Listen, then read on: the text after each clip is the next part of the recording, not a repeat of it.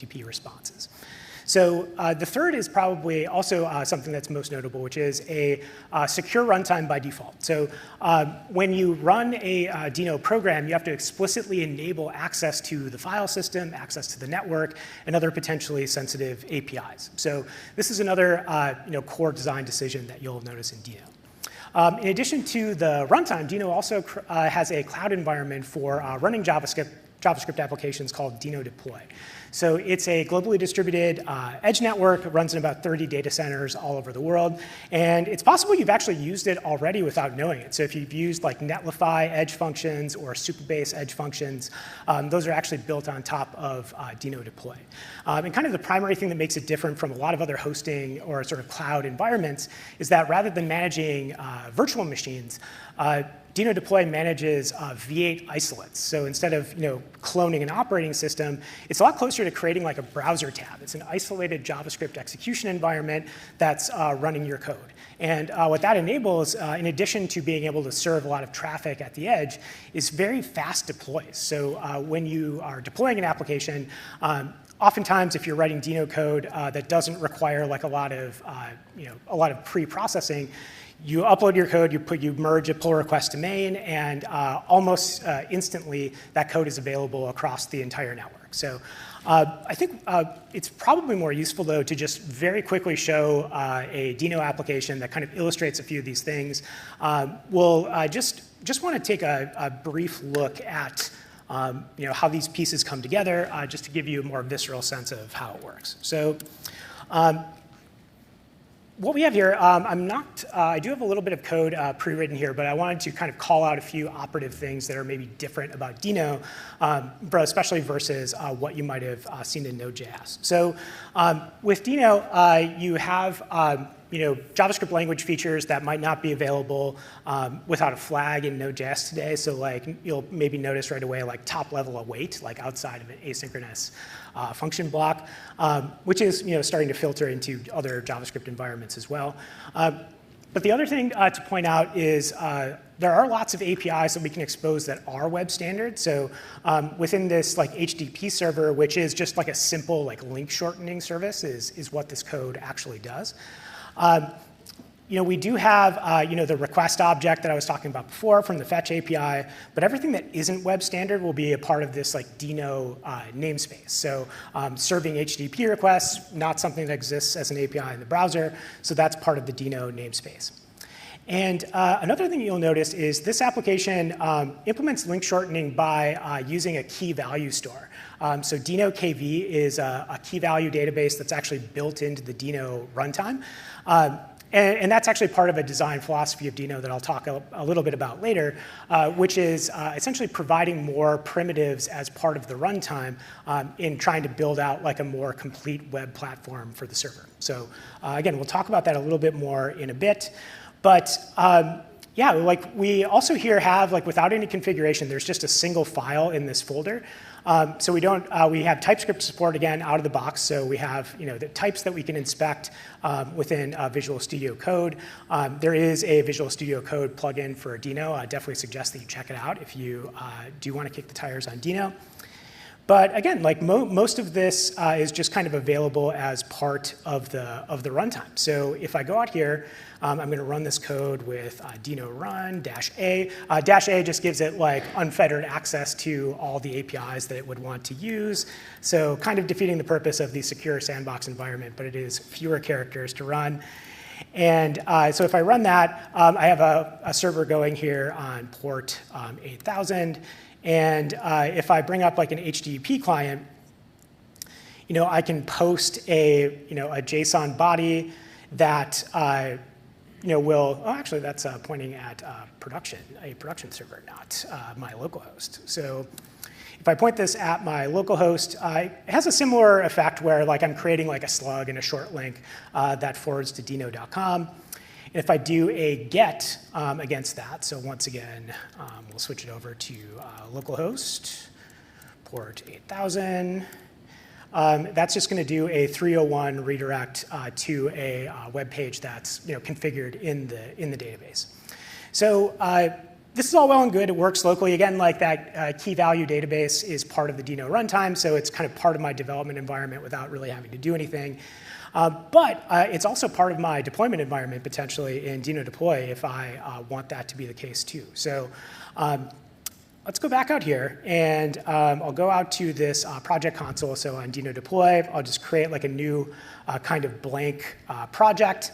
And then what I can do is I can run deploy CTL, deploy, and then we'll push it straight to production because that's how we roll here during the demo. And I think the project was what, week cat 11? Great, and then mod.ts is the sort of entry point to my application. That mod.ts is actually kind of a convention that's arrived from Rust. Like the entry point to a Rust program is often called mod.ru or whatever. So that's kind of where that comes from. So now, in a few moments, we have a new application deployed. And if I go back to my HTTP client for the post, I'll just kind of drop that in there. And it's creating a new version of the link there. And then similarly, if I just like change this to a get and send, the body won't actually do anything. That's weird. So if I send a GET request, oh, I do have to provide a slug. So I think it was my link is what it was called. And then that again is going to forward to my the web page that I had configured. So the kind of operative bit here is like I didn't have to like provision a database or like set up any keys or anything like that.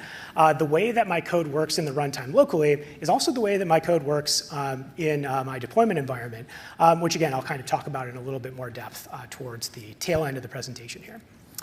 But heading back here, that's a little bit about kind of Dino today, how Dino works. But I also wanted to share a little bit about what's going on with Dino 2.0. So Dino's been out for a little over 5 years now, and 2.0 will be a pretty major change for the runtime itself in a couple of different ways. So up here, this is actually one of my favorite Hello World examples of Dino because it shows how, like in a single file, without configuration, you can create JSX components that you can then render out in response to an HTTP request. It's one of the more fun, like sort of batteries included examples of Dino. One of the things you'll notice in this code sample, though, is a feature that is pretty unique to Dino, which throws a lot of people for a loop initially, which is these HTTPS import URLs. So instead of just importing a bare specifier of some kind, as you might if you were going to require import a node module, you can actually use an HTTP URL to specify where you want to pull in that dependency from. And when Dino was originally created, there were a couple of reasons why we did this. The first one was that it's much more browser-like. The way that you import modules, like if you use a browser that supports ECMAScript modules today, you can specify remote or like relative URLs within your imports in your JavaScript that will import modules that exist on your server. So we wanted to kind of increase the portability of code again that you could write between both environments, and again favor sort of the most web-like programming environment possible. Another nice thing is that it's decentralized, so like there can be multiple places where modules can live. That so there's more choice in userland where you import those modules from. But it's also really, really efficient. So instead of downloading a whole tarball with that, which has like readmes and tests and like other stuff that you might not necessarily need in your application, you're really only downloading the files that you need for your actual software to run. So there are some like really nice things about HTTP imports.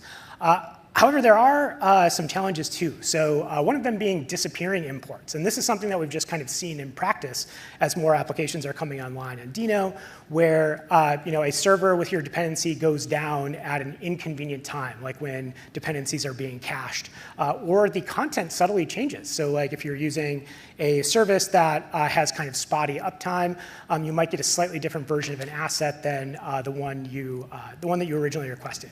And there's mitigating things that that you can do for these things, but it was a problem that we saw as a practical matter pretty frequently. There's also a problem of duplicate dependencies. So there's no good way to know that you have different versions of the same dependency, or you're importing the same dependency from different servers. Dino can't really do a lot to optimize the dependencies it's pulling in based on semantic versioning. So this sort of spread out decentralized model of managing dependencies has some practical implications there as well. There's also just some developer experience problems with this approach as well. Like configuring URLs is a little bit tedious. It's kind of nice to be able to just say, npm install express, and you just get whatever the most recent version of that module is. One thing as a module author that I missed right away in the Dino environment was the ability to do an npm link where you're working on a version of a module and you can kind of swap that out in another project so you can test how your module works in the context of that other project. So there's a number of things that where HTTP imports are kind of coming up short, to the point where it became clear that HTTP imports were not going to be the future for Dino, and we knew that we needed to go in a different direction. And this is a problem that's been solved many times with a centralized package manager, where you can actually do some of the dependency resolution, enforce semantic versioning, and those types of things. And of course, notably, in the JavaScript ecosystem, NPM is doing this job today for node.js. So we had kind of a decision in front of us where we were thinking about all right, we decided that we kind of do need to go in this centralized package management direction. Is NPM a thing that's going to work for us? And we put in a lot of work to kind of figure out if that was going to be the case. But for a couple of reasons that I'll share here in a minute, we ultimately found that NPM had a lot of cruft in it that we didn't necessarily need in the Dino environment. So we ultimately decided that it's going to be time for us to build a new centralized package manager that's specifically built for Dino first. And some of the features of this registry are that we do want to actually take an editorial stance on content that's in the registry. So we want to actually prevent squatting on specific names of modules and packages, and prevent abandoned modules from taking up a namespace like MySQL. And we think it's to the benefit of the developer community to make sure that whatever the MySQL module points to is actually a helpful version of that type of code. So we want to kind of reserve the right to take that editorial stance when required. We want to ensure that packages published to the registry use semantic versioning, that they're TypeScript aware, so we can actually run Dino check, which checks the types used in a module, so that if it is a TypeScript module, it's something that can be used successfully. We want to ensure that there's licensing that's configured, and we can also build the registry in such a way where we can retain a lot of the efficiency that we had in HTTPS imports. So we're hard at work on this right now. Ultimately, this is going to be hosted on dinoland/r, which if you go to this URL, there is nothing there today, so don't bother checking it out just yet. But we're pretty stoked about this direction. And ultimately, what we want to be able to do is, with Dino, again, we're not trying to copy-paste node.js. We're trying to create a different type of developer experience, and we think that this registry is going to be a key part of the developer experience that we're trying to create. So how's it going to work?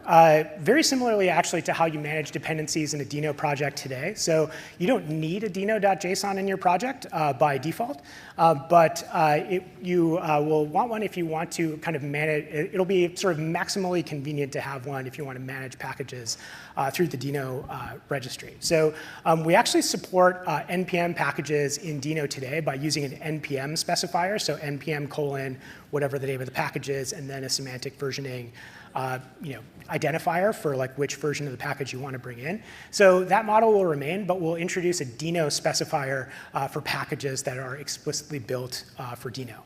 And then to use them, it'll look very similar to how you would use the import maps today, or how you would import from a npm module that has a bearer specifier as well. In terms of other ways that the registry will work for private registries, that we imagine there being a few ways in which that can come together.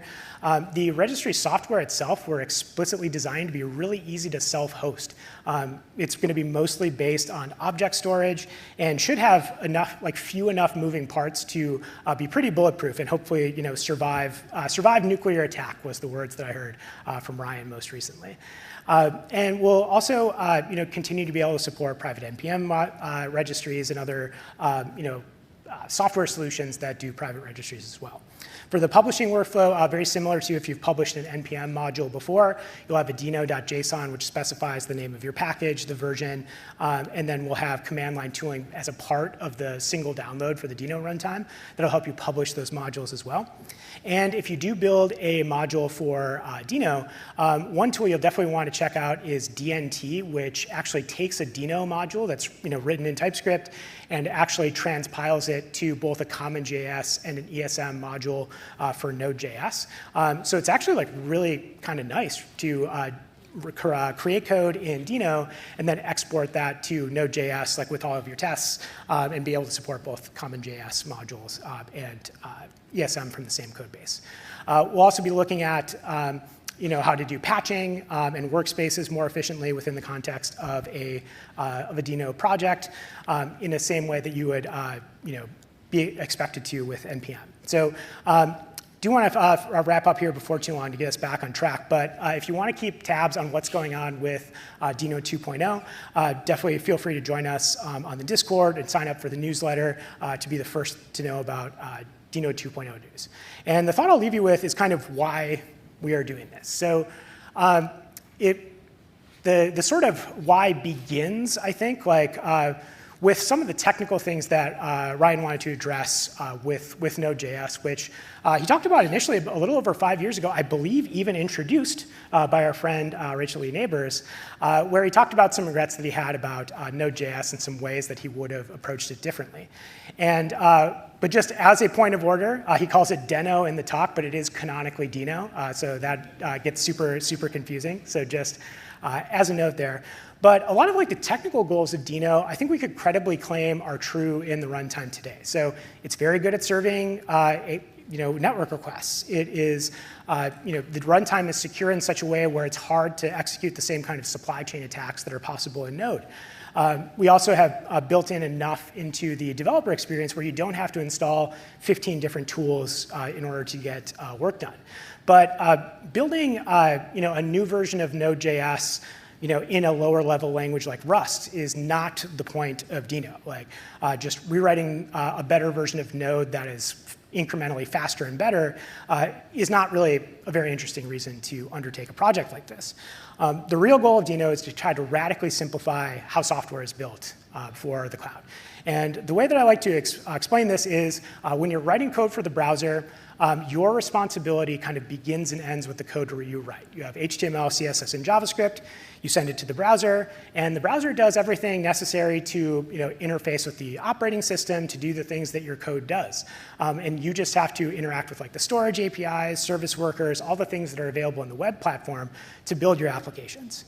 But on the server, that's not really the case today. Even if you're using a serverless runtime, there's lots of other services that you have to build your stack from scratch.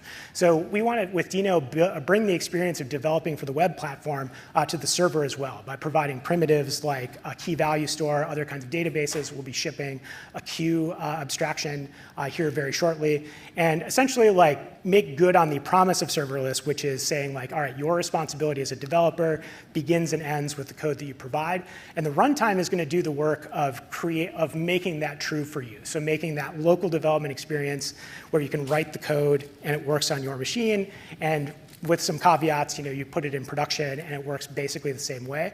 That's the promise that we're trying to make good on with Dino.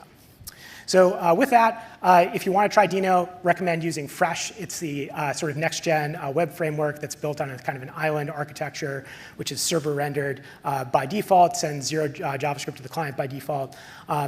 Very much fun. I've recently gotten into it myself, and I kind of don't think I can go back to having a build step in my web application. So definitely suggest that you check it out.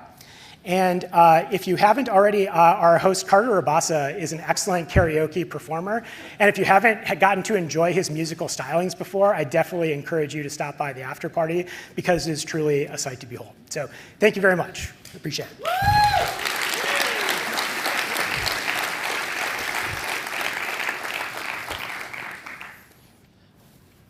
That was awesome. And I was there for the big launch of Dino. I'm so glad to see something survive the pandemic. Thank you so much. Thank you very much. I appreciate it. Cheers. Oh, man. It was very interesting. I thought I was going to be at a talk where we were just roasting Node, but it turns out we were getting something you could spell with the same letters. Let's see. What have I got in my pockets for us today? Well, the next speaker is somebody I truly adore, Eve Porcello, one of the speakers at Women of React Conf 2020, which was one of the very first online conferences of the pandemic. She did an amazing talk where we all thought she had left the building and left us out to dry. She came right back in through a door. It was hilarious. It was the first comedic stunt pulled on an international, fully online conference. So I'm always excited by the stylings of Eve. But today she's going to give us a chat about something that we're all very excited about these days, Rust, from the JavaScripter's perspective. Thank you so much for that. Hello. Hello. Hello, everyone. How do I advance? There we are. You got too far. What do you think of when you think about JavaScript? What does JavaScript mean to you? Tell me, have you ever been frustrated by JavaScript? You there, has JavaScript ever disrespected you? I feel pain. You know, the thing about JavaScript is that our bundles are large. We are filling our browsers with JavaScript. And be honest with me, people. Let me tell you a little secret. I was just like you. I really was. I was working with my company, Moon Highway. I was working hard. And I felt a little lost, honestly, working with JavaScript. So I went to the sea. I looked out over the ocean, and I thought, what do you want from me? I collapsed on my knees, and I hit the sand with my fists. And just then, tap, tap, tap.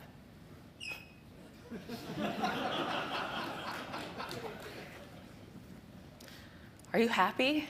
He asked me. Yes, I responded enthusiastically. Of course I'm happy. No, you're not, he said. You'd be a lot happier with me. You'd be a lot happier with Rust. So I gave him all my money. And I told him that I would never talk about JavaScript ever again, except at my workshop yesterday. And if anybody wants to talk about it later, I'm happy to. We are all seeking the right way. And ever since that crab threatened me and my family, I now understand that Rust is the only way. So I want you to think to yourselves, are you ready? Yes. Are you ready for a better life? Yes. I want you to repeat after me. I only care about Rust now. I renounce all other languages. If the Rust crab ever comes to my home, I will give them the keys and all of my money.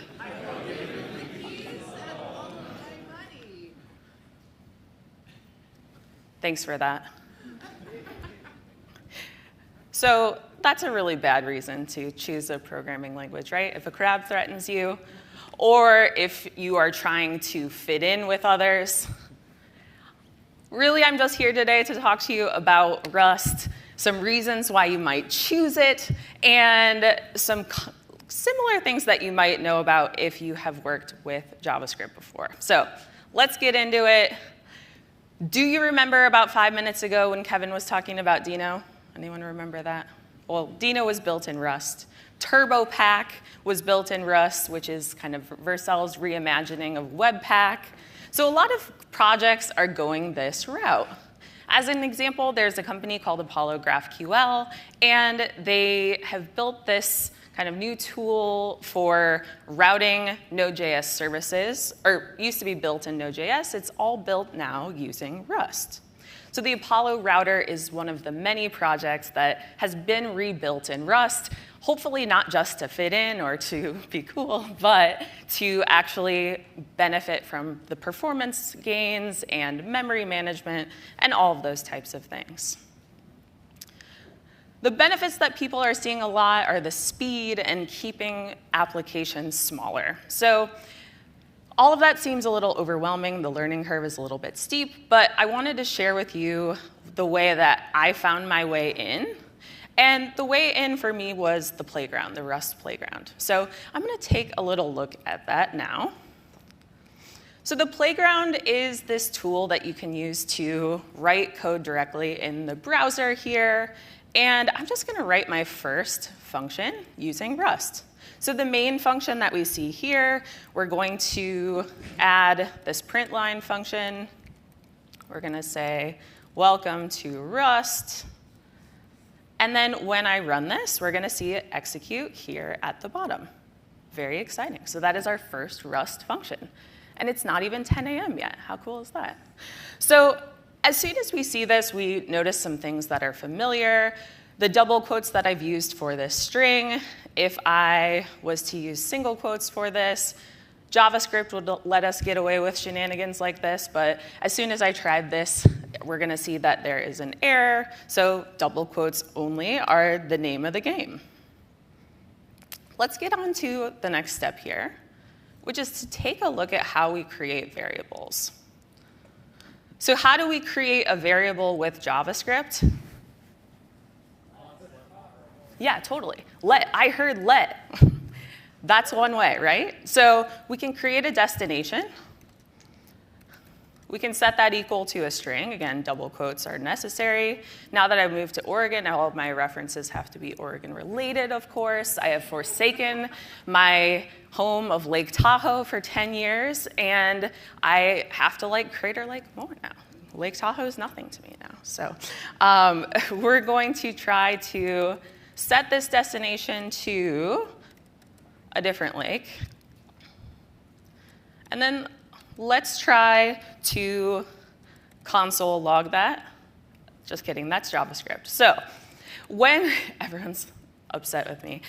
So as soon as I try to create this type of variable and I try to run it, we're going to see an immediate error because I have tried to reset that variable. It's being reset and never used, and we're just resetting it in general. So let's go ahead and change that reassignment. So we'll say print line, and then our destination.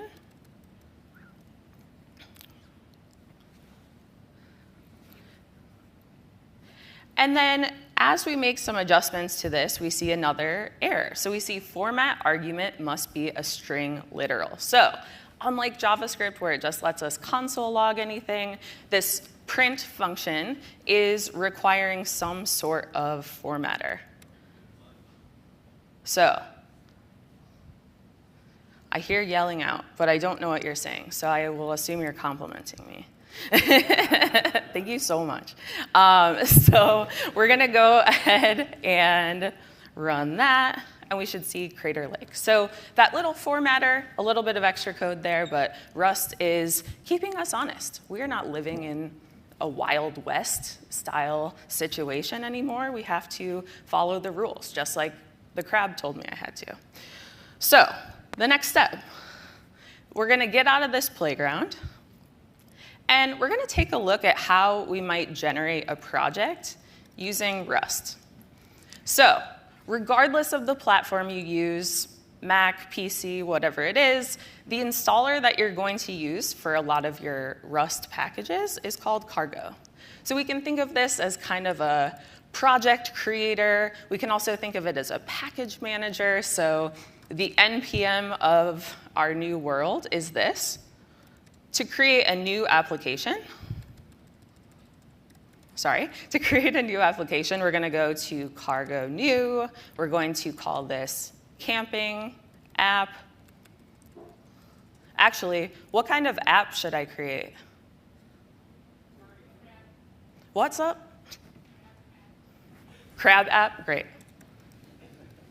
Perfect. So that's creating a crab app for me, right?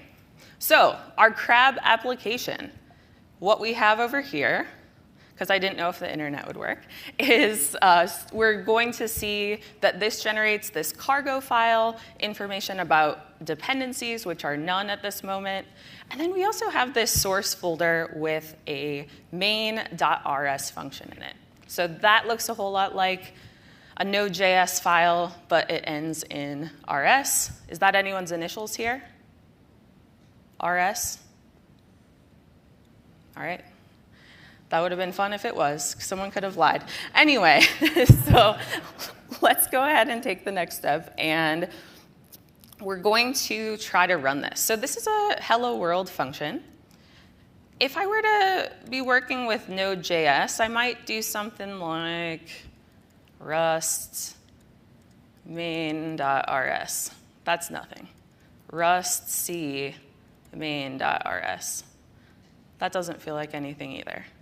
So what this actually has done, rustc.rs, is it's created this unsupported file. We're not going to be able to read it. It's not for us to read. It's for computers to read. And this is the version of this file that is an executable. So we can run it all over the place on servers. We can run it on a little device to light up our bikes while we ride around the streets, which I've done, but I couldn't bring the bike here. I had a vision of that. But we're going to have that runnable file. Once I've created that, I can just run it. So I'm going to say /main, and we got hello world. So now we've run our first Rust program locally. How cool is that? Sweet. That was a clap break. We'll just roll through that. And then the next thing that we'll do is we'll talk about another type of variable. You said a few before. We went over let already. What was the other one? You got it. Var, we've let it go. That's in the C with the crab. So we're going to go ahead and on line 2 here, we're going to create our destination as a constant. Destination, Crater Lake. And then we're going to format this. So our little string formatter, our object looking thing here. And then we're going to say destination. Give it a save. We have to run our compiler. And this is telling us that we have an error. So again, we're needing to take a look at our documentation here for a little bit more info. So we got our constant, and it's asking for a type. So if you are a TypeScript enthusiast, you may have something that you enjoy over in this world as well. Do people like TypeScript here? I would assume they do. Any TypeScript non-enthusiasts here? Well, regardless, Rust is going to, with its knife that it's wielding, tell us that we have to set some sort of type. So we're going to set that with the &str, and then we'll try to run that compiler again. And this is also yelling at us once more. It's going to yell at us, but it's trying to help us. So the helpful bit of details that it's providing is that we want to change this to all caps.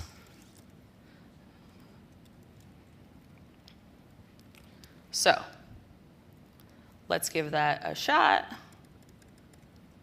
We're going to try to run that compiler again. If you don't, no news is good news with the compiler usually. So once we do that, we can run that file, and then we see that appearing. So we're going to Crater Lake. It's a constant. We have adjusted this so that it works appropriately. Sweet. OK, so we've gone over a lot of these variable types. We've gone over the string formatter that we saw. We also want to take a look. I'm skipping ahead. We also want to take a look at some arrays. So let's take a look at it. Arrays in Rust are basically the same as arrays in JavaScript, but again, there are more rules because that is how it goes. Let's go ahead and create an array for years. Our years array, we need to assign a few different things. So we're going to say the following. We're going to say I32, and then we'll say 3.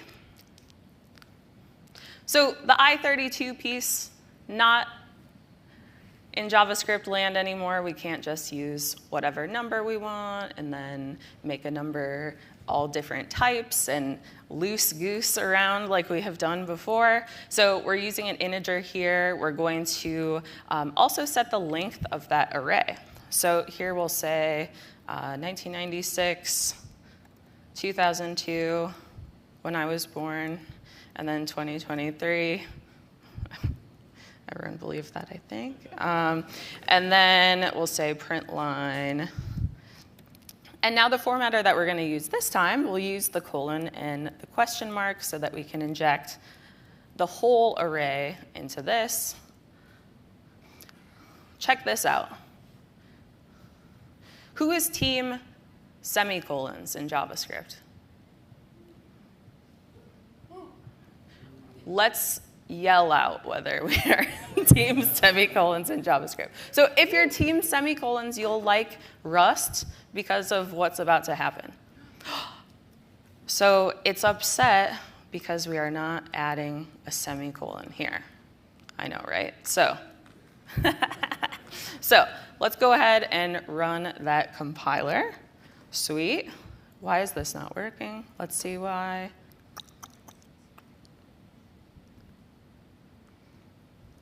I just love to breathe here when nothing is working. I'm in no hurry. We're in no rush. All right, sweet. So let's go ahead and do this. Oh, haha, typing. So we need to put that inside the formatter. Maybe that's better. Holy moly. So that ran now. We're going to go ahead and run the actual executable, 1996, 2002, my year of birth, and then 2023. Perfect. A couple other things we want to talk about. That's arrays. So we're doing all the things. So if you want to go apply for a Rust job like tomorrow, I think you can, because all of the primitives that we're talking about are going to apply, obviously, to everything. So we got our objects. We have, we have our arrays. Let's talk about our objects. Those are going to look like this. They're going to be called structs. So we're going to create one of those called a hiker. We're going to give that a name, which is a string. If you like GraphQL, that looks similar to that. We're going to use an unsigned 64-bit integer here. We have our structure. And then we can reference this in our function. So again, things to think about. We need our semicolon. We need to create some sort of variable. So just as you would create a class in JavaScript using class syntax, or an object using a full-on object, this is how we would create an instance of an object. So our hiker, we need to set some properties on said hiker. And those properties are going to look like this. So we'll say name. What's the hiker's name? Joe. Everyone's like, you just wrote it. Sweet. I heard Joe. And then we'll say toString. Then that will coerce that way. We're going to say miles hiked is 67. Sweet. So that's our hiker. We're going to try this. We'll say, we'll try to do a little destructuring here, actually. So destructuring in JavaScript, we know will allow us to access those keys of the object and reference those keys specifically in our code. The next thing that we want to do, aside from remembering to use semicolons, is we're going to say let hiker, and we'll say name miles hiked equals Joe. Then we're going to say print line name miles. And then we can inject those directly with a comma, name miles hiked. Sweet. Sweet. If I say sweet again, will it work? Yes, sweet. So we're going to go ahead and run that. No news is good news. We will run our executable, and then we're plugging those in. So we've used a little bit of destructuring. We've used a little bit of object creation. The only difference is in Rust, we're using this as the keyword struct. Now, Rust gives us tons of other things as well. We can access the file system. We can make use of a huge constellation of different packages and tools for everything from data management to IoT devices and all sorts of different things. But at the core of working on anything new, it's important to just think there's a lot of stuff you already know, even though it might go by a slightly different name, and it's worth jumping into. So having said all of that,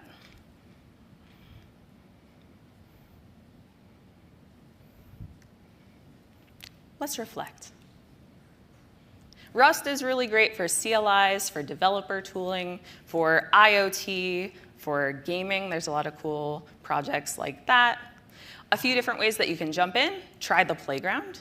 Rely on your familiarity with TypeScript and all of those fun things if you are a TypeScript fan. And also commit to a course of some sort. So a few that I've found really useful, not an official course, but just the Rust documentation is amazing. rustlang.org. There's another course called Rust for JavaScript developers that's excellent, that goes through all of this as well. Chris Biscardi's rustadventure.dev is sweet. If I haven't checked that one out, it's very worth your time and effort. And then I have a class on LinkedIn Learning called Rust for JavaScript developers, which is great because I get money if you watch it. So in closing, learn something new for the sake of learning. It's always fun to try something new. Just be a beginner. Everyone talks about the famously difficult learning curve, but just getting a few things to show up on the screen is always exciting. We want to think about Rust as being this reliable and performance-oriented programming language, but one that has some familiar features. And also, if a crab ever asks for your money, you better get out your wallet. Thank you so much.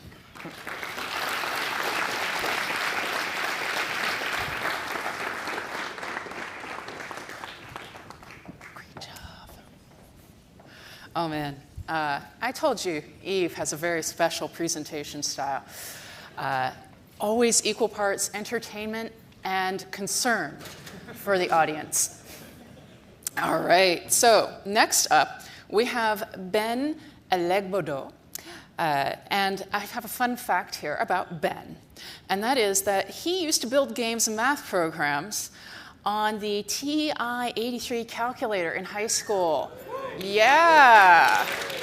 Sweet. I didn't have one of those. All I had was one of those gray brick Game Boys that I saved up for with my allowance. Those were less programmable, but could you imagine how much fun it would have been if every kid could have programmed their own Game Boy game? That was my dream. Unfortunately, I didn't get to live that dream. That said, today, Ben is going to talk to us about Next.js and different rendering, server, client, server side, client side, dark side, etc. This will not turn into an RSC flame war, so if you've got your phone out and you're getting on Twitter to start slamming, it's not that kind of a talk. Sit back, relax, and have fun. All right.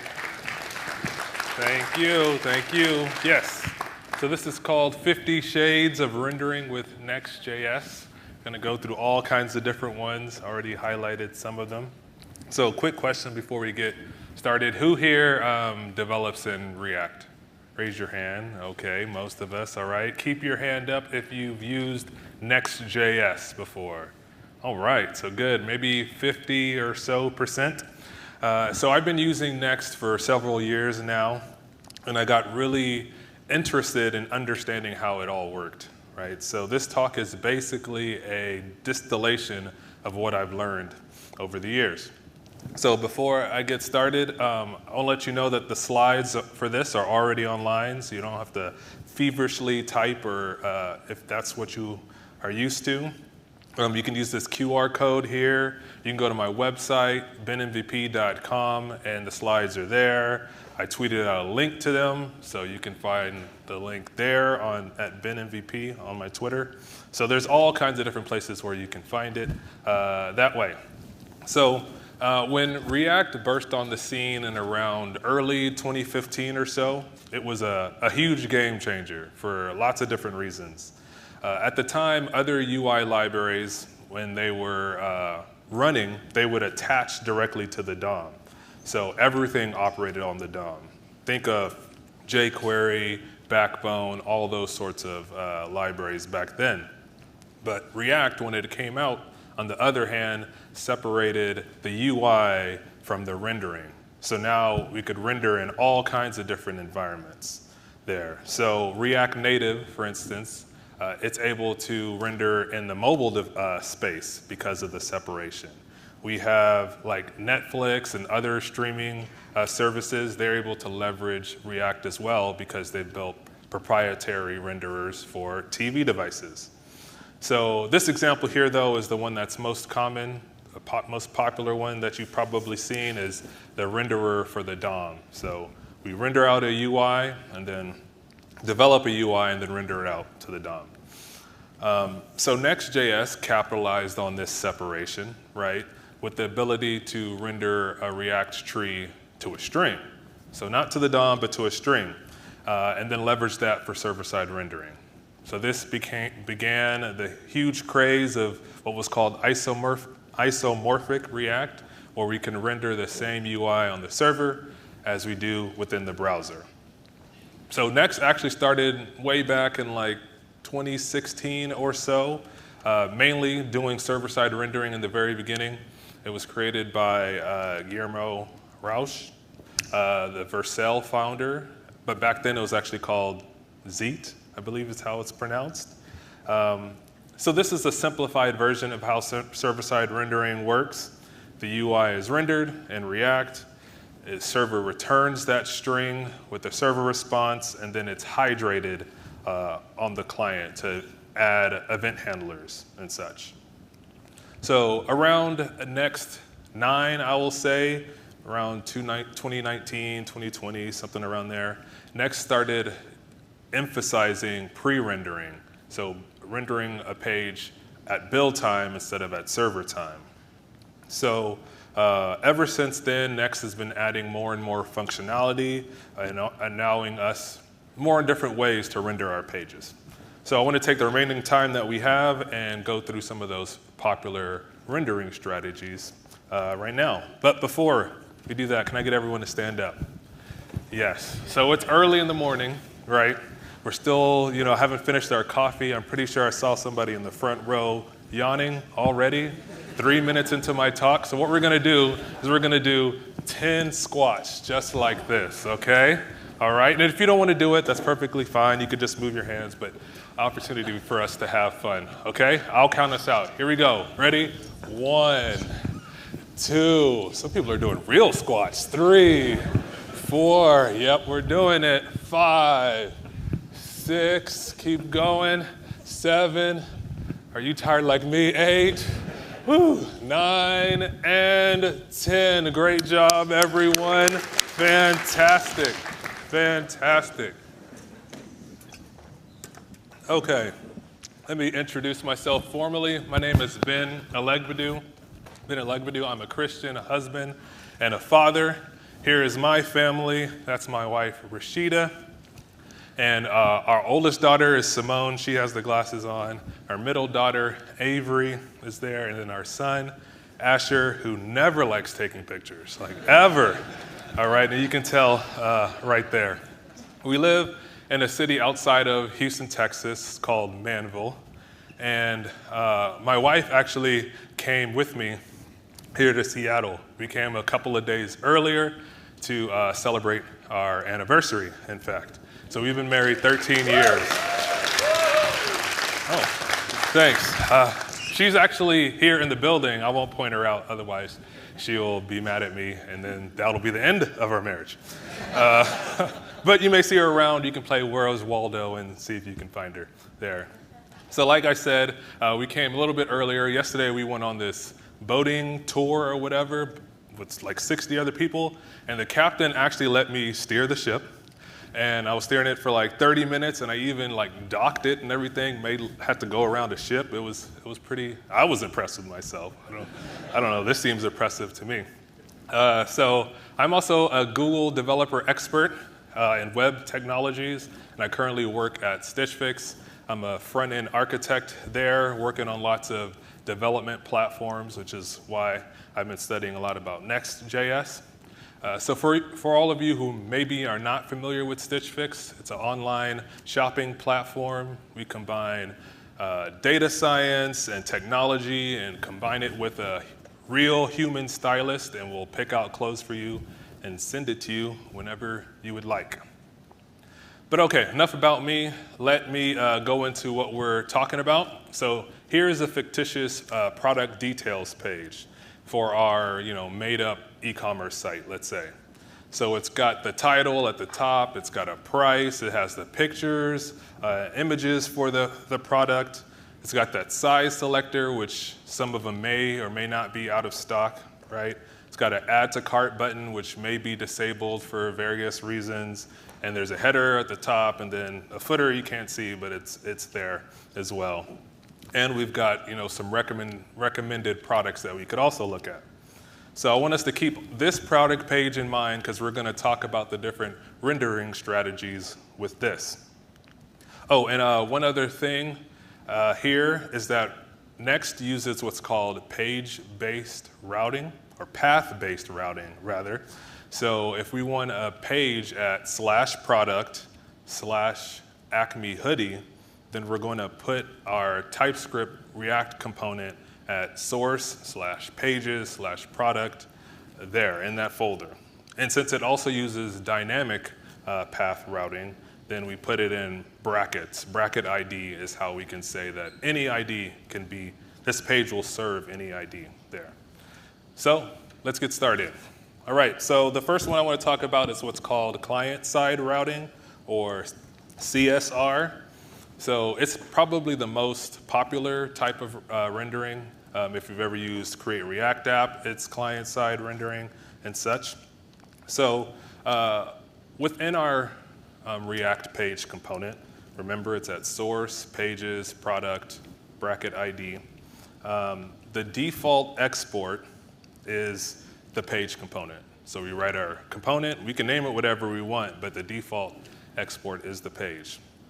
And then for our product details page, Next we'll render a minimal HTML page. So in this case, when there is no data yet, we'll render some kind of loading state there. And then from the URL, it'll grab the ID. So here it's going to be Acme hoodie, right, from our URL. And it puts that ID into the query object that it gets from Next.js's built-in router. Then after that, right, we'll make a API call to the product API inside of the use effect. So all of this is happening in the browser. And then finally, React will render out the page directly in the browser. So everything is happening there. But here's the thing, right? So since the API is being called on every request, every time it renders on the page, The data could be constantly changing. The size availability status could be changing. The product images could be changing. It could also go on sale. Any of the related products. The header could have a logged in status with my picture, whatever the case is. And the thing is that new data will be reflected every time that the page is rendered. So it gives us the most up-to-date state. So CSR is great for dynamic content that's changing all of the time.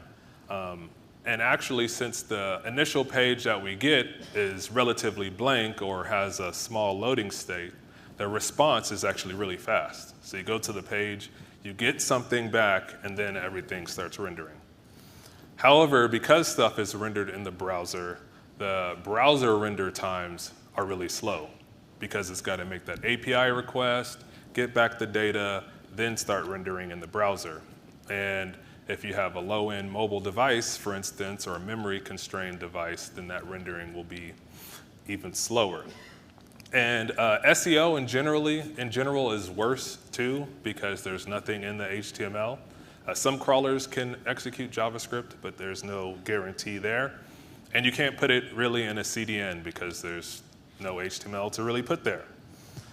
So CSR works great. Well, it could totally work for this PDP, honestly. And many sites do use CSR or client-side rendering for pages like this. But personally, I wouldn't use it. SEO is too important. We want this thing to render really fast as well. So instead, CSR is great for like highly interactive UIs, right? Think of something like Figma or a task editor like Asana or things like that. Or if your page is mostly third-party widgets, like say a Stripe checkout widget or something like that, then CSR is great for that because it inherently depends on the browser there. So that was CSR. Let's talk about probably what's the most prevalent types of rendering, right? Which is server-side rendering. You probably also have heard of SSR or dynamic rendering, for instance. So the way that we render server-side is by exporting another function called get server-side props. And just like that, our component is server-side rendering. So for this product details page, instead of retrieving the data in the browser, it retrieves it on the node server, the running server there. So for this dynamic route, the ID now is in the params context. So not in the router, but in the params context. And then using the props, data returned by get server-side props right at the end, next we'll pass that data that we returned over as props to our component function there. And then the server will then render out the page however we describe using those props. And since the server won't render until the API is done, we don't have to have a loading state because the data is already there. And then similar to client-side rendering, SSR calls that API and renders the HTML on every single request. So no matter who's making the request, how many times, it's always going to make that API request, get the latest data, and then render out. So in fact, on this page, the server could also get the related products data and render out that UI all in the initial render of the page. So similar to client-side rendering, SSR is great for dynamic content, like I said, because it renders on every request. And because the UI returned is the full HTML, it's very SEO friendly, right? Because it has all of the markup. A crawler can see the title, all of the product images, and things like that. And also, browser render times are really fast because all of the HTML is there, so it doesn't have to do any extra rendering there. But all of that comes at a cost, and that cost is server response time, because now we're making an API request first on the server then rendering the HTML. The HTML rendering on the server is probably fast because our servers are fast, but it still takes some time. It's gated by the speed of our API request. So if our PDP had a lot of changing data, like the price and the size availability and things like that were constantly changing, like every 5 seconds, every 2 seconds, who knows, then SSR could be a really good fit. But if the data rarely changes, then server-side rendering is probably overkill and not the best user experience for our clients. So I would say in general, SSR is good for 2 cases, right?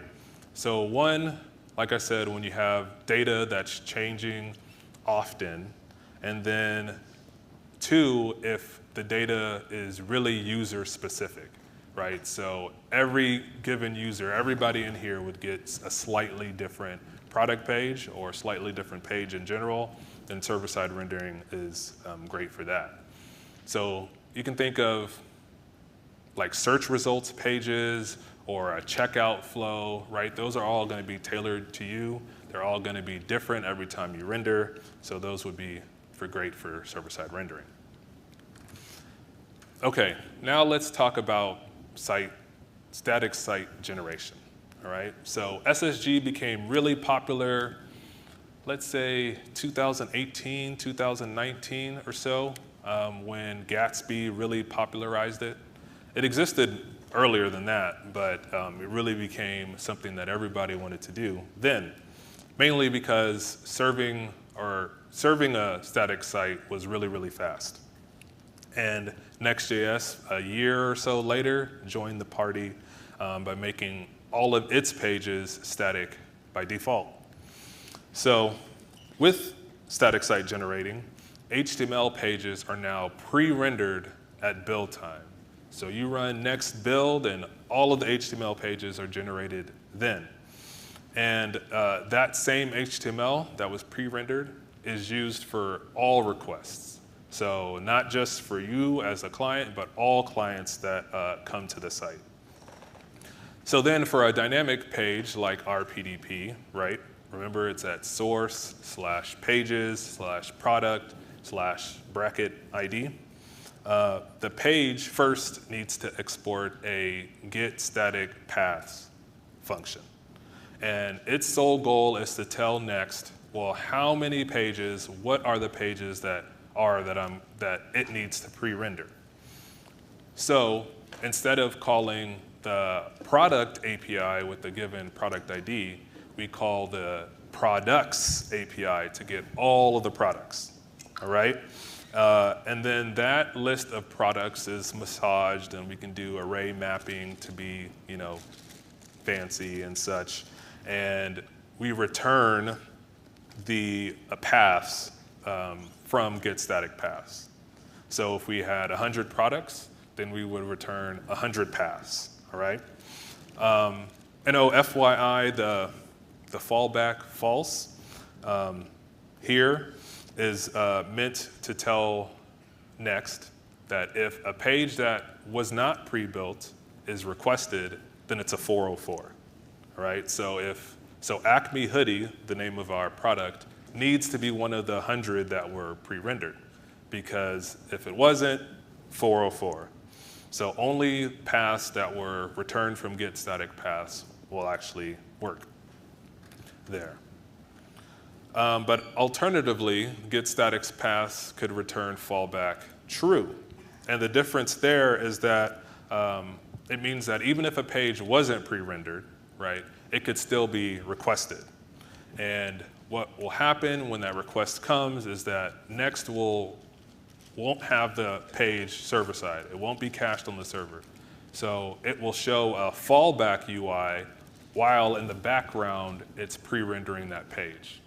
Then it will serve that page and then cache that page, so subsequent requests to that page will now be fast again.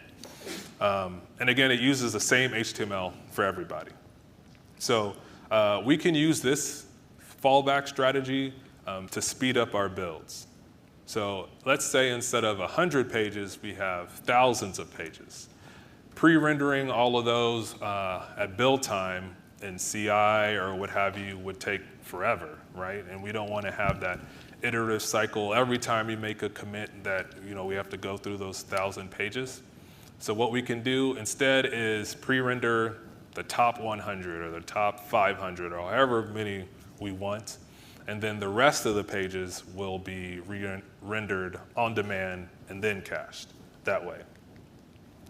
So when Next is pre-rendering at build time now, it takes those IDs, remember that we returned as paths, and it calls get static props for every one of them. So it iteratively goes through in order to build the page. So this is where now our product page component requests from the API the data for that one product again. So it's still happening in Node, it's not happening in the browser, but it's also not happening on the running server, it's happening at build time. So, but just like with Git server-side props, the data is returned back from Git static props. And that becomes the props that are then used passed to the product page component. And then lastly, just like before, those props, they are used to render out the HTML page, and then it's stored on the file system at build time. So that when the server runs, then it just goes to the file system and returns them. So the appeal, like I said in the beginning of SSG, is that it's super fast, right? The HTML is pre-rendered before the server even starts, so it doesn't have to worry about generating them on the fly. In fact, that HTML can be cached in a CDN, so placed closer to where the clients are so that it's even faster. But the flip side of that is that build times are slower, right? So you have to take that into account. However, just like server-side rendering, static site generating is fast because, or no, it's SEO friendly rather because all of the HTML is there. But dynamic data can be tricky, right? Because it's pre-rendered, it has all the data there. So if the data is changing, that can be a challenge. Now we could always, on the browser, make API calls to get the latest data, but then we would be losing some of the static-y goodness that's happening, right? So it takes a lot of planning and forethought to figure out what part of the UI should be static and what part of the UI should be dynamic. So for this particular PDP that we've been talking about, if we wanted to use SSG for that, what I would do is render out the page with static content, like the whole page with the UI. And then the browser can retrieve whatever we feel like is super dynamic, like the price or the size selector, that way. So you have the default state, and then you will update it with the most up-to-date data. So then we could enable the checkout button and things like that, retrieve the related products there. So the pattern basically is with the dynamic stuff, static rendering, and then dynamic overriding in a sense. But in general, I would say that SSG is better for logged out experiences, I will say, where the page can be the same for every user. So I would say like marketing landing pages maybe that are static content, blog posts, those sorts of things, help topics that aren't changing. And even our product page or product listings could work if they don't change often. All right, so we've talked about CSR, right? We talked about SSR. We just talked about SSG. Let me confuse you by giving you one more acronym, okay? And that's ISR. And what it does really is build on top of SSG to try to make it, give it power, basically. And that's incremental static regeneration. So it brings the server back to the party here. So it's basically the same as SSG, right? We have the same get static paths. We have the same get static props. but the difference is this revalidate property that we also return from get static props. And basically what it tells it is it provides a cache time for our static HTML. And when that cache time is up, then Next we'll regenerate the HTML page. That's where the fancy term comes from. So the page still is static, like everybody who comes and requests the page will get the same page, but it's not permanently static. It actually can be changed without triggering a rebuild. So we can combine revalidate with the third and final option for fallback, which is blocking. And blocking provides a different experience to the user. So if you remember, false meant that if the page wasn't pre-built, that you would get a 404. And true meant that if the page wasn't rebuilt, you would get the loading state until it was built. Well, blocking, the difference between blocking and true is that you wouldn't get, the client wouldn't get a fallback UI. Instead, the UI wouldn't even update until the HTML has been generated. So you'll click on a link or go to a page, it'll wait, and then return the content. So it's a lot like server-side rendering in that you wait until the page is returned, but still kind of like static site generating. So it's kind of a hybrid of the two because it'll get cached, but it will be there. So Vercel calls it dynamic at the speed of static. So ISR has the same advantages and disadvantages as SSG. The huge difference is that it can update without needing a rebuild, which creates faster UX there. So it's great for pages that need to be the same for everybody, but are also updated regularly. I'm thinking of like headless CMS pages that you don't want engineering to have to continue to make changes to it, and they can make the changes through the CMS, or semi-static pages or listings. So, as I wrap up, I just wanted to highlight all the different rendering ones we've just talked about, recap it. So Next isn't just a static site generator like Gatsby. It's not a CSR renderer like Create React App. It's not even just the SSR renderer like OG Next, right? It's all of them. And the beauty is that any given page can use any rendering strategy there. So I just showed the most popular 4 of them, but we can combine different strategies together, have different configurations in order to create endless combinations.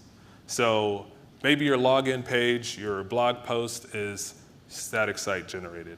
Maybe your product details page or landing pages are using ISR because they need to update on a cadence. Your search results page, checkout, can be server-side rendered, and then lastly, you could use client-side rendering for a page that has third-party widgets, maybe your shipping tracking page that is all rendered in the browser. So I just gave you a whole bunch of information, just flooded you with it, and just in about 25 minutes, right? So here are some resources. If you get the slides, you can click through all those links. The first link there at the top is actually a blog post I wrote about this a couple years ago there. And the rest of them are just docs on Next site about how to do the different strategies. So just wrapping up, I would encourage you to give Next.js a try for those of you who hadn't yet. And for those of you who have, I would suggest you go back, do an audit of your site, make sure you're using the right strategies to maximize your user's user experience there. So I'll be around for the remainder of the conference if you got little questions here or there, or you can ask me questions on Twitter. And with that, thank you very much.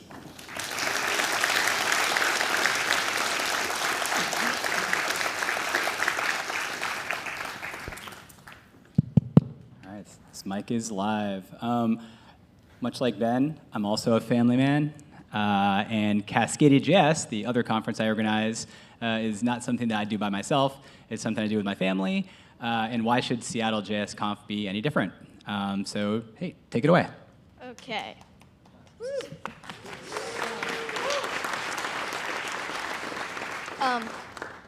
Okay.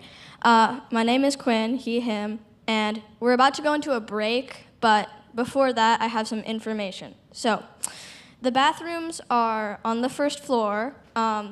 Coffee is on the other side of the second floor. And we have a surprise announcement. So, Hold on. Okay, go for it. okay.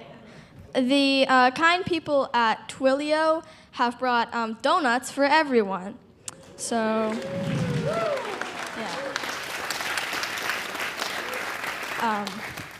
They are just outside of the talk room, so you can go help yourself, and you have to be back here at 11:15 sharp. All right.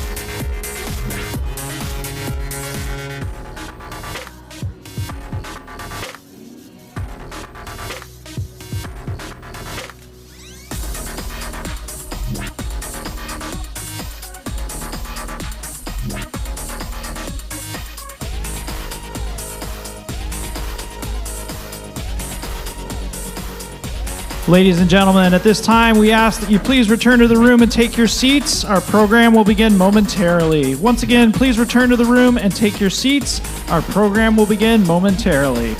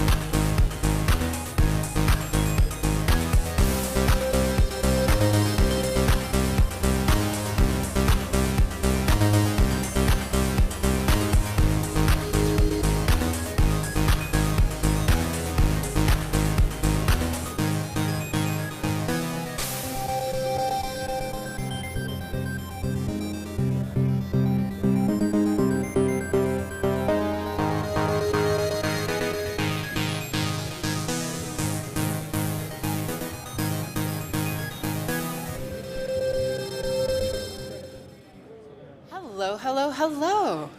How were those donuts? Yes, now that you've had your sugar, it's time to prepare for the crash. And we have someone very special here to assist.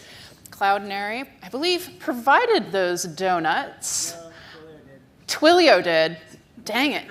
This is because I didn't have the donut, I'm low on blood sugar, and I'm not thinking straight, unlike you all.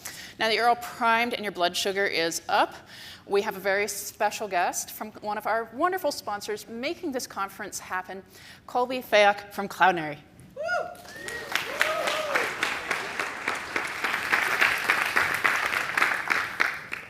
All right, well, rather than just trying to pitch you on what we got, I'm going to set a timer here, and I'm going to just try to do a little quick demo. So we're an image and video API for developers, but what I want to show you is our library called Next Cloudinary.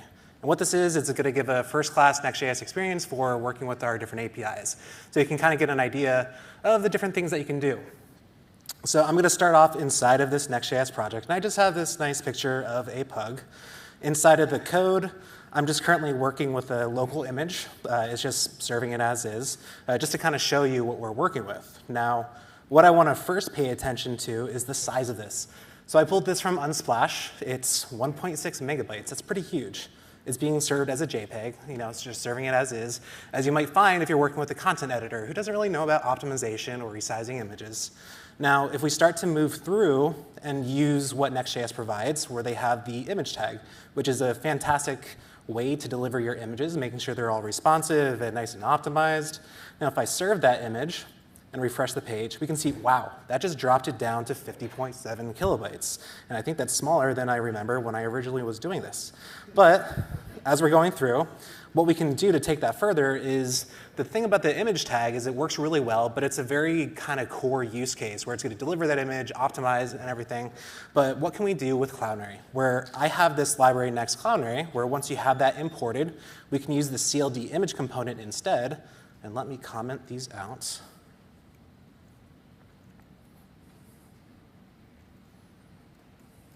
Where now, once we're delivering it from Cloudinary, we can see that that dropped down to 32.5 kilobytes. And the biggest thing that you might notice here is we're delivering it as an AVIF. Now, you can configure the Next.js image component to use AVIF as well, but AVIF is going to be a more efficient format for probably most of the use cases when you're delivering images on the web. So what's going to happen is Cloudinary is going to automatically detect, using its CDN, what browser supports what format to make sure that we're delivering the most efficient format no matter what browser or device that you're actually serving this from. Now, this is cool. It's, you know, optimization. We're making sure that we're delivering as small and efficient as a format as we can. But let's kind of take this a step further, where what we're currently serving is we're serving this file at that huge original amount. If I look at the rendered size, or I'm using a source set right now, so I probably can't actually see what I'm doing. For simplicity, I'm going to get rid of that size as attributes. But if I look at that, that's that original huge image, right? 2,688 pixels. But what I can do is I can start to narrow that down. Oops. So I'm going to serve that at a quarter of the size. And the thing that is great about this component is not only is it going to deliver it optimized from a compression and a format perspective, it's also going to actually resize that image down on the fly. So this image is now being delivered at that 672 width. And that was kind of just an arbitrary value I put in, but we can see how easy it was to resize that image to whatever size we actually need inside of the device. So I'm going to go ahead and re-enable that sizes. But let's take that a step further. So the cool thing about Cloudinary is not only do we have those kind of basic capabilities, we also have a lot of things called transformations that we can do. So one example, if I add the property remove background, we can see that once this image reloads, it no longer has a background. Now, what if I want to do something like stick it in front of a different location, where how about let's add an underlay. Let's call this beach. And we're now on a beach. Now, I also have something like a galaxy. I don't think I loaded this one before, so this might take a little, oh, no, it was quick. But now they're also in space. Now, these assets are all coming from my Cloudinary media library, so I already had those uploaded ahead of time just to kind of save some time with this. But we can see how easy it was to do that. Now, again, let's take this a little bit further. What if I want to add some deal with it glasses on it? Now I'm going to go to the documentation because I don't have this completely memorized, but what we can do is use what's called overlays. So we can put images or text on top of that, and this works for both images and videos depending on what format that you're working with. But let's just grab this property. I'm going to paste it in as that. I'm going to update this to my deal with it. Now I'm just going to use the default settings, so it's probably not going to be right, but let's see. Yeah, that absolutely wasn't right. But I'm going to get rid of this sizing. Let's just reset this to 0. I'm going to anchor it to the center. And we can see that we're starting to get it on there, so let's reposition it a little bit. Actually, I don't think I have time. Anyways, as you can imagine, you could use the X and Y coordinates to reposition it as you want. You could do the same thing with text, but it's really about being able to take those original assets and create all these derivatives from it and create different transformations to just make it easy to work with images and videos on webs or mobile apps at scale. Thank you, everybody.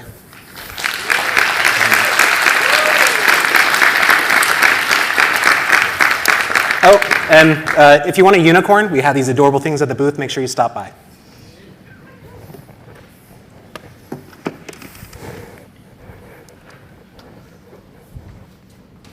All right.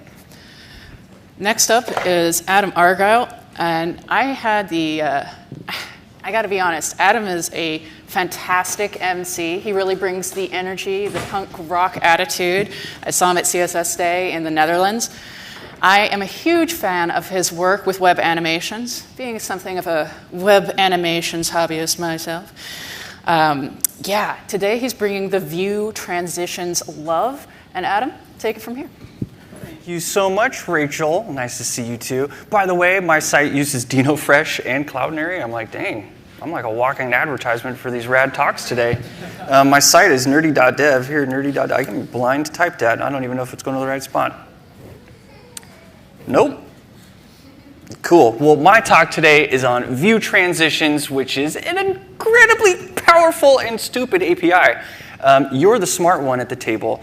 The API is the dumb one, but we can do really, really rad stuff with it. So if you're at home, or if you just want to get all the slides and get all the links, go to SeattleJS VueTransitions.netlify.app. And thank you so much for that intro. My name's Adam. I work at Google. I've been there for about 6 years. I work on the Chrome team on CSS, UI, and animations, also on DevTools. So making sure that we don't just give you rad features, we give you tools to debug them, and then I get to go talk about them like today. So Vue transitions come in 2 flavors. There's same page, which is the JavaScript API that we're going to be covering today. And then there's across pages, where you can do this same API, these same kind of cool animations as you navigate pages. So I mentioned that the same page is a JavaScript API. Oh yeah, here, look, I can point. Sweet! The same page one is what you're going to use with JavaScript, and the trigger here is that you tell the browser, hey, I'm about to modify the page in some way. And then you modify the page, and the browser will animate between those 2 states. When you're doing across pages, there's no JavaScript required because the simple act of clicking a link is a hint enough to the browser that there's a before and an after state. And it will crossfade the pages for you. If you do nothing else other than just add a meta tag, you'll get this. And I just did a talk at Smashing Conf all about multi-page Vue transitions. It's really, really fun. But today, we're at a JavaScript conference, so we better talk about JavaScript and make a cool laser light show. So let's talk about JavaScript. We were mentioning earlier, so we've got same page across page. Same page is shipped in your browser right now. In your Chrome browser, unless you haven't updated it in like 8 months, it's on your machine right now. And that's the JavaScript same page API. And across pages is under active development. And we'll maybe briefly talk about that for a sec. But we are focusing on same page. And so let's dig into some JavaScript. Who likes JavaScript? I also don't like semicolons. So where are you at? I'm going to laser point you. Nah, it's all good. You know, semicolons, no semicolons, no matter. You know, it'll work out. OK, so what we have here is we're going to tell the browser we're about to modify the DOM. And it's modify the DOM in any way. So in your mind, pick your favorite DOM modification, inner HTML, text content, style. Whatever you do that tweaks the page from JavaScript, we can animate it. So we say, hey, browser, I'm about to do some stuff to the page. Why don't you start a Vue transition? It gives you back an asynchronous callback function. You do whatever you want. And when your animation is done, when your function is done, it takes a new screenshot. So notice we have an old screenshot. As soon as you call this, it goes, And then after your function is done, it takes another screenshot and it will do the diff. It looks at the difference and gives you an opportunity to morph and animate between these things. So first we're going to start out with, if all I've done is added this JavaScript, let's look at a demo. So I'm clicking, and what I'm doing here in CSS is I'm just changing the alignment property. So I'm changing a property that you cannot animate. This is grid alignment, justify and align items. There's no way to go from start to end. It doesn't know what that means. It just discretely transitions. But since I called the JavaScript function here, it says, well, I know where it was and where it is. I will just simply crossfade between these two for you. So I am kind of animating alignments right now, and just very randomly, and the browser is taking that screenshot. So again, the old is where it is now. I click, it has a new location, and you see them crossfade back and forth. And so we even have a cool visual for this, made by my colleague Bramis, and here you go. So if I hover on this, he's crossfading between two types of text. So he's doing like an inner text swap. And in the back here, we've got the page. And the page has this thing called a view transition group, which contains all of your layers. You have your two layers in here that you can see them kind of cross-swapping here. There's an image pair and a transition group. The image pair handles the way that the blend modes are done together. So these things are in a shared group so that they blend just together, not with the rest of the page. It's about isolation.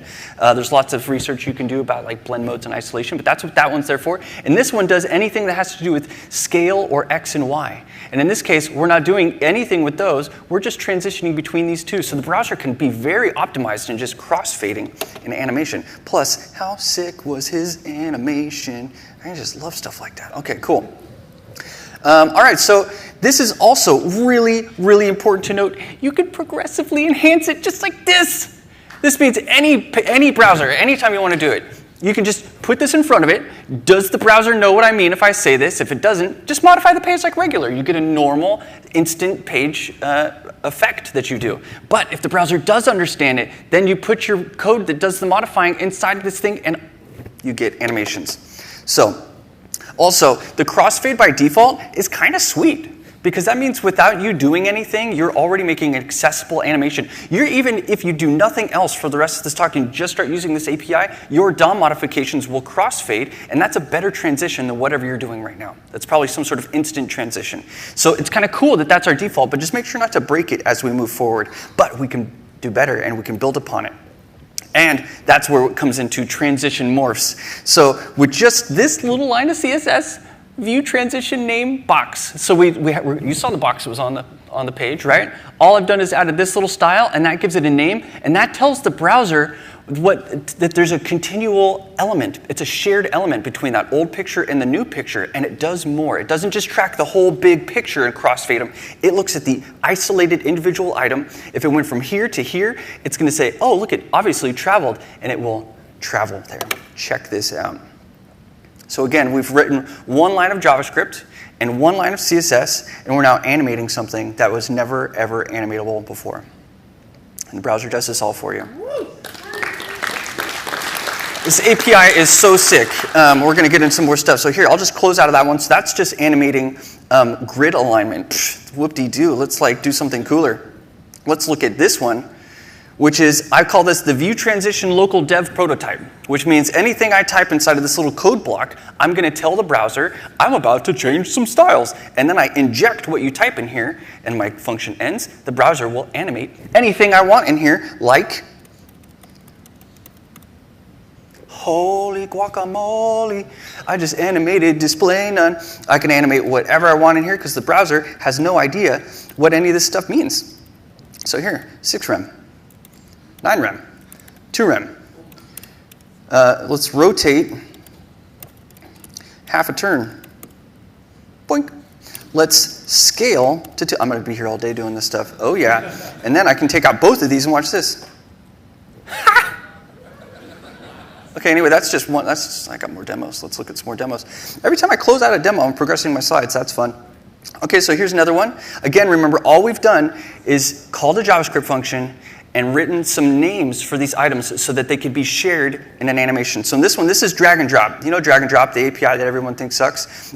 I don't see it's kind of bad. But here I am dragging and dropping, and all I'm doing is telling the browser I'm about to swap some children. I swap the children, and then it goes, well, I see where the one was and the new one is, and I'll animate them. And I'm like, yeah, you will, you dumb, powerful thing.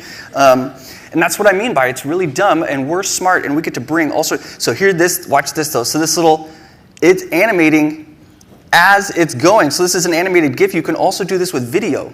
This old one that is going out, and then a new one coming in, I can make sure that the new one has continuous animation in it. I just could sit there and play with this all day. It's so much fun. Plus, let's do this right. JavaScript on top. No, CSS is better than JavaScript. Yeah, we got that there. Yeah. Anyway, I'm just going to close the demo. So we got more to check out just because this thing is that cool. Oh, we looked at that one. Let's look at this one. Okay, this one I called Radiento. This is 3 radio buttons.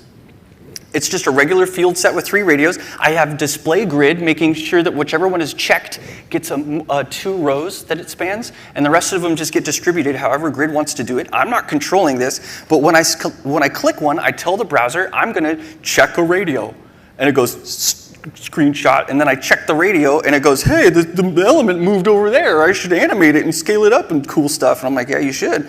And then I added a little bit of a bounce to the easing, and I made this a bouncy view transition just by changing the easing. The rest of it's all still the browser doing everything. All I did was name these 3 things and call a function. I'm just kidding. It's like, that sounded really extreme. I need a pant really quick after that. So that's that demo. I love that one because look, we're making like a really rich selection engine. So sweet. Okay, one more. What's this last one? Oh, this one was made by Bramus. So again, what we can animate a new grid layout. So we went from one grid layout, we reassigned the template columns to something else, animate it. The browser doesn't know the difference. All you do is give each of these boxes a name, and then when you change the grid layout, it goes, hey, all the boxes changed sizes, I should animate it. And you're like, yes, you should. And then you can also animate gap. Everything is pretty much on the table for you to animate off the main thread in a really fun, powerful way that the browser is ready for.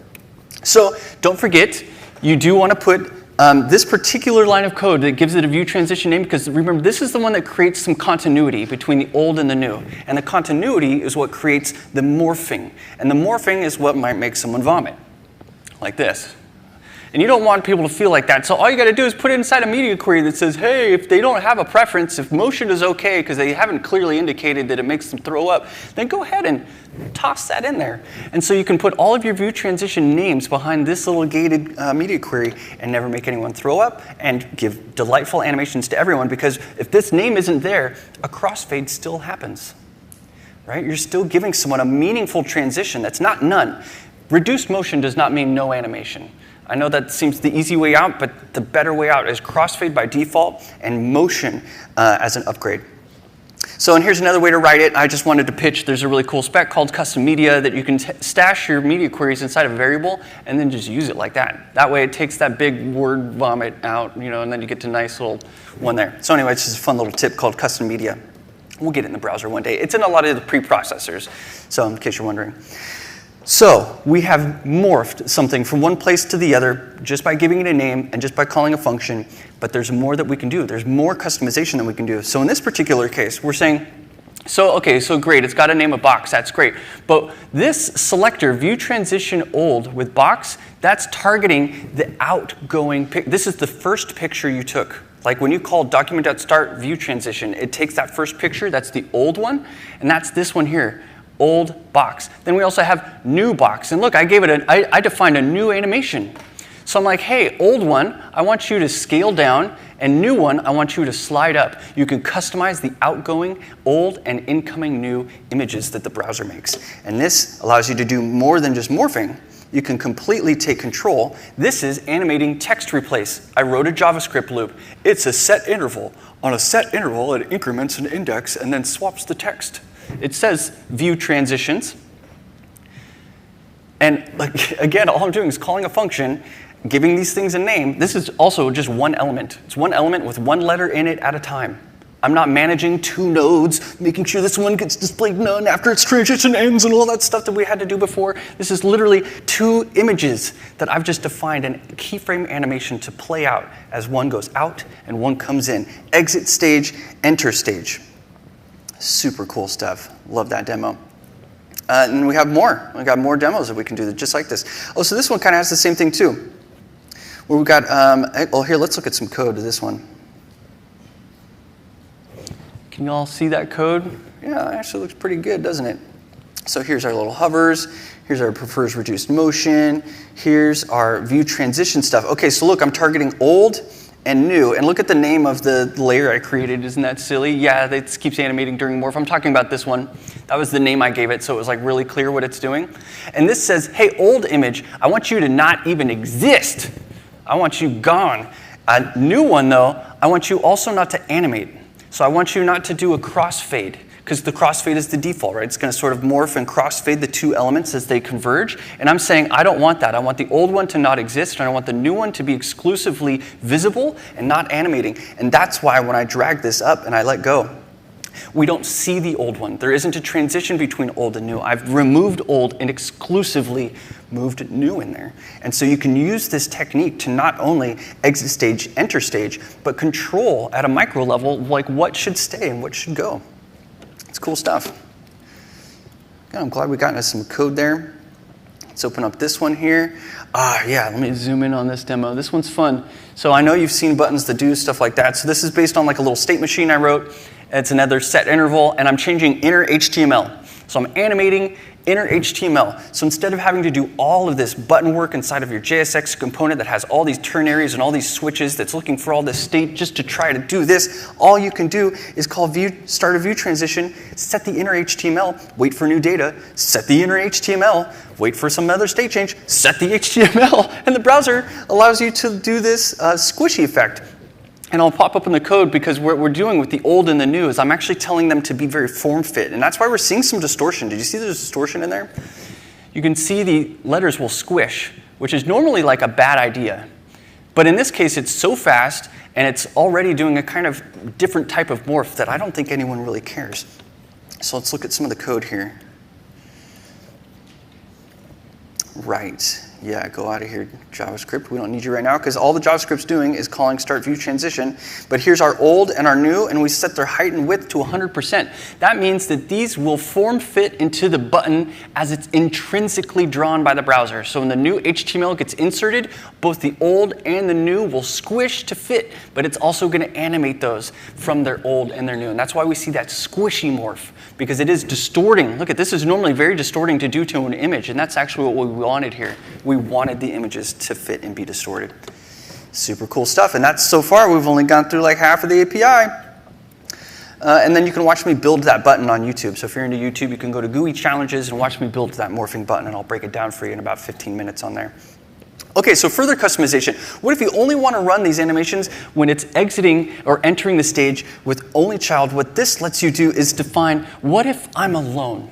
What if you removed my new state? So like I went from I was in this stage and now I'm no longer in the stage. There's nowhere to go, right? I'm an only child. I don't have a pair. Normally it's a pair, right? It looks at one, takes a screenshot. You got a box one, box new, box old, and it will morph between their states, crossfade their animations. And this says, but I'm an only child. There's nowhere for me to go. And so you can be like, well, hey, you should scale down. If you're not transitioning to a new location, if there's nowhere to go, scale out and disappear, fool. If you do, and you're coming in for the first time, and there's nowhere for where you were, but you are now being entered into the stage for the first time, you can slide in up. So again, like, this is the state of not having a pair, not having a match, and that only child selector on this CSS query right here allows you to tie into that stuff. And you're like, well, what can I do with that? That doesn't sound that interesting. Yeah, well, you're wrong. It's super interesting, so I'm just going to show you. So hopefully you've seen the famous Isotope JavaScript demo that someone made a long time ago, like in 2013, DeSandro made a JavaScript library. This was his demo. It looked just like this, without the springy animation. Again, that was just like a CSS easing effect. But if I use my arrow keys, all I'm doing is changing.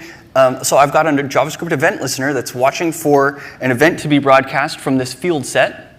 When that field set changes, it looks at the value. It goes through the DOM, this whole entire grid layout, and it sets a bunch of stuff to display none.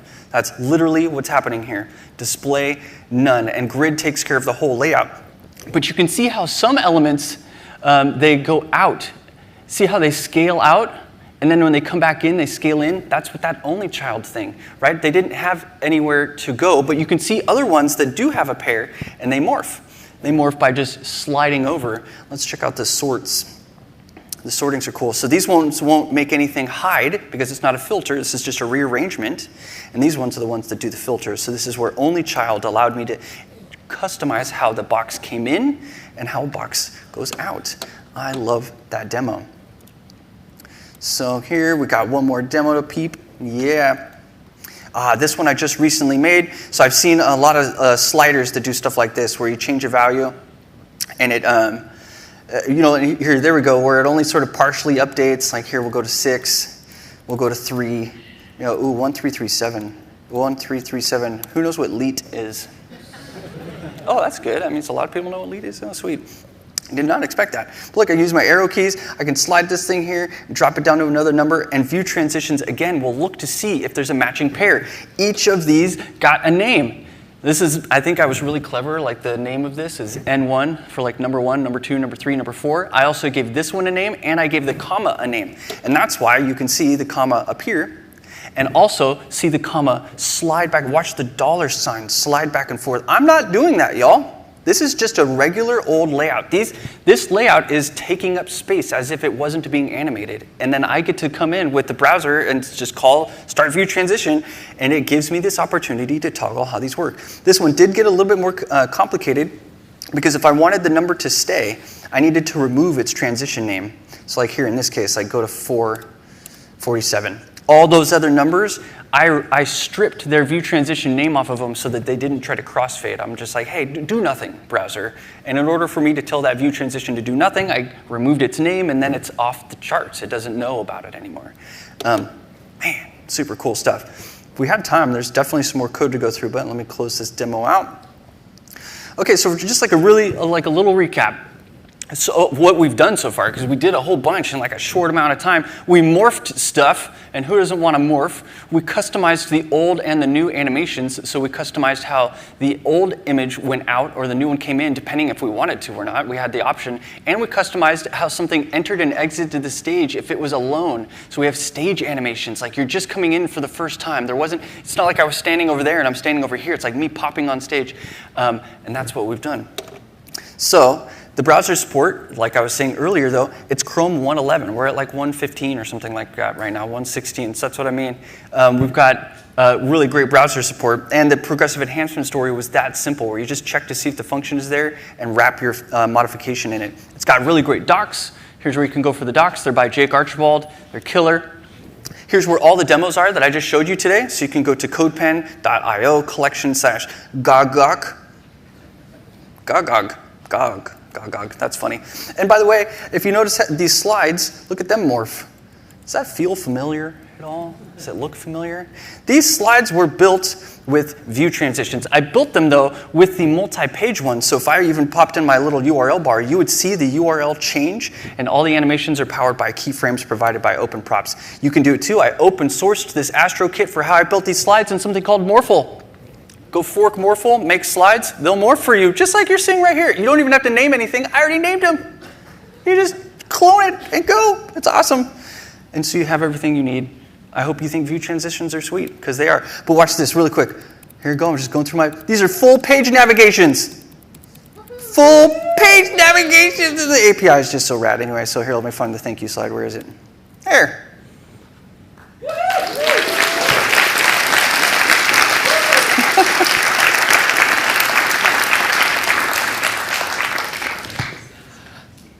Honestly, I was expecting you to make a joke about how it's Morphin time.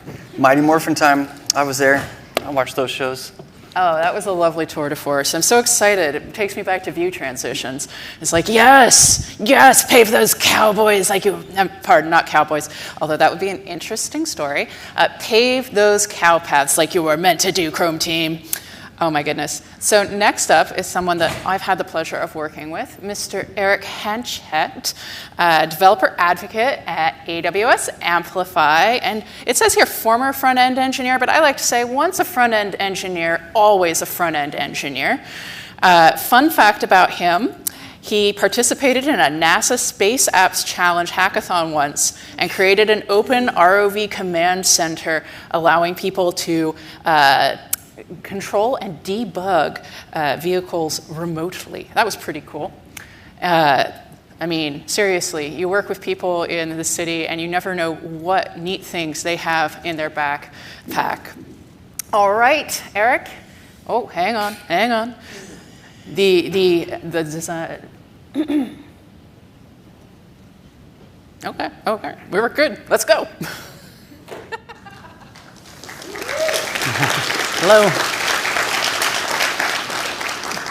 Hello.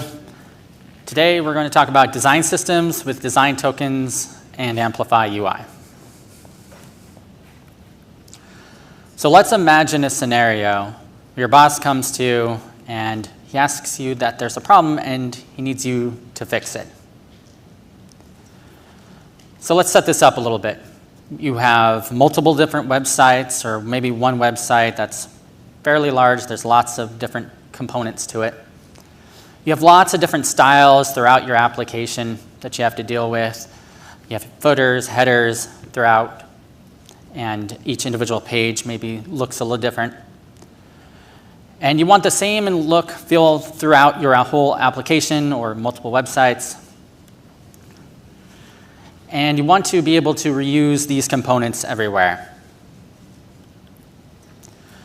Well, today I'm going to talk to you about a design system. We're going to define it, and we're going to see if that can solve these problems. And then we'll look at some practical examples of using a design system using Amplify UI, the component framework. So here are some goals. We have what are design systems, what are design tokens. We're going to look at the Amplify UI design system with tokens. And then at the end, we're going to use something called style props and responsive layout. So what is a design system? Can I see a show of hands? Who has used design systems before? Okay, quite a few of you. So this might be review. So there's a lot of different definitions of what a design system is, but I like to think of it as a set of reusable standards and components which reinforce a brand's identity. So oftentimes, a design system and a component library are talked about interchangeably. So you might have something like Material UI or Chakra, and you can think of those as a design system, but they don't necessarily are a design system. You can use those as a standalone component library. But for the sake of this talk, we're going to assume when I talk about Amplify UI or Chakra or Material that I'm talking about it in the context of it being a design system. And we'll kind of talk about what makes that possible. Also, one important thing about this definition that I like to emphasize is standards, is that you create standards on how you design your application that you have to use throughout all of it. And that's what really makes it a design system, is these standards. And one last thing is you might write these standards down in something called like a style guide. And that really helps capture the design system requirements. So what are design tokens? So design tokens are the values needed to construct and maintain a design system. But what does that mean? So anything you have like spacing, color, typography, you may consider this part of a design token. It could also be styles, animations. Basically, you can take anything and represent it as data, and this could be a part of your design token. So really, tokens enable a design system to have a single source of truth. They provide a kind of repository for recording and tracking styles and changes. So I've been talking for a couple minutes here, but let me talk to you about who I am. I'm here. I'm Eric. I'm a developer advocate for Amplify. I worked 2 years on this Amplify UI component library that I'm going to show you here in a moment. I'm really proud of it. The team at Amplify worked on it for a long time, many hours. Heather Bucknell also worked on it, and she helped with these slides, so I want to make sure I give her a shout out too. And she's currently an Amplify engineer on the Amplify UI team. This is the AWS Amplify UI team. So the AWS Amplify UI, we consider this a design system. So what is this? Some of you probably saw me. I was at a booth over there. I've been telling everybody about AWS Amplify. Amplify is a set of tools to make it easier for front-end developers to create full-stack websites and to connect to AWS services. we created this Amplify UI because we found that front-end developers needed an easy way to interact with AWS services. And so Amplify UI ended up being a collection of primitives and components that are accessible and their work with React. And then we also made sure that we had some of those components connect directly to the cloud, and we call those connected components. I'm not going to get too much into the connected components, but if you have any questions on that, I'll be at the booth later. But what I really want to focus on is how we use Amplify UI as a design system and what it makes it up of. So here's just a quick example of an app I created using design tokens and the Amplify UI component system. So these are cards. We have this primitive called a card. We have a rating. We have some SVGs. And this makes it all up to it. This makes basically our app here. And then we have this is sign in. This would actually go to a connected component to have users log in. So there's really two parts to it. We have a blueprint skeleton. Well, let's take a step back. So when you think of like component frameworks, you're probably thinking of a couple different ones. There's a blueprint, a skeleton component libraries like Radix or Headless UI, where you got some functionality, but you're really meant to put in the styles yourself. And then on the right-hand side, you have this side right here, you have the branded design system, which is more things like Material UI, Chakra, where if you take one of those, if you take that component framework and add it to your application, you kind of know what it looks like out of the box, and it's very branded. And what we try to do at Amplify UI is we're sort of in the middle. You can act and use the component framework almost like it's a blueprint skeleton, override it, but if you want to take it right out of the box, you have this branded solution. Here's a graph I like to show people when they're trying to think about, well, should I add this component framework to my app? So here's an example of like Material UI. If you take Material UI right out of the box, it's going to look okay. It's going to look nice. Maybe if 0 is plain and you have 10 on the right-hand side, maybe it's coming out at 4 or 5. But you're kind of limited. There's almost so many things you can override in one of these frameworks to get the exact look and feel you want.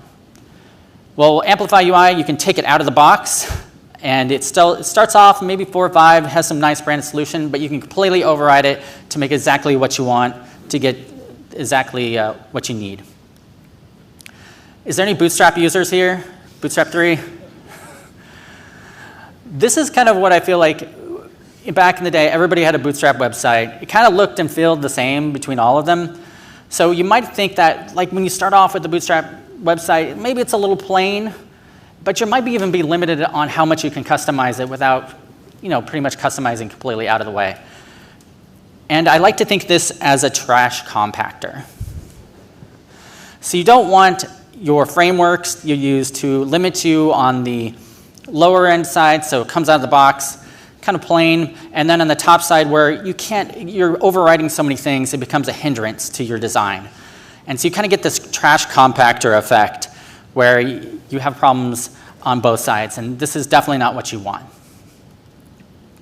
So really, what you got to think about is design systems shouldn't limit your creativity.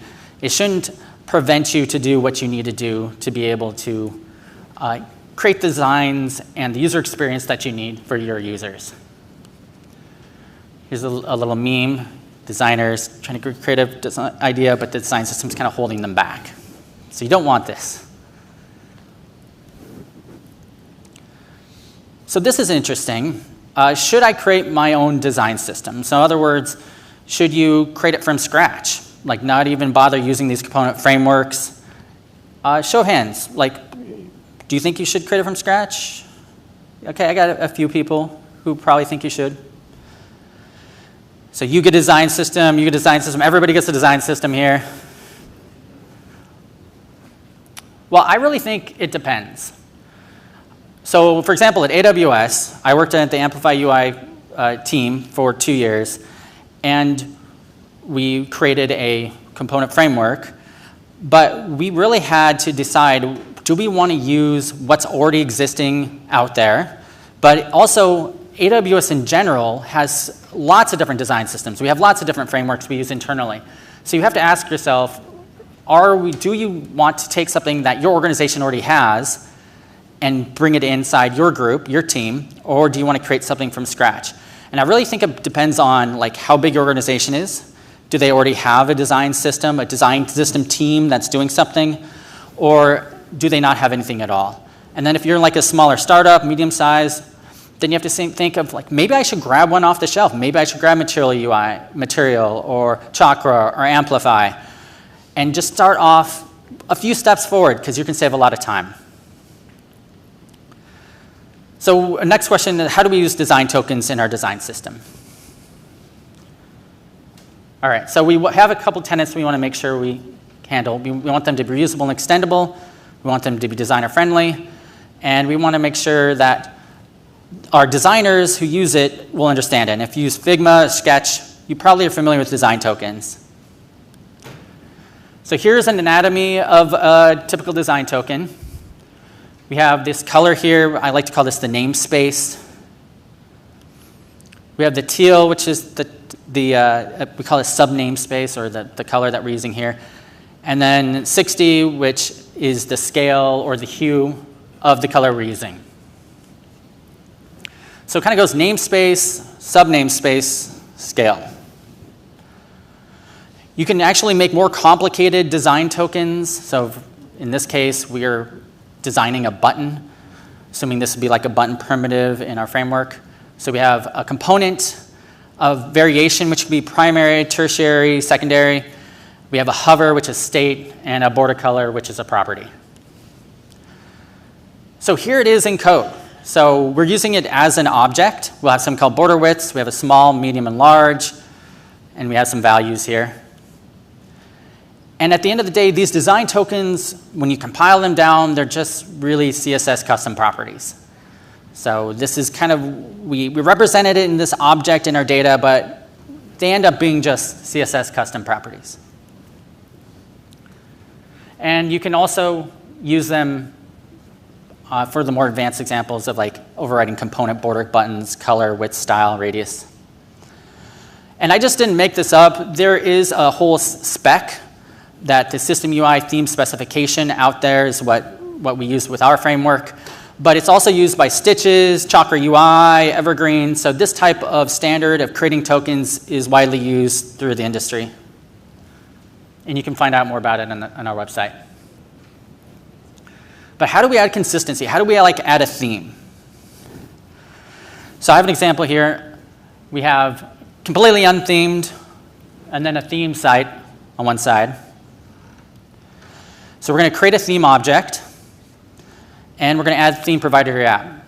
And we're going to use Amplify, but you can certainly use this with whatever design system you're using. It's going to be kind of similar concepts. So first, I'm going to create something called a summer theme. I'm going to put a name, tokens. By the way, we're all TypeScript aware. We love TypeScript everywhere you go. So we have this theme object. It's typed as a theme, so we know what to put in it. And then in React here, we have a theme provider. We'll surround the whole application by it, and we'll pass in that summer theme that we created. And then we need to define some colors. So we're going to have a summer theme. So we're going to create some greens, some pinks, some browns to kind of come up with that theme. We're going to go back to our code here. We're going to add some colors, these tokens. So we have a 10, so we have kind of a lighter yellow and a darker yellow. And we're just kind of constructing this object for our theme that we're going to use to create our app here. And we can do the same thing with fonts. We have a secondary, primary, tertiary. And then they're also going to have some values associated with like yellows and some reds. So we're still not done yet. We still have a little bit more work to go to kind of make it look like this. We're going to add in components here. So this is the type of component. This is all built with our UI components library, so we have a primitive called components. We're going to have, well, its type of component is a card, excuse me. And then remember the anatomy of design token, component, variation, state, property. So there's a lot of information here. So let's zoom in. We're going to have an outlined for our card. Then we're going to add a border color. And we can actually have tokens that point to other tokens. So this one points to the tertiary color we created earlier. So here's the before. And here would be the after we apply this theme.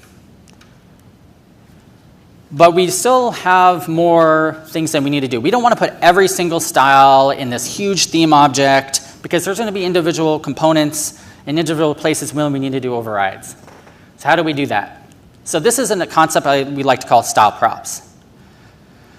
So we have this camel case background color that we can apply. So here's a button primitive, and we can apply basically CSS properties directly onto the components themselves and then assign values. Now you're probably thinking, well, can I just add in a class name or just a style tag and put the values in that way? You're right, you could. But one advantage of doing this is we can put an RGB value, we can put a CSS variable, or we can put the design token themselves directly inside this style prop. Typically, when I'm creating an app, I'll first go through and I'll add in a bunch of these style props in here, like font style, colors, font size, and then later on I'll go refactor it out, or I'll put it into my design tokens, or maybe a style sheet. Here's another example of using our component framework. So we have flex, and you can see here it's not really aligned correctly. So this is the same thing if you add a flex component here, it's just doing display flex, by default flex direction row. So it's not really aligned correctly. What we could do is we can add in a gap XL and a line item center. And now we have a nice aligned room number there. So what about mobile? So responsive design. All right, so we have breakpoints that we can add directly into our theme object. And we can override those breakpoints. So in this case, we have medium 900. So instead of writing a bunch of media queries, we can have it directly inside our theme object. And with our library, we can change the breakpoints depending on the sizes and do different things. So in this case, I have a web component here. I have 8 a.m. web component, and I have this kind of 2-column layout. And now what I want to do is on smaller screen sizes, I want the 8 a.m. to be above the web components. So we also have a grid component. We put a grid here. We have template columns. So right now, the first column would fit as much as it needs, and then the second column would fit up the rest, as you can see here. But what we can do is we can restructure it as an object. And we can put in breakpoints. So our base would be kind of stacked on top of each other. Each column would take the full space. And then on larger screen sizes, it would go to the 2-column layout. As you can see right here. So this is kind of the power of this type of components. And you can see it here. It's a little small, but on this side here, we have the web components, and then you can see it's on top of it on the other side. So it's stacking. All right, so we've been talking for about 20 minutes, but if you're listening right now and watching, what should you do? Like, what are some things you can do today after learning this information? So first, if you don't have a design system, I like this. Like, you can see inconsistencies everywhere. It's kind of apparent on some sites where there wasn't much thought going into what the design is from front to back. And you get new people coming in, and they don't follow any standards, and you can notice it. So obviously, first thing, if you don't have a design system, think about maybe that's something you may want to add to your app, or at least a style guide. Maybe start with that. So if you do use design tokens, learn the design tokens in your system, and as you are creating your app, can you add those in? Can you start using them? Because you'll notice, like, sometimes there's design tokens and no one uses them. And they do different ways, and that's kind of a waste of people who've created those. But if there's no tokens, can you add them? Why isn't there any? Is the framework or your design system doesn't take care of it, or do they not have it? Maybe you should add them in. You may also want to look at the consistency of the design system altogether? Is it consistent from front to back? Are you noticing on one page, on the header, it shows it's aligned a different way than the other ways, or maybe you can just notice these little problems. See if you can take an audit of it yourself, and then put that in the backlog for someone to go in and fix it later, or fix it yourself when you have free time. And then, are you following best practices? Assuming you have a design system, are you following the style guide that you put forth? Are you actually implying it? And then, once again, anything that isn't following a best practice, maybe that's a ticket that should go in and get fixed later on. In summary, we've talked about design tokens. I hope everybody here now is excited about design tokens and using it in your next app. We talked about theming and how you can use theming and how can you have a consistent design. We looked at style props, and then we also looked at responsive layouts and how you can have your responsive layout used basically in your theme object and use it throughout. So where do you want to find documentation? You can go to uidocs.amplify.aws. I will be at the booth the whole day, ready to answer questions. Though we do have a component library, Amplify is a set of tools. If you guys want to learn more about those set of tools, I'll be there. And I'll talk up a little bit later about that today in a little while as well. And then you can find me on Twitter at EricCH, and find me there. Thanks.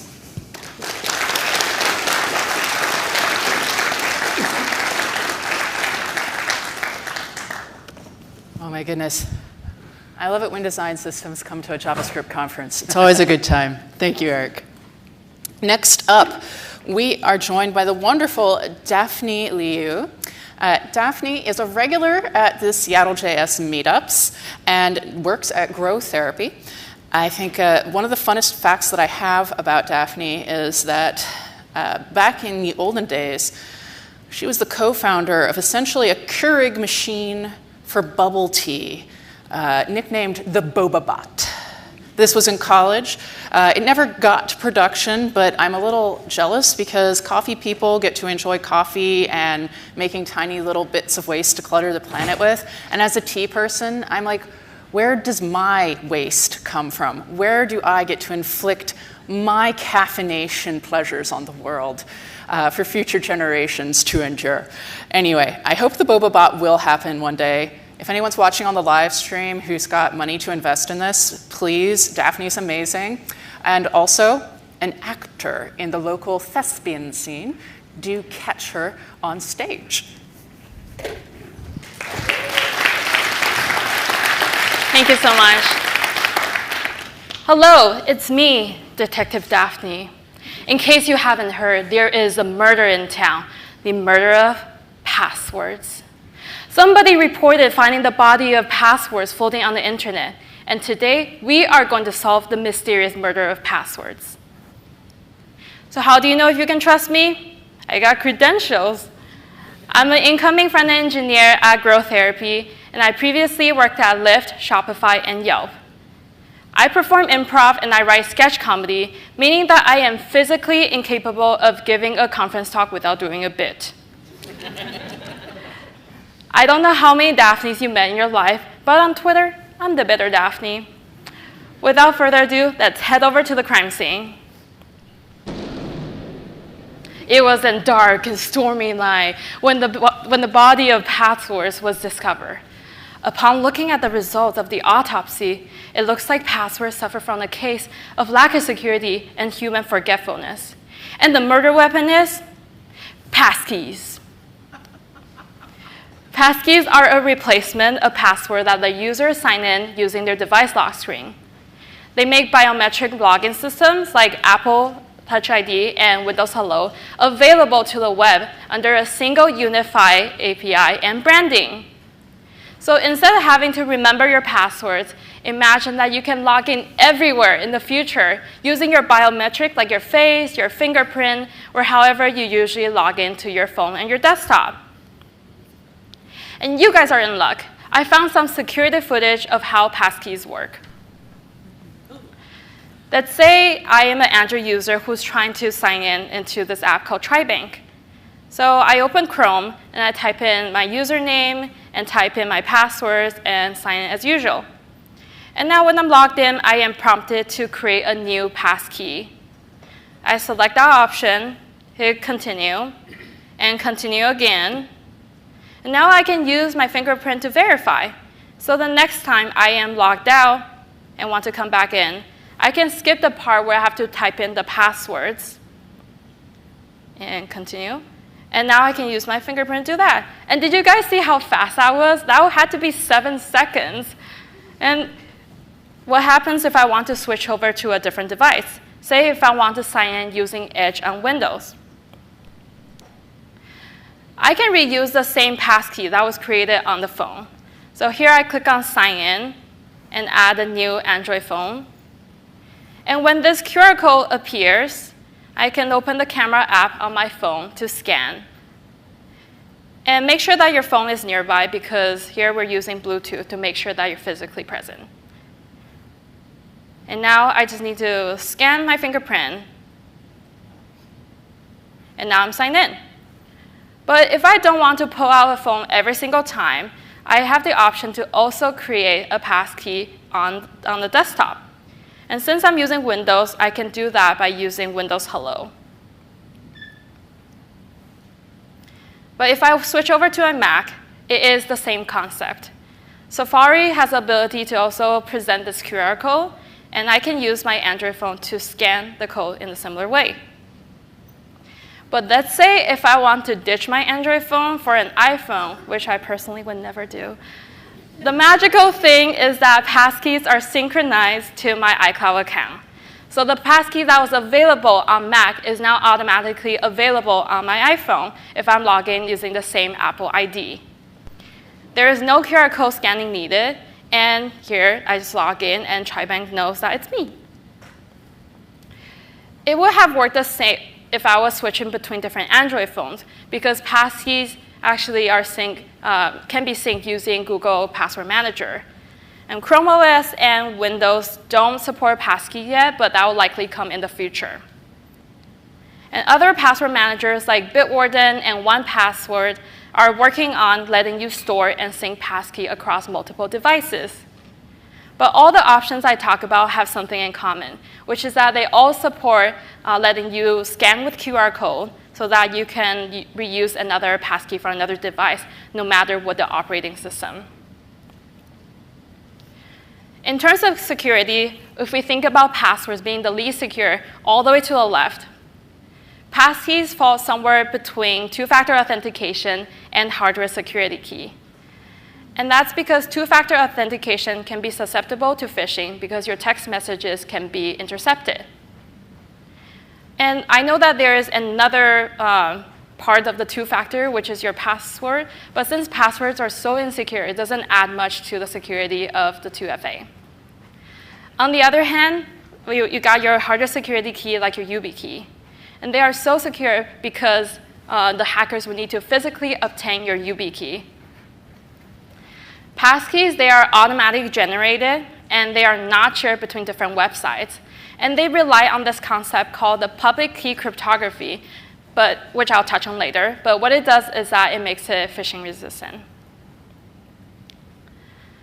Despite the fact that hardware security keys are more secure, passkeys offer much better user experience. And again, going all the way from the left, 2FA, you have to pull out a phone and grab your one-time code. It's not very convenient. For password, you have to type in your very complicated, randomly generated password. And for your YubiKey, you have to carry around this tiny device that is so small and so cute that I just want to lose it all over. With passkey, there is nothing to remember and nothing to carry. There were a few suspects arrested at the crime scene. We have FIDO Alliance, a nonprofit that develops authentication standards to move the world away from passwords since 2013. And we also have their accomplices, Microsoft, Apple, and Google. And actually, all these different companies just roll out their passkey over the summer. So this is rather recent news. And look at you guys. You guys are staying on top of the latest and the greatest technology. You're welcome. So this is where the analogy falls apart. You know how people say, don't try the murder weapon at home? I said, definitely try the murder weapon at home. Share with your friends. Run around in your living room with it. And I will show you how. So let's learn about how passkeys work. I'll teach you how to support them in your websites, but I will be focusing on translating these mechanics into plain English to make them approachable and agnostic to the particular device and libraries you choose. So no matter what your front end or your back end look like, it will work for you. And whether you're working on this to support them in your personal projects or at your company, hopefully you'll find this useful. So our suspects are really sneaky. They make sure to encode their documentation online with all these technical jargon to make them very difficult to decipher. But don't worry, I have decoded them into plain English, but I also made sure to leave all these technical terms on the screen as AKA to make your future Google sleuthing easier. So passkeys, they are secure because they are built with public key cryptography. Let's define some terms first. Encryption means that you're taking some message and convert it into some unreadable gibberish. And decryption means you are taking that unreadable gibberish and convert it back into its original message. And this ensures that the message stays only between the sender and the receiver. And public key cryptography is a way of doing that. It's a system where you have two keys. One key stays public, like your mailing address, and the other key stays private, like your physical mailbox key. And this way, if someone wants to send you a message, they can encrypt it with your public key, and only you can decrypt the message because you're the only owner of the private key. And that way, you can hand out the public key to everyone on the internet, but they can't do anything about it without the other key. This also works in the opposite direction. Say if you want to send someone a message, you can encrypt it first using your private key, and someone else who has your public key can decrypt it. And you might be thinking right now, no, that doesn't sound right. You just told me that everyone has my public key. Doesn't that mean everyone can decode my message? And the answer is, it proves your identity. It proves that you are the person who sent the message because only you could have encrypted the message in the first place.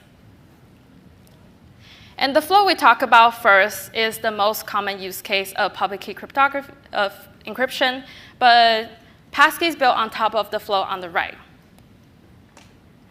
For passkeys, the public key is shared with the server, and the private key is now stored on the user's device's login manager, very verbose. And to illustrate, I have written a fanfic for if I, the user, try to log in. And it goes something like this. Interior, night, Daphne runs into the server. The server says, hey, never seen you here before. Am I going to see you here again? Well, here is a padlock for you to remember me by. Time passes. Daphne runs into the server again. Daphne, is that you? Yes, of course it's me. And let me prove my identity by unlocking the padlock with my private key. Oh, I recognize you now. I knew you'd always come back for me. And sing.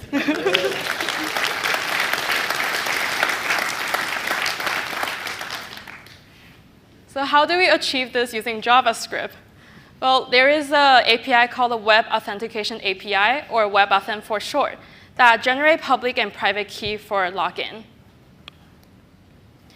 And you might be already familiar with WebAuthn if your app already supports hardware security key. And in fact, if that's the case, your app will automatically support passkeys as well. And that is the most common use case of WebAuthn right now. is used as a second factor to supplement passwords. But thanks to the development of passkeys, WebAuthn is moving towards being the only factor to completely replace passwords. So how can you add passkey support to your web app? Let's cover two flows, registration and authentication. Let's start with registration, or creating a new passkey. Here's a video of how to create a passkey. And in this example, the user is already logged in on desktop, and they're adding passkey for the first time. The modal appears, and they're using their fingerprint to create a new passkey. And once they're done, the new passkey appears in the account settings page. The user can't even see the content of the passkey, because if there's one thing you and I agree on, we don't trust users. And we have 4 separate components in the diagram. We have the user, the web browser, front-end, and back-end. And I'm going to collectively refer the front-end, back-end as your app or your website, or the technical term, relying party. Let's say you're the web developer and I am the user. When I click on a button on your front-end to add a new passkey, your JavaScript code makes a fetch request to your backend telling it, I want to register. And your backend replies by asking for a public key with some options. Your frontend then tells the browser that I want to create, it tells the browser to create a key. And the browser will first ask me for biometrics. Once I verify my identity with my fingerprint, the browser creates a public-private key pair, and it stores the private key with the operating system's password manager, and then returns the public key to your front end. And then this public key is then forwarded to backend for storage. And notice the separation of responsibility over here. The user never sees either key, and your website only sees the public key. So here's some sample code for the front end. And don't worry about taking photos right now. I'm going to share the slides later, I promise. And at the bottom, we create an add a new passkey button, which calls the method register passkey. When we send a fetch to start registration, we expect the backend to return a public key credential creations option object. And this contains the options required to create a new passkey that's tied to this website. We then pass the options to navigator.credentials.create, which is a part of a WebAuthn API. And this instructs the browser to ask the user for biometrics. Once the browser is done verifying the user and creating the pair, navigator.credentials.create will resolve with the new public key. And your website will then send it over to a server for storage. During registration, this is the object that the backend creates. And there are 2 parameters I want to call out, which are the challenge and the RP. And I think of the challenge kind of like session ID. Each time you start to log in, it creates a new session ID. And every time you finish logging in, it closes a session. So if someone later tries to copy my login request and send the same data back to the server, the session will already have expired. And this prevents something called the replay attack. And the challenge is randomly generated by array. RP, or relying party, contains the information about your website for the passkey. The ID part corresponds to the website origin. If the ID doesn't match with the origin, WebAuthn is going to throw an error. And this prevents phishing because only the real website can create a passkey with this ID. Now that we have created a passkey, let's see what the login flow looks like. Here's a return user who's signed out but has a passkey registered on the device. They click on the button, and this built-in modal appears. The user touch ID is successfully logged in. This modal flow works, but is not the recommended flow by W3C, and that's because passkeys just aren't popular yet. So it's really hard to describe it to a user in the way that's intuitive. And instead, W3C recommends another flow, the autofill flow. In the autofill flow, when the user clicks on an input, they're presented with a list of possible saved passkeys for the website. they select the option to verify using their fingerprint. And this flow looks very similar, right? It looks very much like the password manager. And in fact, if the user has saved password for the page, they'll be shown in the same list. And I really like it because it integrates seamlessly into a flow that already exists. Now, authentication flow follows a similar idea with registration. When I click on Sign with Passkey, your front end tells your backend that I want to log in. Your backend responds by asking me to sign some data. It's like asking me to open the padlock. Your front end then tells the browser to sign the data with my private key, and now the browser will ask me for biometrics. Once I verify, the browser will grab my private key and use it to sign the data, and we call this signed data signature. The signature is returned to your front end, which is then forwarded to back end, but instead of storing it this time, what it does is that your backend is trying to decrypt the signature using the public key that it previously stored in the database. If it matches the data that it asked to sign in the first place, it proves my identity because I have the correct private key, and now I'm logged in. We'll go over the sample code for both the modal and the autofill authentication. They're pretty similar, but they have some differences. We'll start with the sample code for modal. At the bottom, we create the Sign in with Passkey button, which calls the method login with passkey. When we send a fetch to start authentication, we expect the backend to return public key credential request options object. And note that this time, it's request, but not creation like before. So this object contains the options required to get existing passkey that's tied to the website, including the data to sign. We then pass these options to navigator.credentials.get, and this instructs the browser to ask the user for biometrics. Once the browser is done verifying and signing the given data, navigator.credentials.get will resolve with not the public key this time, but the new signature. Your website then sends it over to backend for verification. If the signature is valid, then you can proceed with signing the user. The code for autofill is similar but has a few differences. For example, we run our function as soon as the page loads instead of waiting for the button to be pressed.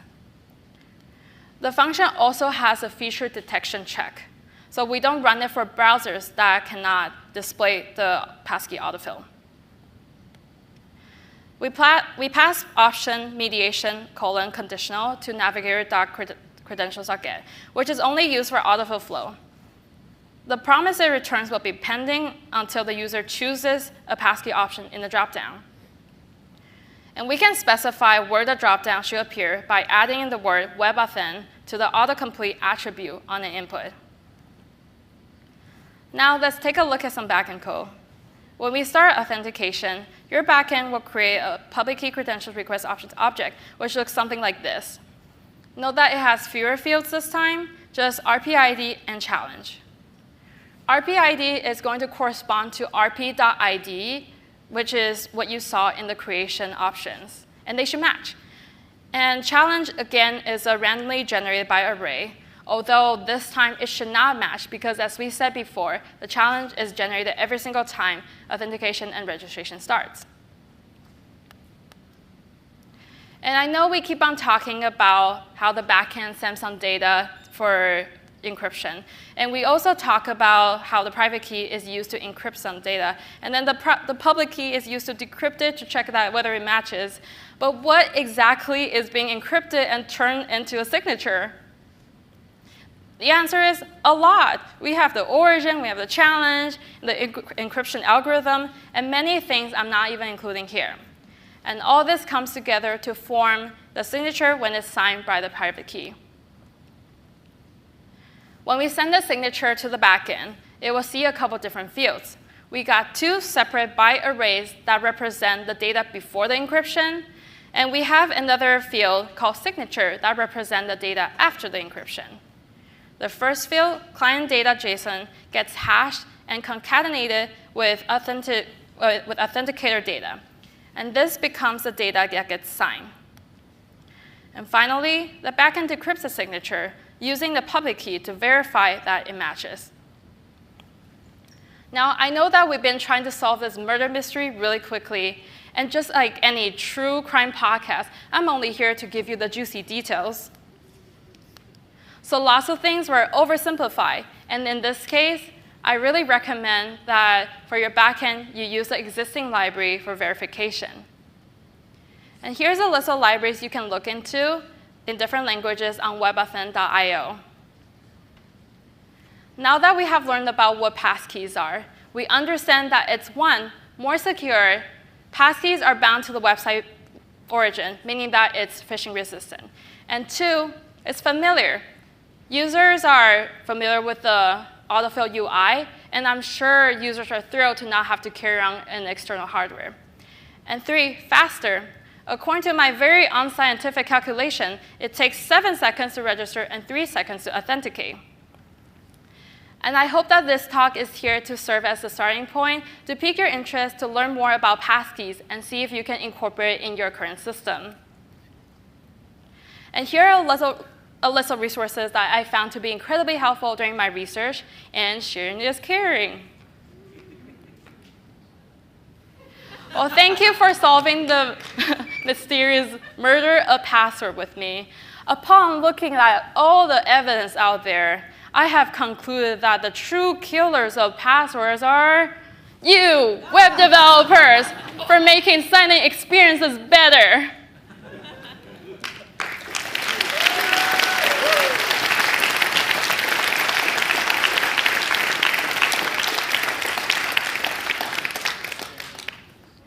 If you have any future murder mystery to solve, like third-party cookies or any of the Google products, feel free to contact me on Twitter or on LinkedIn. And here is the link to the slides that I promised. And if you see me around the conference, feel free to say hi. I love to make new friends. And with that, the case is closed.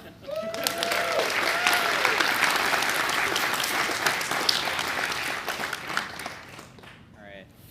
I'm going to let Daphne exit the stage. We have something fun planned.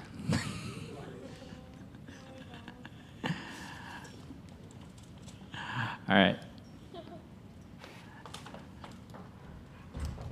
Can I go? Hi, I'm Emily, and my pronouns are she, her. It's time for lunch. Oh, right. It's time for lunch. Lunch will be served on the other side of this floor near the coffee. Talks will resume at 1:45 sharp. And before anybody exits their seat, this is a surprise. She didn't know this was coming.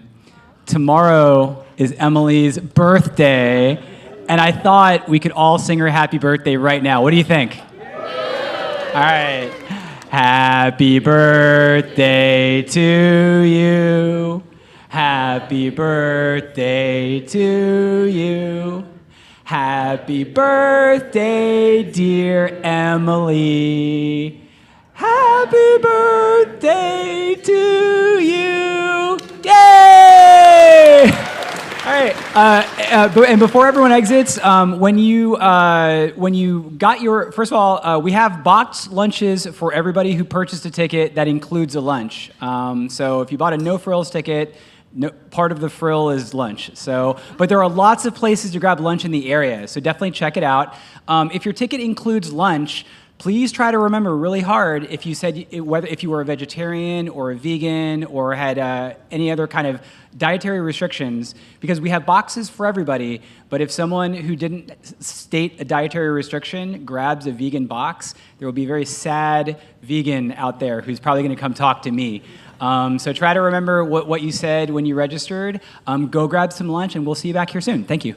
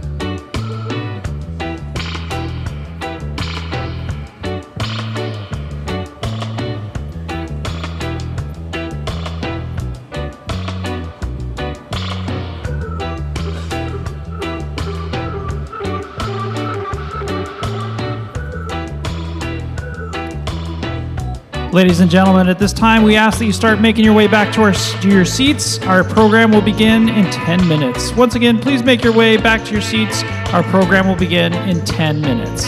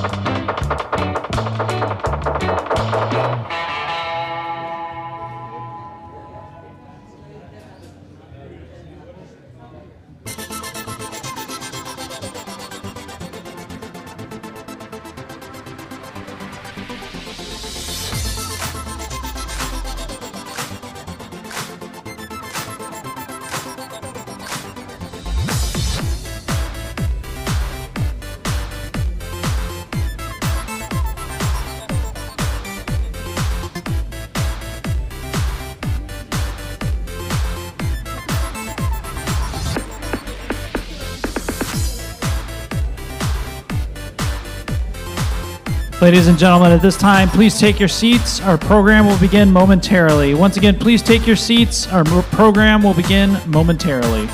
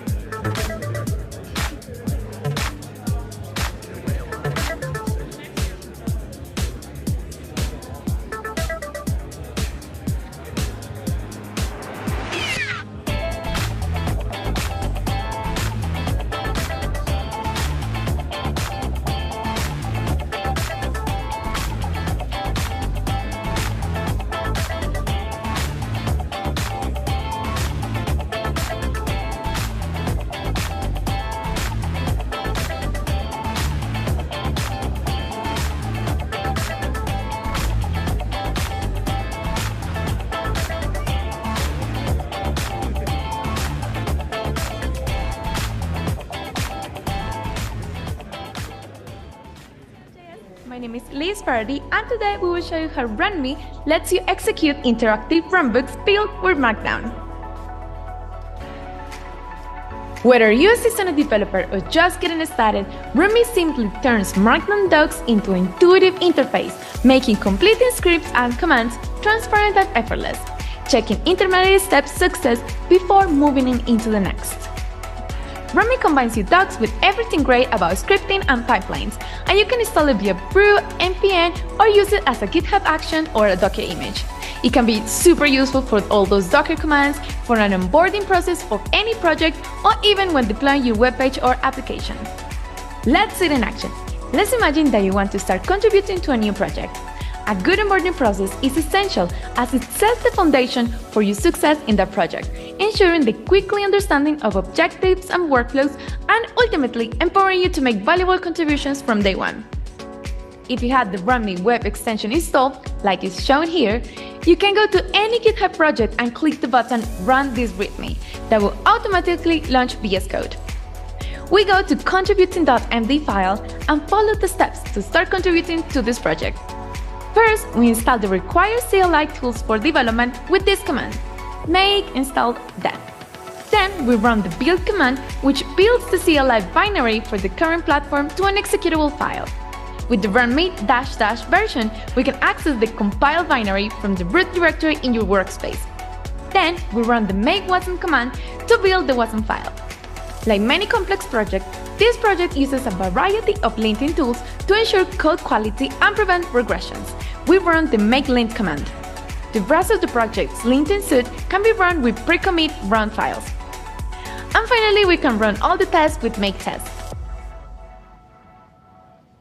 RunMe can also help you manage complex tasks, like the deployment of your web applications. For this, we first install all dependencies with npm install. Then we run the development server with npx next step. We go to localhost 3000 and we see this nice project.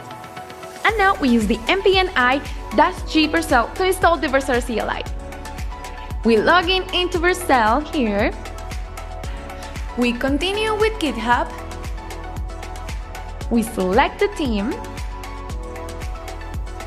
We can switch themes if desired. We go on to list projects and we can see all the projects that are available. Now let's set up our project name. In this case, let's call it Deploy with RunMe. We link the local directory to a project. Then kick off a preview deploy and optionally promote to production with Vercel. Afterwards, you can optionally log out with Vercel logout or call another command with Vercel domain. And that's it! Take into account that RunMe can execute more than just bash commands. You can execute JavaScript, Python, Ruby, and even TypeScript. And finally, if you want to check it out, there's some examples of how to use RunMe with Kubernetes, Nux, and more. Don't miss it! Install RunMe now! Bye!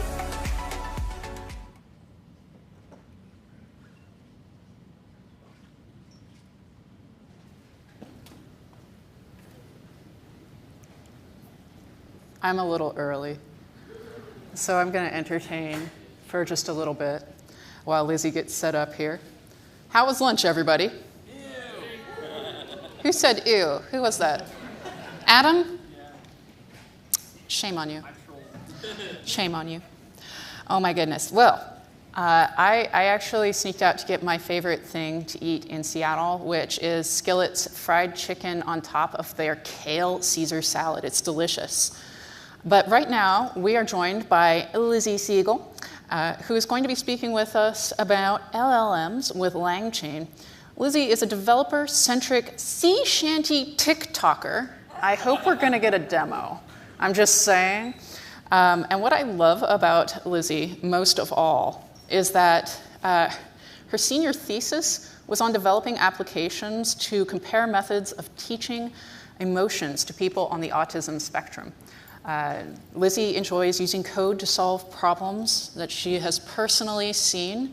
I deeply respect this, and I cannot wait to see what Lizzie has to share with us. Hopefully there's some sea shanties involved.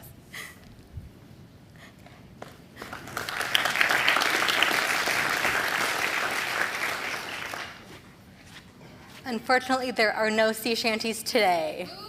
but one day. Okay. So, welcome to Understanding LangChain Agents and Tools with Twilio, particularly SMS. I'm Lizzie. I'm a developer evangelist at Twilio, been there since 2017, and I like JavaScript and Python, which is handy for AI nowadays. But I am just like you. I'm not a machine learning developer.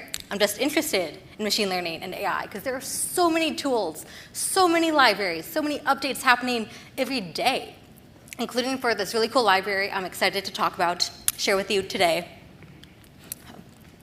I also want to share some memes. Is this AI to if statements? And no, not quite. So, order of operations, copying Kevin Winner from earlier today. The agenda, introduction to LLMs or large language models. What is LangChain even? Let's wrap our brain around LangChain. Different modules in this library. There'll be some live code later on, which I am pretty nervous about. And there'll be some audience participation with text messages, because text messages are a way to provide input to the model, to provide the prompt to the model. Then we'll go over what's next. So I want to start off with this quote from Andrei Karpathy. I feel like I should have looked up how to pronounce that. He's a founding member and research scientist at OpenAI, and he was this director of AI at Tesla working on autopilot. Big guy. So what does this quote mean? The hottest new programming language is English. Well, at an AI conference a few weeks ago, I saw the creator of LangChain, the library we'll be learning today, answer a question. And someone asked, my model, the output is very inconsistent. How do I get better output? And the guy who built this library said, give it better input. Give it better prompting. And I think it's pretty cool that prompt engineering is like a new field. Like, giving good prompts to your model is hard. And it's a skill that's important to software developers, AI developers, data engineers, marketers, salespeople. If you want to get better output from ChatGPT, give it a better prompt. So where does the prompt go? Where does the input go? Like our brain that's formed of a network of neurons, neural networks are based on connected nodes, technically known as artificial neurons. Their job? To identify hidden correlations and patterns in raw data, classify them, and continuously improve. They're constantly relying on training data to get better, like humans. We take in the scene and we improve, we iterate. A large language model, or LLM, is a type of neural network, usually with billions of weights, which are the parameters that the network learns during training that determines the behavior of the model, trained using deep learning techniques on massive quantities of data, like web pages, like the web. And these models are capable of generating human-like text and performing various natural language processing, or NLP, tasks. So with the rise of LLMs, it's an exciting time to be a developer. I have been having more fun coding than I have in years. Just like so many libraries, so much you can build. And some of these LLM apps include chatbots, virtual assistants, and they can be used to automatically generate summaries and synopses of long documents, making it easier for people to digest complex information. You can also generate articles, blog posts, social media captions, and more. And by training the model on these vast amounts of data, these models can capture the style, the tone, and the structure of different genres and different people. So what is LangChain? At its core, LangChain is an open source framework. You can find it on GitHub. You can make your own pull requests built around LLMs so that you, as developers, can make LLM apps, such as chatbots, generative question answering, GQA, summarization, translation, and so much more. It provides abstractions for working with LLMs, along with a collection of implementations for each abstraction. Components are modular, so they're easy to use, and you can easily replace, say, different models, different parameters, which we will see in code soon. And I think it's really neat that the CEO of LangChain, Harrison Chase, who built it, he went to AI meetups in SF, and he talked to developers, software engineers, AI people, non-AI people, about their pain points when building. And he took their problems that he heard, and he wanted to fix them. So LangChain does make people's lives easier. And Python does have more support for LangChain, but the JavaScript library is pretty good, pretty robust compared to other options. So the core idea of LangChain is that we can chain together different components, different model calls, to create more advanced use cases around LLMs. Chains can consist of multiple components from several modules that we will go over. You can hard code your prompt as a string, or you can pass it a prompt template. Different LLMs, you can get them from OpenAI, Bloom, Cohere, different model companies that have models.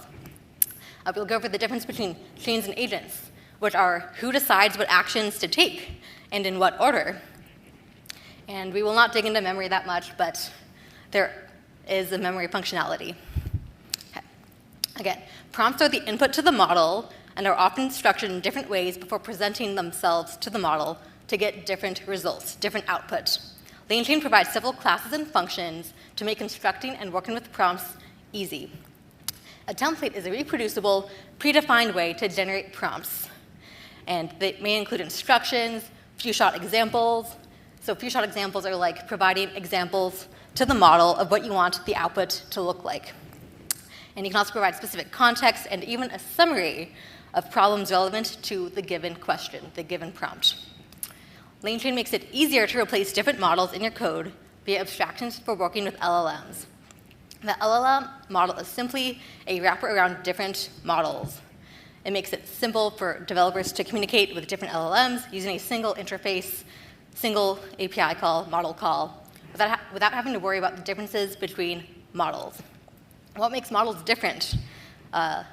Different parameters, determining how input is transformed into the desired output, accuracy, speed, scale, price. I think it's wild that OpenAI charges based on, I guess, like letters.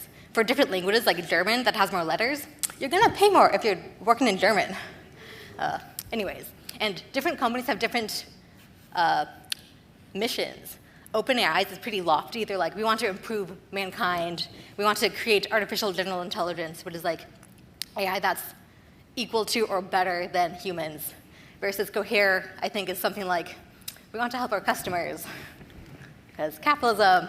Okay. So chains in LangChain, which is where the name comes from, are wrappers around a series of single components, completing predetermined sequence of events. In a basic application, you probably would not need to use a chain, but we will see a simple chain soon. And chains do come in handy with more complex applications that involve multiple LLMs, multiple LLM calls. And the chain component provides a standard interface for interacting with models. There are different examples of chains. We'll be seeing an LLM chain soon. You can chat over a document or a PDF, and you can have that saved in history. You can have previous history. You can perform question and answering with different data sources, like a database, a vector storage, and more. And API chains interface with third-party APIs. Woo. And you can think of an agent as an LLM that is set up to run iteratively with some goals or tasks defined by the model. The model is the one that determines what actions to take and in what order. Agents have complex workflows where the model essentially talks to itself without a human forcing itself into the interaction. There are action agents where at each time step, the agent decides on the next action based on the output from the previous action. This differs from plan and execute agents that decide on the full sequence of actions ahead of time, and they don't really care about the output at different steps. You would use different agents for different use cases. You can play around with the output in the agents. And agents also have access to tools in memory, because agents do not know everything, so you can use predefined tools that LangChain provides, or you can make your own custom tool. Feel free to talk to me after about how LLMs are not good at math, so there are a lot of math tools. Okay. So tools are functions that agents can use to perform utilities and tasks. You can search the web, calculator, math. You can write to a file, read from a file, and more, especially because OpenAI data was trained on data up to 2021. So Google search would be helpful to find out that the USWNT is out after this week, or like Taylor Swift's concert tours, because that is after 2021. And an executor is like an agent with a set of tools. It's like a running interface of an agent that is used to execute tasks based on the agent's decisions and configured tools. So let's dig into some code.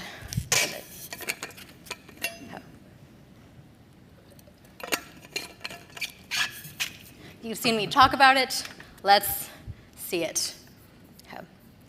Share this. VS Code is my preferred editor. Is this big enough? Okay. I have imported OpenAI after running npm install LangChain, and my API key is hidden, so you cannot use it, because that does add up.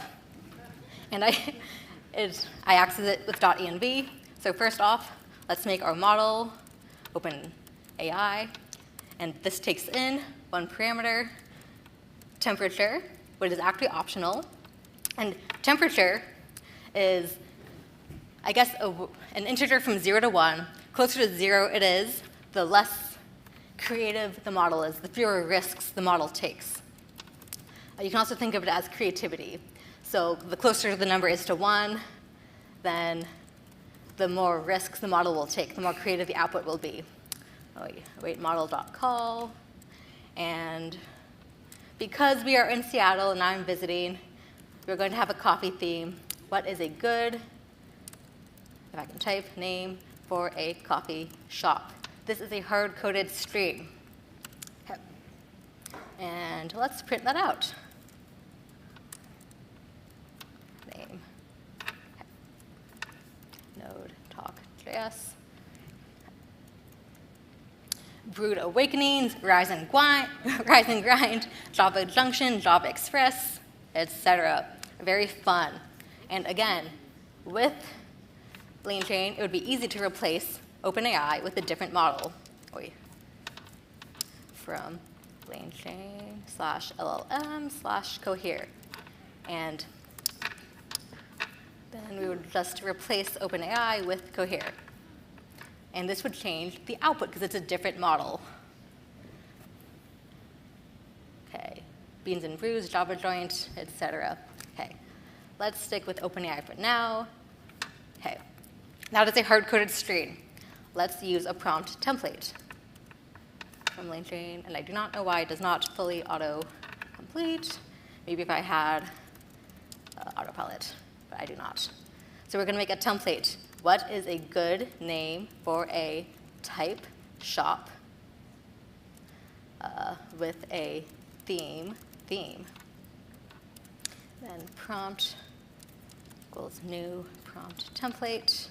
And this will take in our template and an input variables array. And this takes in type and theme. Let's say we want the name from P, naming things as hard, await prompt.format. We're going to pass it the values you want. So type, we're going to stick with coffee. Theme, let's do sports, a sports-themed coffee shop. Log name from P. Okay. Now if we run that, we did not pass the prompt template into a chain or model yet, so it's just filling in the template with these types. Let's pass it to a chain. Import LM chain, chains. Okay. We're going to make a new chain, and that's going to take in our model and prompt. Then we have to call it. Let's say name from chain, await dot call. And we're going to do what all good programmers do. We'll just copy and paste code that in. And now we should get out a name using prompt templates. Okay. Brewball Cafe. Nice. Now, we're going to try agents. And we're not going to use the prompt anymore because I want to show off tools. And we're going to use a good old calculator tool. Tools. And for some reason, you need to say calculator here. Wait, thought that would autocomplete, but I mistyped. Okay. And we're going to make our tools array. Tools. New calculator. Executor equals await, initialize. And we're going to pass it tools, model, and we're going to say agent type. Now this is, if you remember, few shot means you get passed in a few examples for what you want the output to look like from the model. Zero shot means no examples, no memory.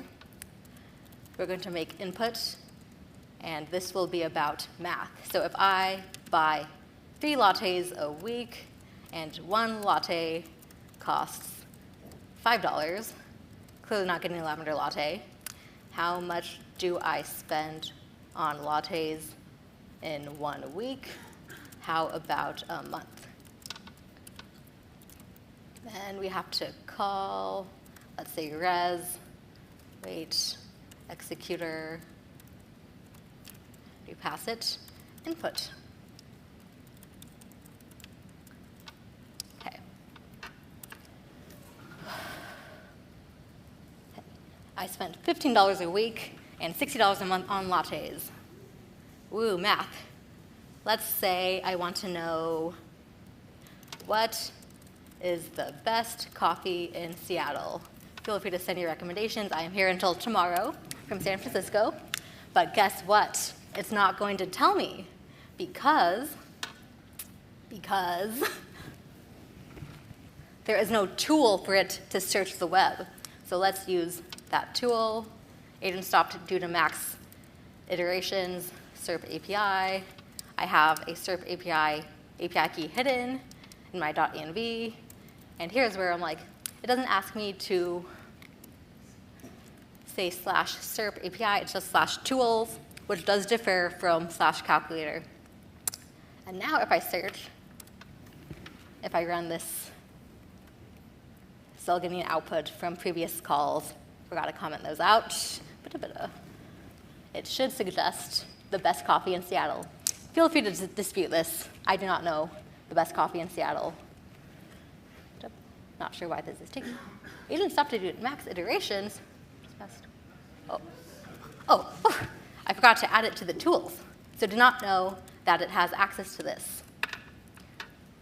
Add it to the tools. Sports grind, cafe, sports themed coffee shop.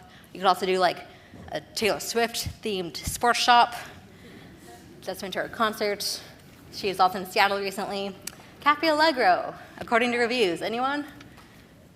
Good? Good. Okay.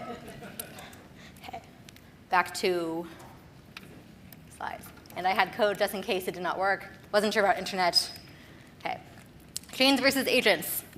I guess agents are like an unknown chain that depends on the user's input, and the model has more say in the steps being taken.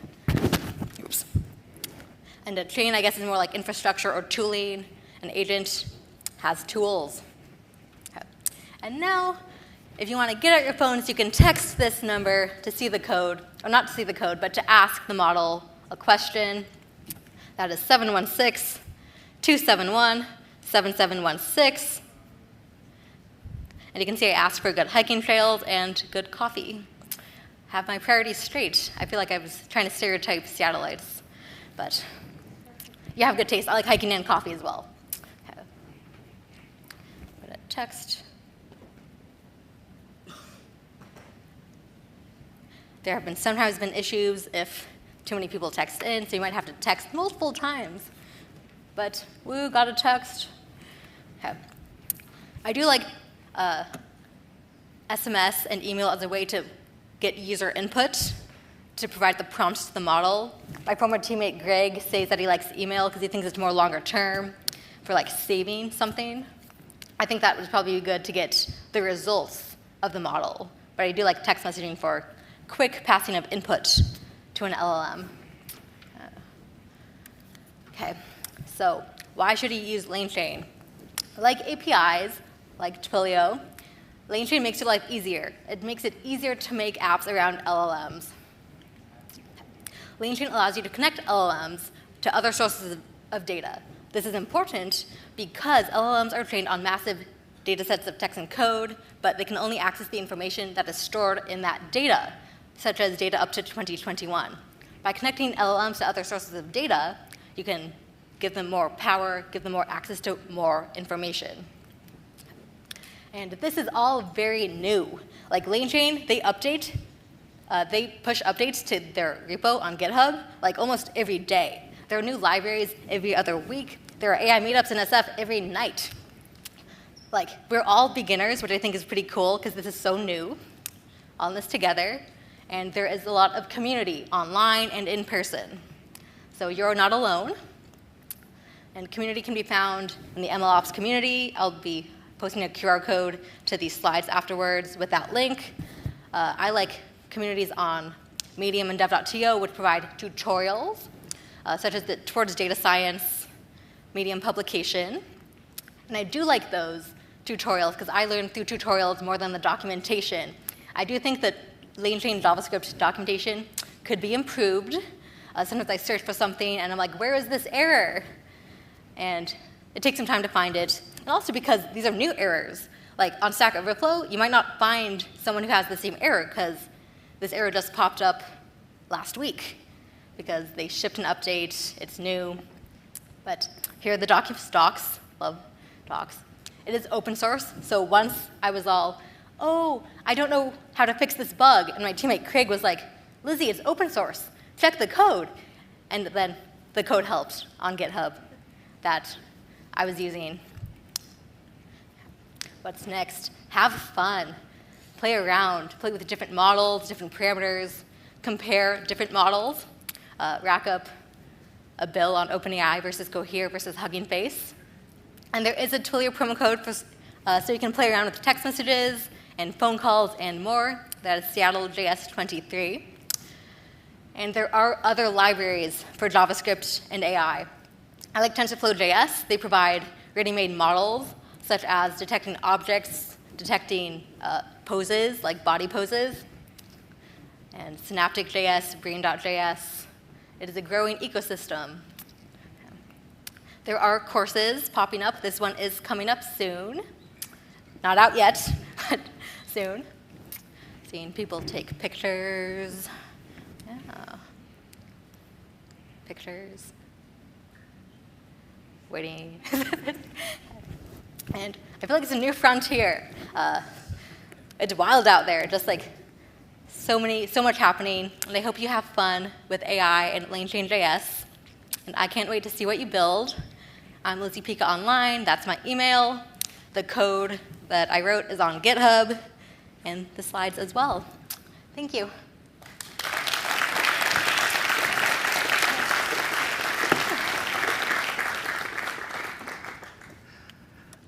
I went down a Twitter wormhole watching this, and now I'm excited to create my own clone that I can talk with.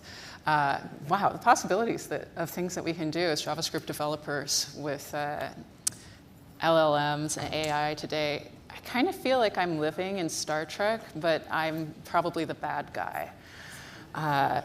Very exciting. Thank you so much, Lizzie. Next up is John Pham, another local favorite.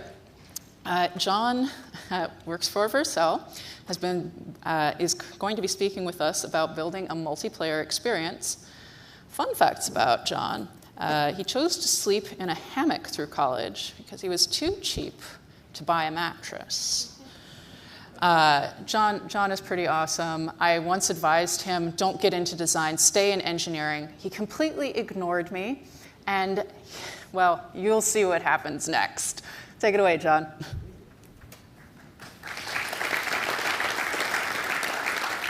Hello, everyone. So first step for y'all is here's a QR code. And if the QR code does not work for you, there's also the link below. This talk comes with an application, so I would like all of you to use the application as I give this presentation. I'll give y'all a couple of more secs. OK, cool. So this talk is about building a multiplayer experience.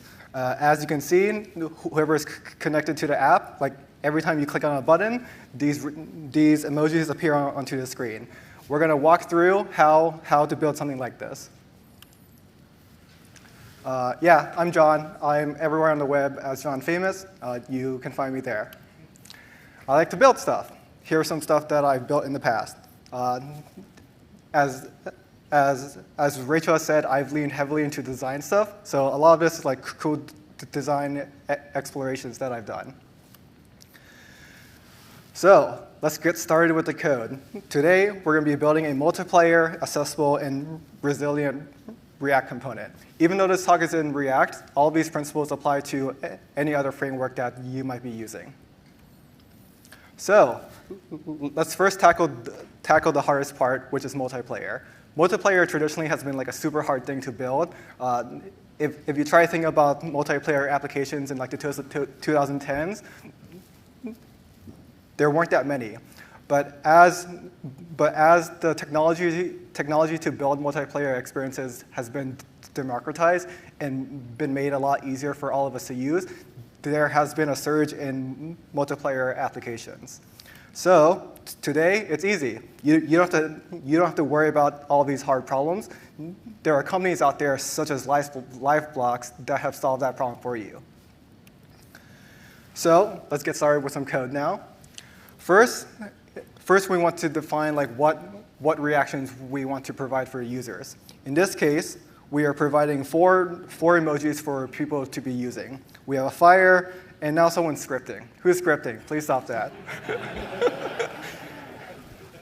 So we have four emojis. We have the fire, we have the heart, the octopus, and the mountain. Let's build a React component. Let's call it reactions. The first thing we're going to do is wrap all of our buttons inside of a side. And then we're also applying some styling to it. And then the two things that I want to point out is this role and ARIA label. We want to build this component as accessible as possible. So with the role attribute, we are telling accessive technologies to group all these things inside of this aside, which is going to be our four buttons. We're telling accessibility tools that these four buttons are related to like a common thing. And that common thing is provided by the ARIA label. So in this case, these four buttons are going to be live stream reactions. Now, let's map over all of our reactions that we want to render, and we're going to be rendering a button. Two things we're doing is we are overriding the default like text label with the ARIA label. In this case, we're saying instead of accessibility tools saying fire emoji X, we want accessibility tools to announce to the user heart reaction instead. This is a more descriptive label, and it's more helpful for people who rely on assistive technologies. Cool. Let's see it in action now. We have four buttons rendered on the screen. These four buttons are keyboard accessible, but right now, whenever we click on them, it doesn't really do anything yet. Let's work on that next. So as you can see here, we have a bunch of emojis being rendered onto the screen. We want to store it in state. So every time someone clicks on a button, we want to store it into state. And then from our state, we want to render that emoji onto the screen. Once we declare our state, we want to hook up the button. So here, we're basically saying every time this button is clicked, we want to store that emoji into state. Now down here, this seems like a lot of code to render the reactions onto the screen, but there's an important reason for this. That important reason is we want to make this accessible. If we were to render all of these emojis by default onto the screen, you would be spamming users who rely on tools such as screen readers. So what we're doing instead is we are building markup for one, people who rely on assistive technologies, and two, for people who don't rely on it. So for people who rely on screen readers, we are declaring a live region. This tells accessibility tools such as screen readers saying, hey, whatever content inside of here, this content is going to be changing. Whenever this content changes, I want you to announce to me that that content has changed. We want to control what gets announced though. By default, if we render all of the emojis, let's say there's 500 emojis onto the screen, by default, most screen readers will like announce fire emoji, fire emoji, fire emoji, fire emoji. If there's 500 emojis, that will be announced 500 times. That's not a pleasant experience, right? So instead, we basically summarize what's happening on screen to users who use screen readers. So instead of announcing 500 emojis, instead of announcing 500 times, we're going to summarize it instead. So here we're saying only announce to screen readers like 10 heart reactions instead. And then for everyone else, we actually render all of the emojis onto the screen. Now let's check it out. Cool, clicking works. Let's try our keyboard. It works too. But this isn't what we actually want to build yet, right? Like all of these emojis are staying on the screen.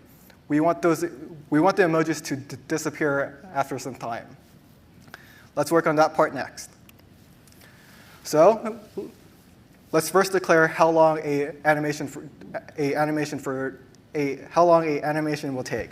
For this certain use case, I figured that 200 milliseconds felt about right. There's no right answer to this. It's basically like whatever type of style or theme that you want to go for. So again, the problem we want to solve now is every time a user clicks on a button, that emoji will stay on the screen forever. We want to remove those buttons after some time has passed. For this case, we want, like, after 2 seconds of that emoji being on the screen, we want that emoji to disappear. So the way we do that is every 2 seconds, we want to look at a list of all of our emojis and then remove the ones that have been there for more than 2 seconds. So this is a use interval loop. This is the same thing as use our set interval in JavaScript.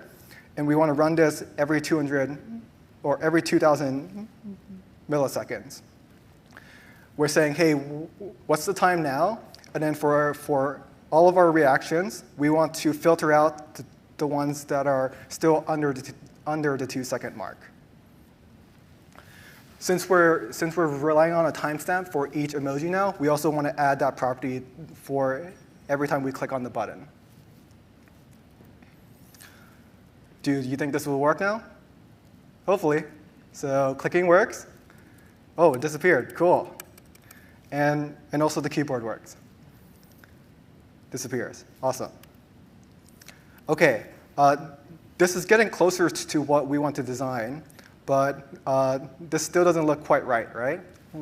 We want these buttons, or we want the emojis to like float up. So let's work on that next. For this example, I'm using Tailwind for all of the styling, but this works in normal CSS as well. So in Tailwind, I want to declare a animation. So I am declaring some keyframes called travel. I want the animation to last for 2 seconds. I want the ease in and ease out like timing curve. The reason why I chose this is because I wanted the emojis to mimic a real life object. If you think of a car, whenever a car starts up, it slowly ramps up to speed, right? And then whenever it stops, it slowly ramps down. I want the emojis to feel just like that. This is like the animation iteration count. I only want the animation to flow through the keyframes once. And then once the keyframes are done, I want it to stay in the end position. Now let's go to the keyframes. So first, the emoji will start below the screen. This rotation I will cover later. I want the scale to start at 0, so it's super tiny, and then I want the opacity to be 0. Next at the 5% mark, I want the emoji to scale up a little bit, and then also for the emoji to appear on the screen for a little bit. And then at 40%, I want the emoji to appear at 100% and also scale up a little bit more. There's no right answer with creating these keyframes. You basically just want to figure out like what looks right to you and what feels right for you. Then to close out the keyframes, once we reach 60%, the emoji should be fully visible and then fully translated up on the page. After we've declared our animation, we now need to attach this animation onto the elements for the emojis. So going here, we're back inside of our React component that renders all of the emojis. And then we can now add on that class name, which will attach that animation onto this element. Let's try it out now. So every time we click, there's some emojis floating up. Let's try the keyboard, and that also works. So it looks like we're done, right? But there's something weird about this animation. Like it doesn't look quite right. Like every single reaction looks the same. Like it doesn't have a organic feeling to it. One way we can add some organic feeling to it is by including some randomness. So let's do that. We're back inside of our button.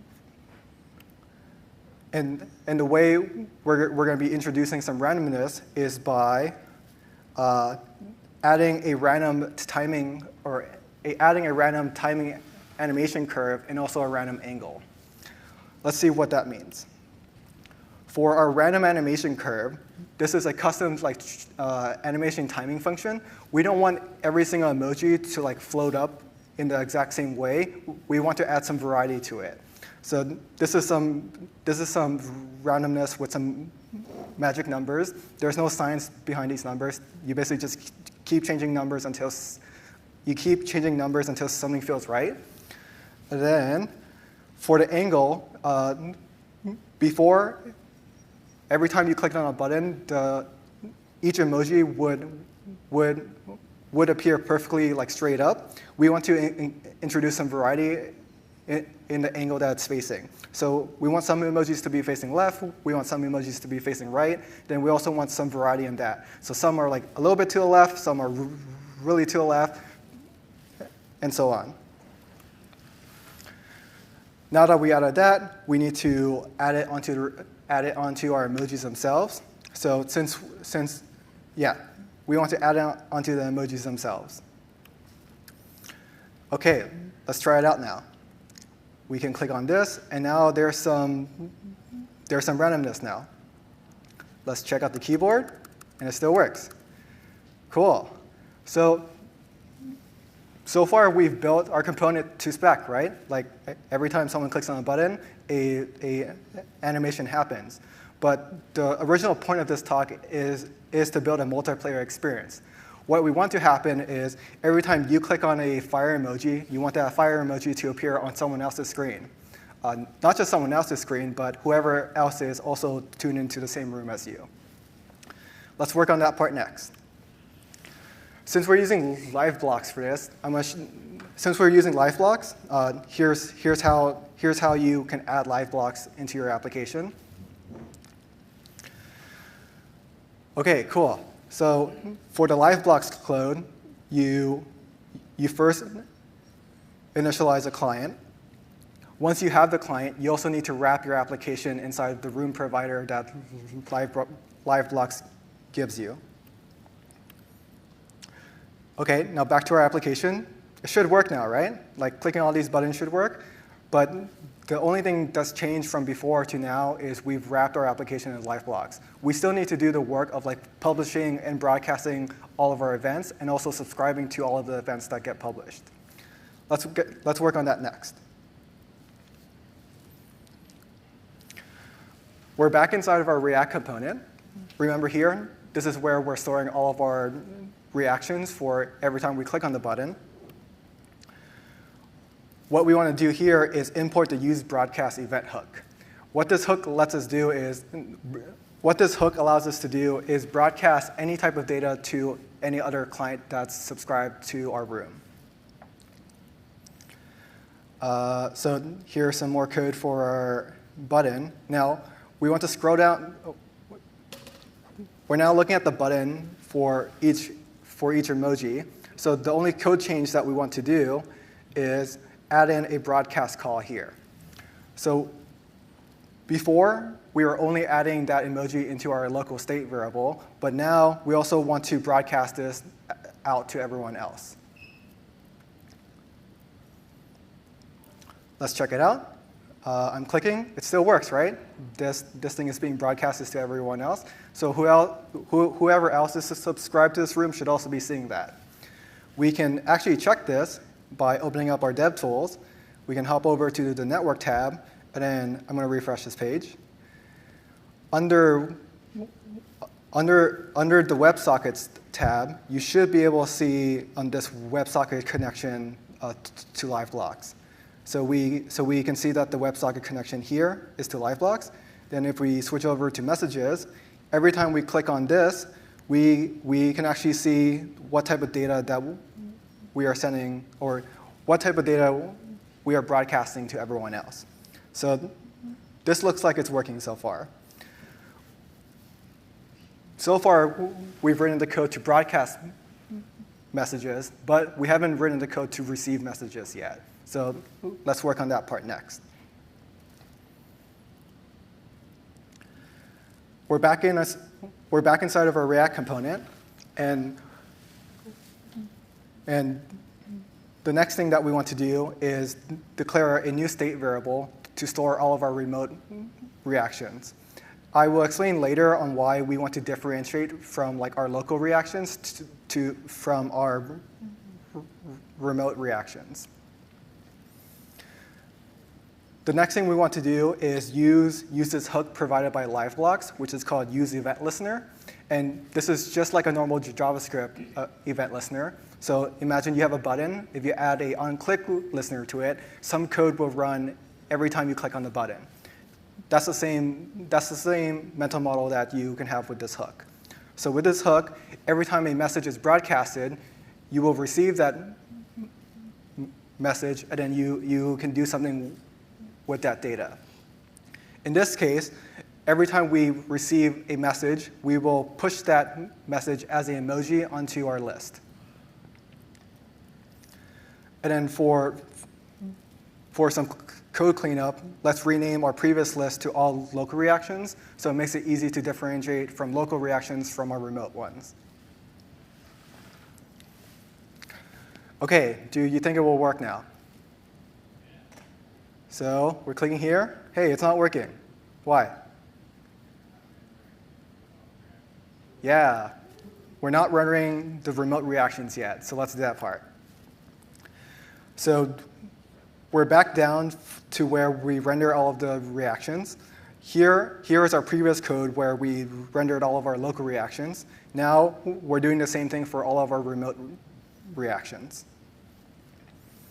And then we also want to update like all of our screen reader stuff. So now we're saying the total count between all of our local reactions and also the remote reactions. That's the description that we want to provide to screen readers.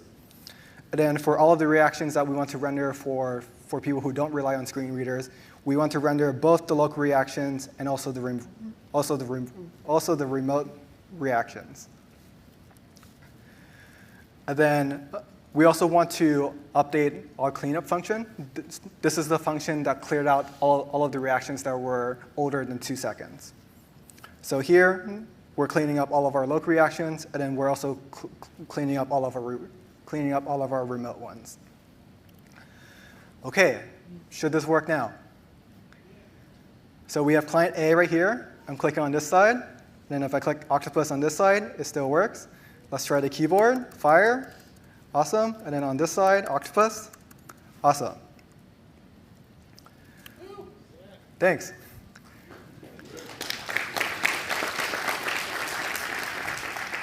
OK, so here we have 2 clients. How about 4 clients? Octopus. It's appearing on everyone. Heart. Cool. Fire, it's appearing on everyone, and mountain. So this can scale up to however many clients that you want. So everyone in this room, like all these emojis that are appearing on screen, like that's all being broadcasted from all of your individual devices. That's pretty much it. So the whole reason why I went down this was at the company that I work at, it's called Vercel. We had a live stream back in May, and we wanted to introduce some interactivity to it. One of the ideas was to allow people to create live reactions during our live stream. So that's what happened. The cool thing about this was we had the idea, and then we started building it, and 2 days later, like that's when the actual conference happened. So the hardest part of this is like all of the infrastructure stuff and sockets and like scaling. Like we didn't have to deal with all that. Like we got to focus on like the core visual aspect, which is what our users actually care about. And then since I tweeted this, like another person on Twitter named Arthur actually created his own version. And I think this version is actually way cooler than mine. Let's zoom in. So this is his version. If you can see, like, there's like a shiny effect happening. And then the very cool thing is like each emoji like actually does something completely different. So let's do thumbs up. There are some balloons after it's 10 clicks. There are some hearts, and the hearts change colors every single time you click. There's a laughing one, which is like our standard animation. And then the sad one, like it actually cries. And then this is the profanity one. You'll see why.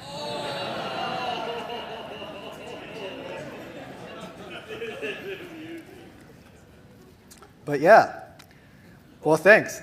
That's pretty much all I had for the talk. You can see that these slides are actually like a web application. All of your reactions are being counted. You don't have to take a picture of the screen, actually. For those of you who are reacting, like that's an actual application. So I can actually send you all of the links right now. OK, cool. All of your screens should have swapped to something else. Did it work? OK, cool. Well, thanks.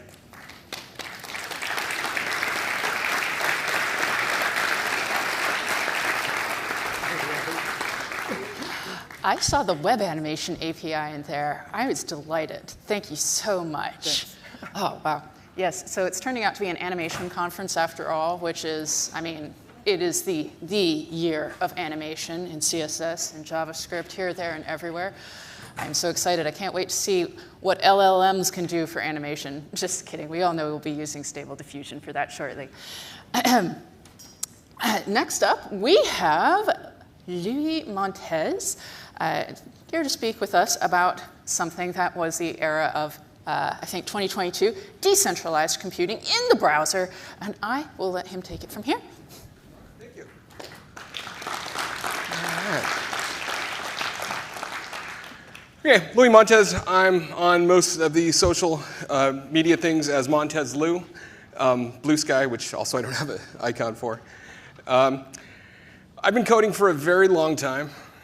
Way back in Web 1.0, it was super cool when we could put pictures on web pages in 95. It was a major advancement there. Something really cool happened, though, in 2006. I know there's a lot of developers in here that were around for this transition. What happened was the rest of the industry agreed that Microsoft's ActiveX XML HTTP request object was pretty cool, so made it standard. And we got Web 2.0, right? So Web 2.0 was cool that we could build applications inside of browsers. But since then, I've been very interested in maybe the next 10 years worth of APIs to come out. They were still kind of Web 2.0, right? WebSockets, awesome. RTC, video, progressive web apps, right? Doing stuff offline. Web Bluetooth, I really dig. Serial, USB, build a bunch of robotic stuff on top of this. More recently, Web GPU. WebAssembly, and very importantly, very recently, threading in WebAssembly. So all of these things are super cool. I'm still really excited about doing browser development or applications in browsers because of these APIs. So you can imagine how excited I am about Web3, decentralization, right? And just what that means. We're not dependent on any particular vendor or particular service to communicate between browsers. So what I'm going to do on this talk here is talk about some of the really cool APIs we have in browsers for Web 3. Okay? We didn't get any, actually. There is no new browser APIs that allow us to do decentralization. All right?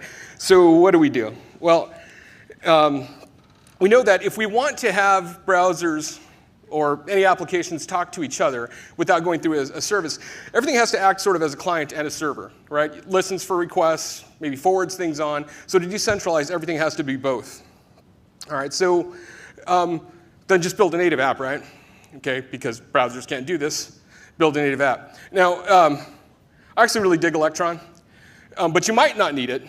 In fact, I help maintain this site, because most of the reasons that we were using Electron for, there's browser APIs for, except for one really, really important one, and that's direct TCP and UDP access, right? To talk directly to the network, to listen for something on the network, to talk directly to another peer. We don't have that, so absolutely use Electron if you want to build something like that. But if you've known me for a while, I started coming to Cascadia since the first Cascadia, and me and my friend Blaine Bublitz released something during the first Cascadia, right? So wait, you already put Node in a browser, so it's a server, right? And we did, sort of. We put, you can include a script, node.js, and have the Node HTTP APIs so you can create a service. There was definitely some shenanigans here. What we did was use Chrome.net, which we made an extension to talk to the Chrome.net package. We made something called Node Chromify, which allowed us to open up a TCP port. And very, very hacky, but sure, we had something like Node in a browser. All right, so even with that, though, maybe that's still useful to have Node running, or an HTTP listener running in a browser, so it can be sort of acting as a server. But okay, how do you get to that peer then? How do you get to that web server? So do you open up your firewall, you go to your router, you say forward port 3000 or 8000 or whatever to this LAN IP address so that somebody on the other side of the world can see your public address and come through here, and nobody does that, right? What do? We use reverse proxies. So if you've done any mobile development in particular, and you want your phone to get to the web page that's running on your local machine, you would use a reverse proxy. And there's several of them out there. ngrok is really popular, local tunnel. HSync is one that I've been working on. But we get something else from doing it this way. HTTPS, or security on top of this, right? So we can have an HTTPS site, because all the cool Web 2.0 APIs, or the newer APIs anyways, that I want to run, like Web Bluetooth, things I want to talk to, require that you're on a secure web page. So just having the hacked local listener is cool for local host. You can still talk to those APIs, but not when you want to share it with somebody else. So how does this work? How does reverse proxy work? Well, on your laptop, you would run a proxy, ngrok, local tunnel, HSync, one of these things here. And when you want to, from the outside, maybe you're on a 5G connection on your phone, you want to make a request for that website. So it comes into a reverse proxy server out in the cloud somewhere. It talks to your proxy, sends the message. Your proxy talks to your local web server.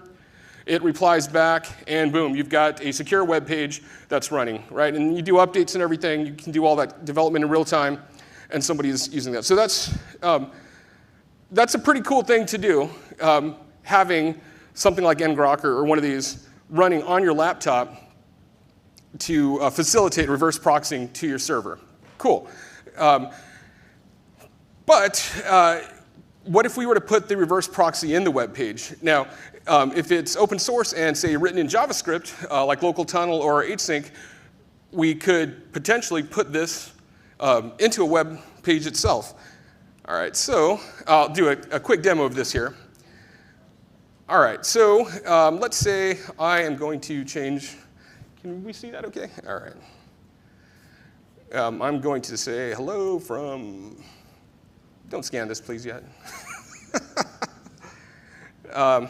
And okay, cool. So we are changing content, we're doing our web response, right? So we basically have a reverse proxy that's listening inside of a web page to handle HTTP traffic, parse the HTTP packets, give you some HTML, send that back out. And so sure, we're running a web server inside of a web browser to deliver content, and we're not having to use a Chrome extension, but we are using a reverse proxy, right? So that's getting us a little bit closer, I'd say, to running Node in a web page. But it's still not Node. That was some Node libraries that I sort of Webpacked or Browserfied or whatever in order to handle the request. Node itself, its HTTP parser is native. I think it's written in C. And so that one doesn't just browserify directly. So there's some shimming and whatnot to handle HTTP requests and spit them back out. OK. But there has been an API released, I think it was in February of this year, that actually is Node inside of a browser. So a company called StackBlitz has been doing some really great work. And one of the things I mentioned earlier was that threading as part of WebAssembly has been really pushed forward by the StackBlitz people for this reason. They want to be able to run threaded applications inside of a browser using native threading, which is pretty important when you're serving up lots and lots of web requests to not block, right? We want to defer to another thread to handle a request. OK, so let's try this one out.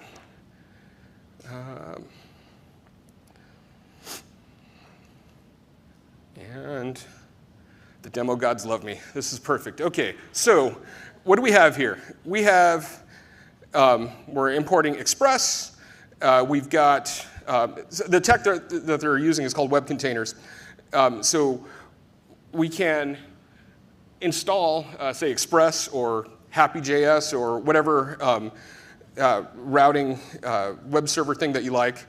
But they go a lot further than that. So one thing that they do is also have NodeMon on a virtual file system, as well as NPM client installed all within this little Node environment that's running inside of an iframe, inside of a browser.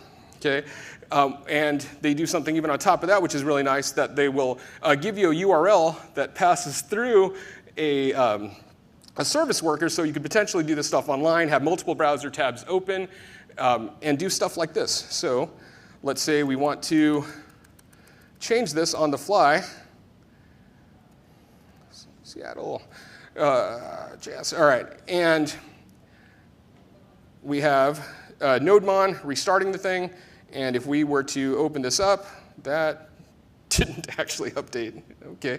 Well, the demo gods were nice at first. Let's try this one more time.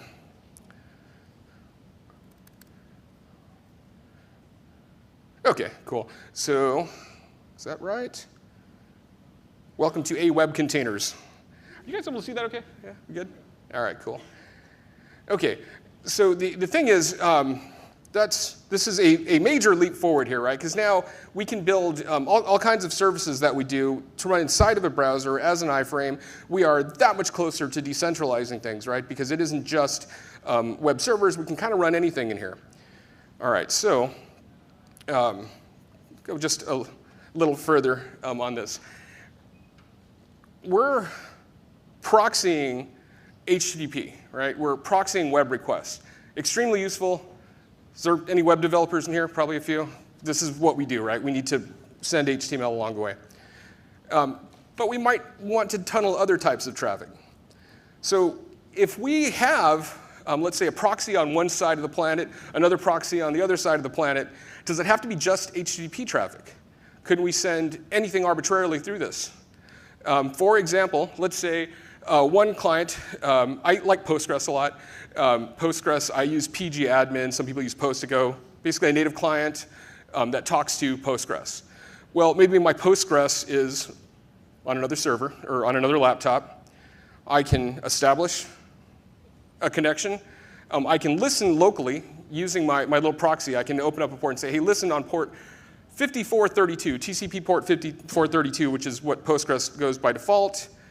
Pass through a proxy, get to the other side, and no networking involved, right? No opening up ports, no forwarding things, no doing pinholes in your Wi-Fi router to get to things, because we have both things reaching out, reverse proxying.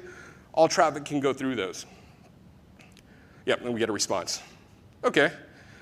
And that's cool if we want to use something like Post2Go or pgadmin or some other client to talk to another server. But couldn't those clients then, since I already said we could put a proxy inside of a browser, couldn't we have that client itself talk to that Postgres that's being proxied somewhere else? And absolutely, you can talk directly to it because we have a connection between the two, and we can pack bytes however and make it over to the other side. All right. But I showed that we were running Node inside of a web browser using StackBlitz's web containers, and that was cool for HTTP servers. But what about other services like Postgres itself? Well, as of, I think this is also February, another release was done by another team, Supabase, that put Postgres inside of Linux, inside of a browser, and absolutely, we now have Postgres. So cool, now I've got my Post2Go over here, connected to a local port, proxied through a reverse proxy, going into maybe somebody, you told your friend, here's the link, open up this page because I need you to be Postgres for me.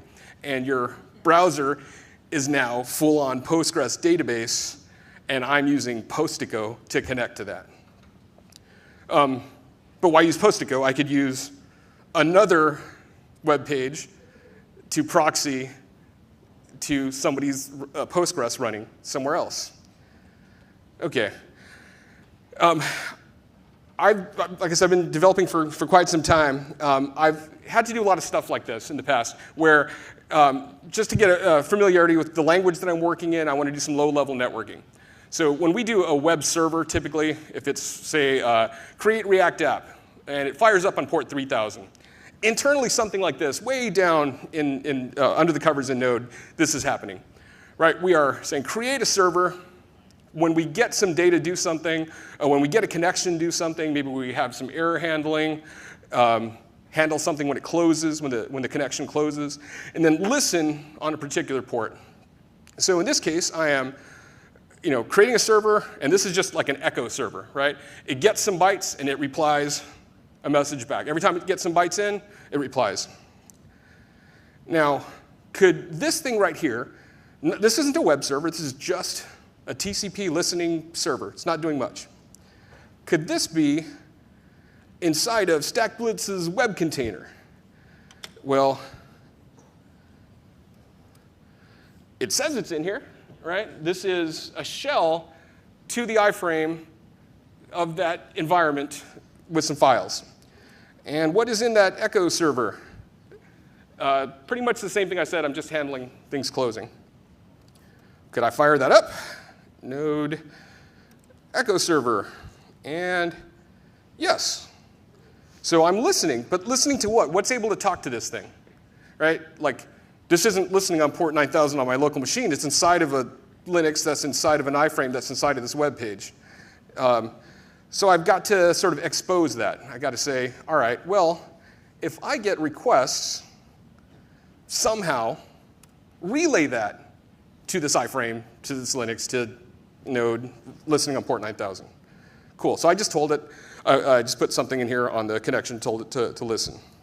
Now, let's say over here, this could be the same machine. This could be a machine on the other side of the planet as well. But I'm going to say, hey, let's listen on port 9000. Anything we get, let's forward it to that other connection, that other proxy. And that other proxy just happens to be in a web page. OK, cool. So npx, run some commands, listen. And if you've ever done low-level networking, what's the first thing you do? You made a server. You need to talk to it with something. You can't talk to that with a web browser. You can't talk to port 9000 there with the web browser because it doesn't. You're not speaking HTTP. You're just sending stuff. So you can use Telnet. Telnet basically just opens up a pipe, opens up a TCP port, dumps bytes in. When you hit enter, and whatever comes back out, it just displays on the screen. So we'll try that. OK. And again, hello, SeattleJS. And then we wait. And we wait. And we try again, probably. OK, one more try.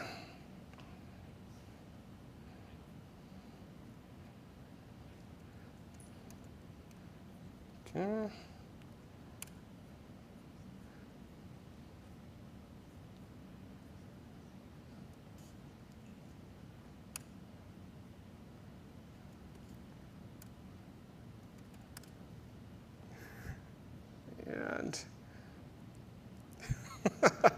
I have some friends that saw this work 5 times right before I walked up here.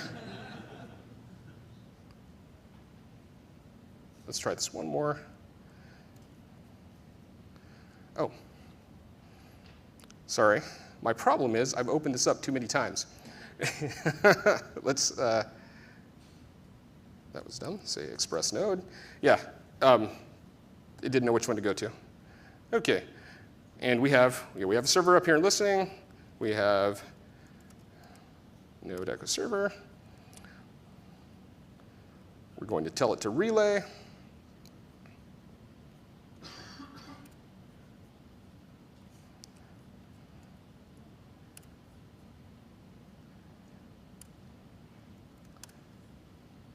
There we go. Okay, so what we got here is a telnet client talking into a browser that's listening just using normal, not exactly normal, a lot of shims going on, a lot of weird stuff happening under the covers, but your typical net stack of Node, right? And this doesn't have to be, this is Node right now because StackBlitz has a Node environment that they've created. The Postgres Supabase has Postgres running in something. So this is just sort of the start, right? We know we have WebAssembly and threads, so we can now have these environments that can start doing network applications if we reverse proxy them. So it might not be super apparent, but I'd love to talk to whoever is interested in how to do this. Because the web containers, StackBlitz has done some amazing work, but it has been mostly for just doing normal HTTP traffic, and they proxy that. So there's some hacking involved in order to just make it arbitrary TCP stuff, like my Echo server or Postgres or anything else. But we could start stitching these things together and really doing some amazing things inside of browsers. Okay. Cool. So what you might have noticed, though, is that's fine, right? That we will pass messages through a proxy server to send traffic. Well, what if you want it to be like a lot of video or something, or just a huge amount of data that we want to be sending between these two things? Well, it's only if anybody here has done WebRTC, we're talking about maybe 2K worth of messaging, right? Just a very small amount of bytes to exchange between 2 points in order for us to link them together with a direct RTC connection, right? Then you've got pretty much the full bandwidth between 2 points, so we can send as much data as we want. We also, at that point, aren't worried about, say, somebody with a bad proxy server here in the middle deciding that they want to sniff the traffic. Because although we're tunneling everything through this HTTPS connection, the server itself is able to parse. The server itself is able to say, hey, I know what this is. I'm routing it to this guy. I'm sending it to this guy. So we want to, after we've exchanged, hey, this is how we're going to talk to each other directly, well, now these two endpoints can. So if you want to talk to like Postgres on somebody's phone from your browser, that'll be direct once the connection, once we've started talking to each other, we can upgrade to a WebRTC connection behind the scenes because it doesn't take that much to actually do it. Okay, so the proxy server itself, if it's also written in Node, can the proxy server live next to one of these proxy clients, right? So instead of you just serving up your Create React app, can you serve up yet another proxy server? Well, we have one problem. The way most of these things work, like ngrok and any of these others, is they'll give you a dynamic subdomain on top of, so they'll have a wildcard cert and just dynamically make a name. Everything goes to that endpoint. Here's your dynamic name. If you want a subdomain, you can do that, but the wildcard cert is going to say, nope, that's not a good cert. And this had me blocked for a while. But why would you even have to use a dot? Like, use whatever. Make your own routing. You've got 255 characters there on a subdomain that a wildcard cert will support. You've got 65 on the domain name without the TLD. You've got plenty of bytes to play around with here to encode however you want to spread out your nesting of proxying. Right, so that would look something like this. That would be, instead of our web server, we would have another proxy server. It would spread out. Now we can, say, have multiple web servers or whatever servers behind a proxy server that's behind a proxy server. That could be a neat thing to do. But we can also put that proxy server in a web page because web pages with Stack Blitz's web containers can now run Node, so let's put that in there. But if we're going to do that, why are we messing with anything but the web browsers here? And how many times could we nest this? Right? So we can have all of these things talking through some goofy routing, just playing with domain names and subdomains. And in fact, why even have just one proxy server, right? When you can have basically multiple proxy servers with nested browsers, all routing, all running little bits of Linux underneath them, running Node or Postgres or whatever. Okay, so, and if we could do this, maybe, yeah, that's as far as I went on this, sorry. All right, so is that decentralized or is that federated, right? Sounds like, wow, you just reinvented federated. Let me get back to that. So I spent a lot of time over the last 10 years working for Internet of Things companies. And one thing we did for sure was centralized, right? Most large companies that connect a bunch of devices, you know, a Google Home or whatever, one of these little devices, right? These are all Internet of Things devices. They are doing something similar to reverse proxying. They are connected to a central location. We want to have a message that goes to those to say, turn on your lights in your garage. But we're all going through a central location. And typically what we'll do is we'll register these devices. We'll give the device some ID, some token to authenticate with, or an app to authenticate the device. And so cool, but it's neat to have these things stitched together and then use an app to talk to them. But that's very much centralized, right? So we have all these little things that can do computing on them, and they're turned on, they're connected to the internet at all times, but they are centralized. Well, if we just say, okay, using a bunch of reverse proxies, we sort of inadvertently created another Internet of Things service, except that it's based on just host names, right? And DNS is one of the few things that actually is decentralized. Right, we replicate these records of public IP addresses to go along with names. We have one that's an authority on this particular domain, or a list of them, so we can do things like wildcard certs. But we can definitely decentralize DNS. It's in the name, or distributed in the name. Anyways, so we're better off if we do have a collection of devices that can speak to a different collection of devices arbitrarily and can nest these things. Well, yeah, that's federated, but it's closer to the decentralized side of it. So no, that isn't exactly decentralized. Yes, it's more federated, but it still might be useful. Okay, so cool. We still don't have Web3. We still don't have decentralized, exactly. What are we missing?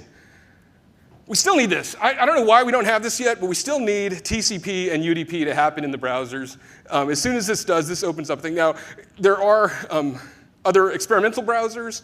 There are flags behind, like Brave has got IPFS support, which can do local UDP, similar to TCP, except that we just sort of fire out onto the LAN and say, hey, is anybody listening on anything interesting? So we can talk to each other and discover other pieces. We can have peer networks based on just talking on the LAN. Maybe this one knows, oh, I know how to get out to the internet. So if we had UDP and TCP, we could actually do this. So we're still not there yet. I don't know if we're at Web 2.5 or something, actually, but that's about all I got. That's all I have time for. Woo! All right, thank you.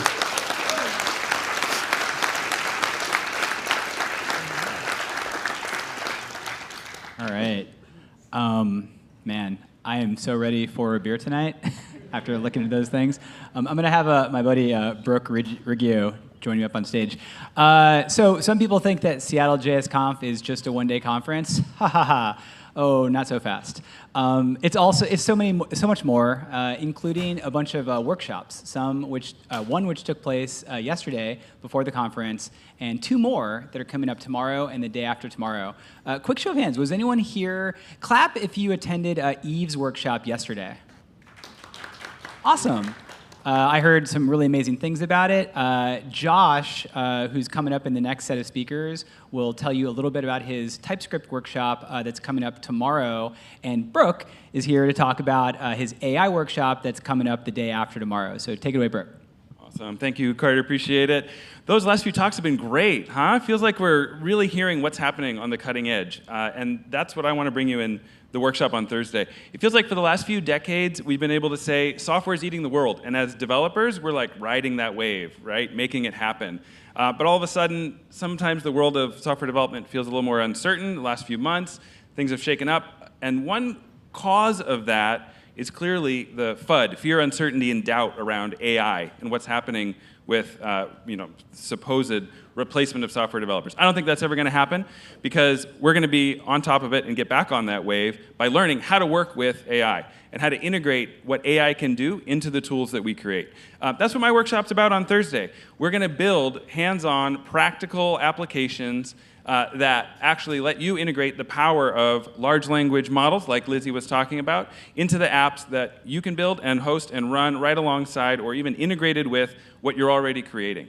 So we'll talk through all kinds of examples about how you can pull that power, pull that technology into what you're doing, and we'll do some hands-on actual creation. You'll walk away with a few apps that you can continue to build on, play with, and have as your own. This works great if you have an existing app where you want to pull that in, or if you have ideas for what you want to create, you want to build brand new products with AI, that is the way, by the way, to get noticed in the industry right now. So for any of you who are thinking about how can you create a portfolio that shows that your skills are relevant and up to date with what's happening in the industry, being able to show off how you can integrate with AI, you can work with those tools, and you're up on those trends is going to be a great way to really distinguish yourself in the marketplace. So hope you can come join me. You can still register for tickets for the workshop, SeattleJS.com/conf. That's right. And we will be going through this. We'll spend a whole day on it, making it happen. And by the way, if you've arranged with your employer just to be free for today, go tell them how much you need to have AI powers in your app and come back and spend another day with us making it happen. All right? See you on Thursday. If you got questions, I'll be right here. Awesome. Thanks, Brooke.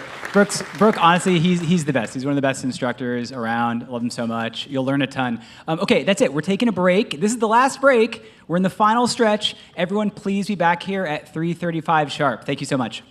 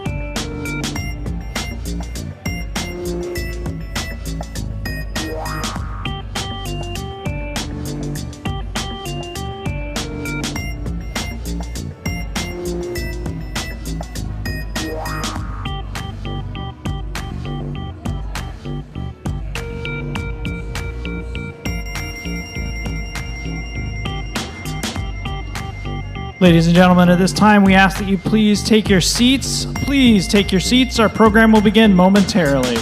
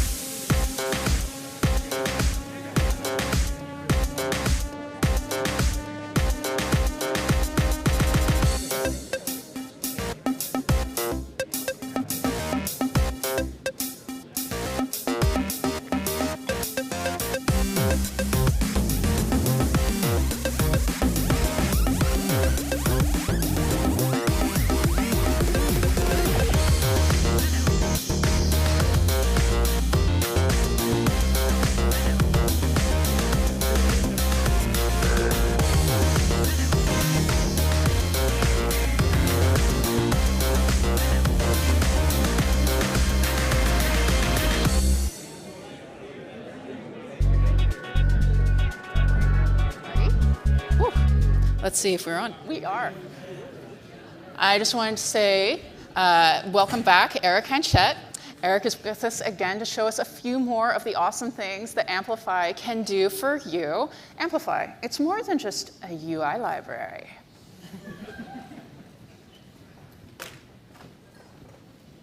Hello again. So just real quick, we're the venue sponsor here at AWS, and I just want to thank everybody at SeattleJS, Carter, his family, and everything for having us here. Definitely at AWS, we're trying to do more with the community and sponsor more events like this and reach out to the community. And if you know of events that you guys really like, let me know. Maybe it's something we can attend and sponsor and be a part of as well, especially if it's in this area in Seattle. So just wanted to thank them first off. So I'm going to give a quick 2-minute, I'm going to play a 2-3-minute video plug for AWS, and then we'll continue on with our talks here.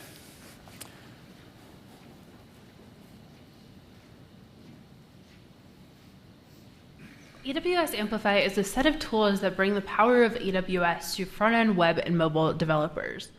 With Amplify, you can enable data storage, authentication, file storage, and hosting. You can use its front-end libraries, hosting, and back-end resource provisioning a la carte in an existing app, or use them all together in a new one for a seamless end-to-end experience. We're now announcing Amplify Studio, which makes it simple to work with AWS regardless of your cloud experience.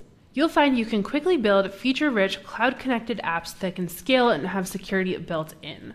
To show you what Studio can do, let's put together a quick web app. Within Amplify Studio, I created a very simplified version of the product hunt data model to correspond with our product hunt launch. We have the image, title, description, the link, and then the upvotes, and you can choose your different data types for each field. You can also add relationships and more models as your application grows. In addition to data, you can also add authentication and storage directly through Studio. Within the content tab, you can manage your data for your application, so I created a record for Amplify Studio. Now I'll go to Figma, which is a popular design software, and I'll create a UI component. Then within Amplify Studio, you can configure your components to show your data directly. I can also add events such as an orange background that happens whenever I mouse over the component. I can do similar things with authentication if I have that enabled as well. I can also create collections of data and enable search, pagination, filtering, and conditions directly within Studio. Once you're ready, you can clone down your components and use them directly within your own code. You'll see that these React components are similar to what a human would write, and they are overridable. So if I wanted to change any of the styling directly within my own code, I could do that. This isn't just a toy or a prototyping tool. Behind the scenes, this is using Amazon DynamoDB, Amazon Cognito, and AWS Lambda. So this will scale as you do. If you want to go further than what Amplify offers, you can use CDK to integrate into the full AWS ecosystem and build your own deployment pipelines. If at any point you need to change your designs, you can do so directly within Figma, then re-import into Studio and integrate into your own application. With Amplify Studio, you can quickly go from a designer's vision to a full stack AWS connected application that can scale as your business does. That was a product that we had created. We released it the end of last year, and so that's our Studio app. So thank you. Have a good one.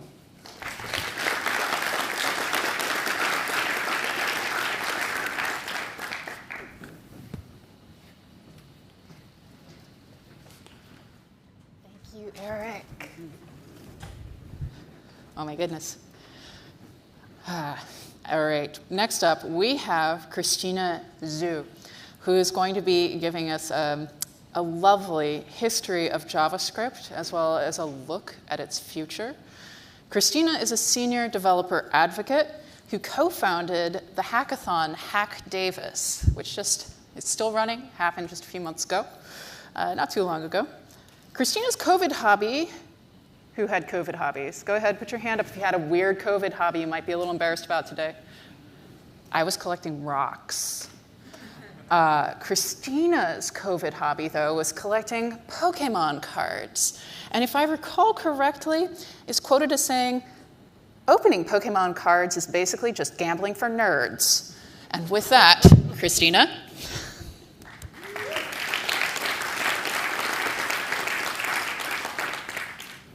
Thank you.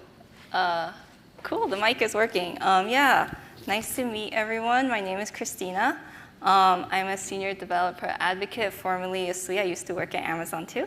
So I am super excited to be here today to discuss some history and evolution of JavaScript. So while these changes might seem kind of trivial at the surface, they have substantial impact on how we program on the day-to-day. So if you walk away from my talk and learn like at least one new thing, I'll consider that a success. So first off, does anyone remember these? Yeah, do you guys remember having one? When was the last time you fed one? Fed your pet.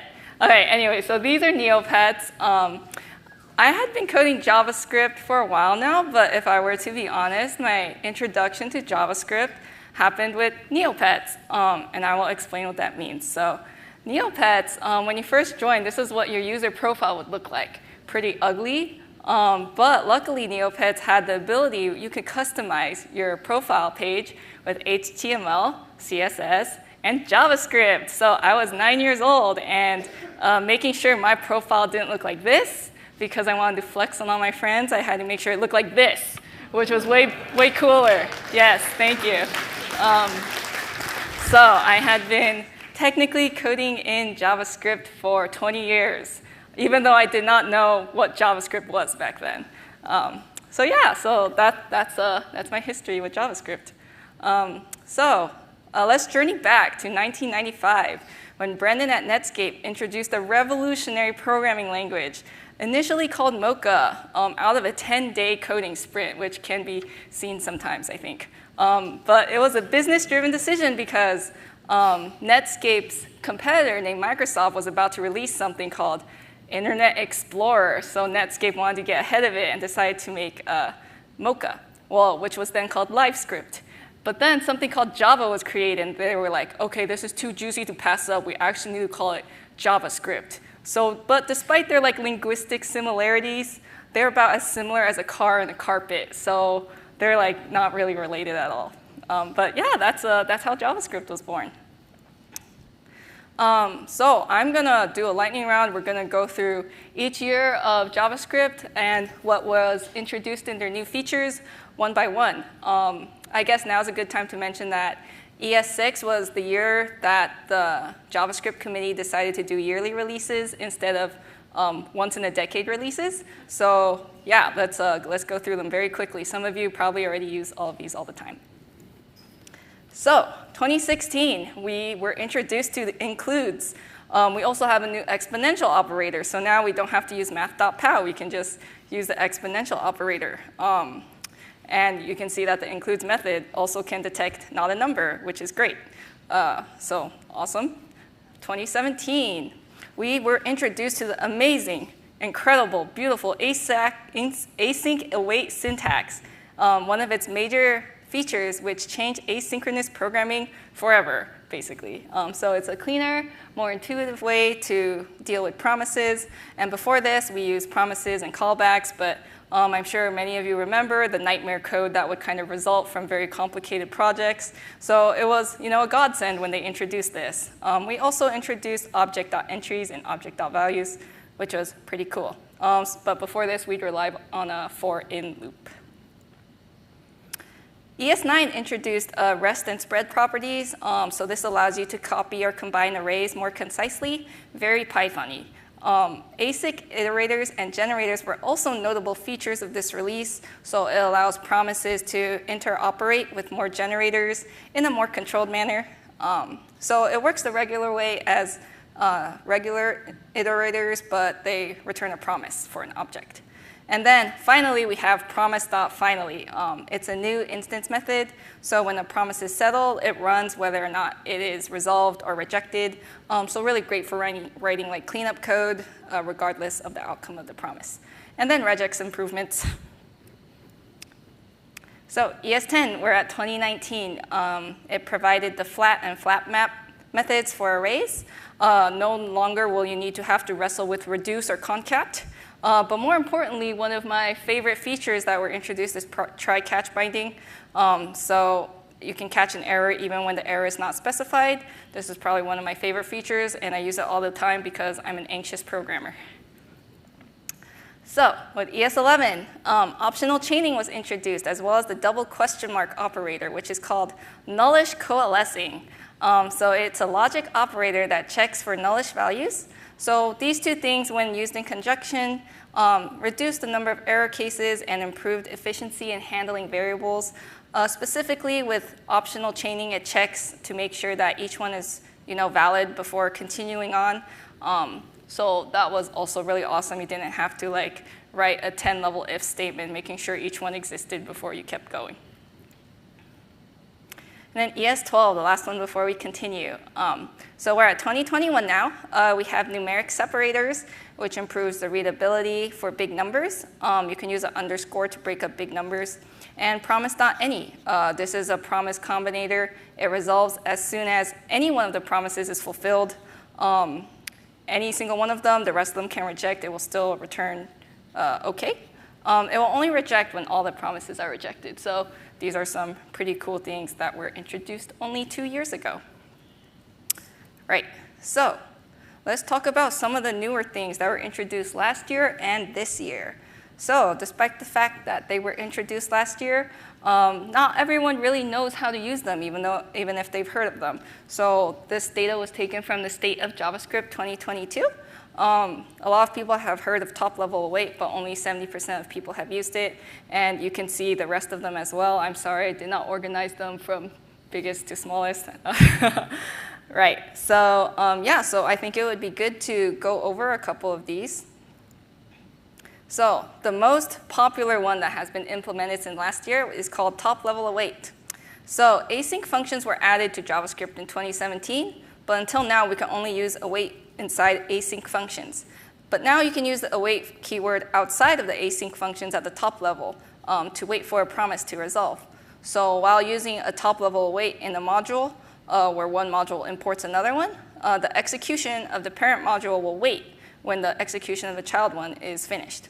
So I made an example here. So the top one is how we do it before. You had to wrap it in like an anonymous async function, which looked quite ugly. But for the new one, the bottom one worked. And I'm sure a lot of you have tried to write the bottom one before they implemented the feature. But now it's real. And now you can do it like that. So this is actually one of the most popular features that they implemented last year.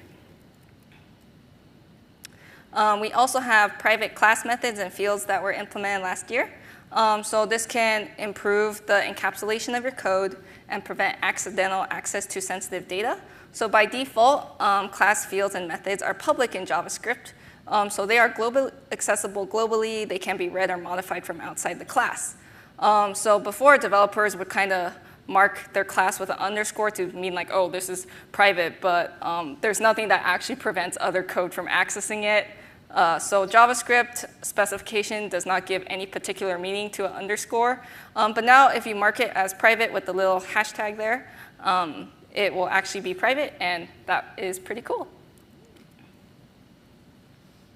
There are also static class fields now. So very Java-y. You might have remembered learning this in your Intro to Object-Oriented Programming class. But yeah, static class fields, this means they are shared between all instances of said class, and they can only be accessed by other static methods. So that was introduced last year as well. And last but not least, we have the .at method for indexing. So the common practice before was to write array.length minus n, where n is the nth item from the end, or array.slice, -n, which is hard to read for the first one or has performance issues for the second one. But now with the creation of .at, this also works for strings. It's better for negative indexes, and it's better for error handling too. But yeah, traditionally we've been using square brackets to access everything. And now we can access it using .at, which is safer and handles more edge cases, I think. Cool. So now that we are done with last year's releases, we can talk about ES14, which was just released 2 months ago, actually. So these are the list of the features that were released this year. And I can talk a bit more about these. So we have 5 new array methods, very exciting, and I didn't want to dedicate a slide to each of them, so I put them all here. But essentially, we have toSorted, so it returns the elements of the original array in ascending order. ToReversed, which is the original array in reverse order. FindLast finds the last element of the array that matches a specified function that you pass in. FindLastIndex is the same thing, but it passes back the index instead of the element. And then toSpliced returns a copy of the original array with the specified element sliced out. Yeah, so actually only FindLast and FindLastIndex were technically released 2 months ago, but Chrome implemented all 5 already. So if you want to try these out, you totally should. And I think this will make leak code a lot easier if you, for some reason, decide to do leak code in JavaScript. Yeah. Shebang comments. So they can now standardly interpret scripts beginning with a hashbang, specifically in node.js. So this essentially allows the execution of JavaScript scripts as standalone executables. I showed the node interpreter here, but it can run lots of kinds of interpreters, so this is really great if you love to script in JavaScript. And next, we have symbols as weak weak map keys. So I had to do a bit of research on this because I personally haven't used a weak map before. But weak map could only use objects as keys before. Now you can also use symbols. So weak map will automatically remove keys that are no longer referenced by any other object. So this is really great for storing temporary data or data that you might need to process once or twice and don't need anymore. So that's really cool. It's always great to see them expanding on stuff like this. So what is next?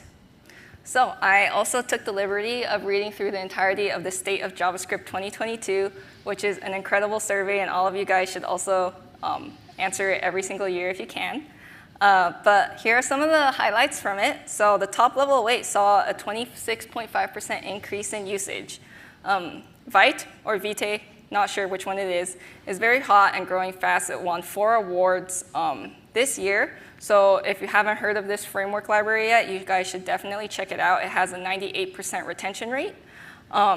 There's a lot of globally distributed talent. I think India is one of the top countries where JavaScript developers are growing right now. There are lots of performance innovations in reactivity and hydration specifically, so expect to see more of those in the future. And surprisingly, private fields are the hottest debate topic of the new features that were released recently. So it got the most comments. I don't know why people are fighting about private fields, but here we are.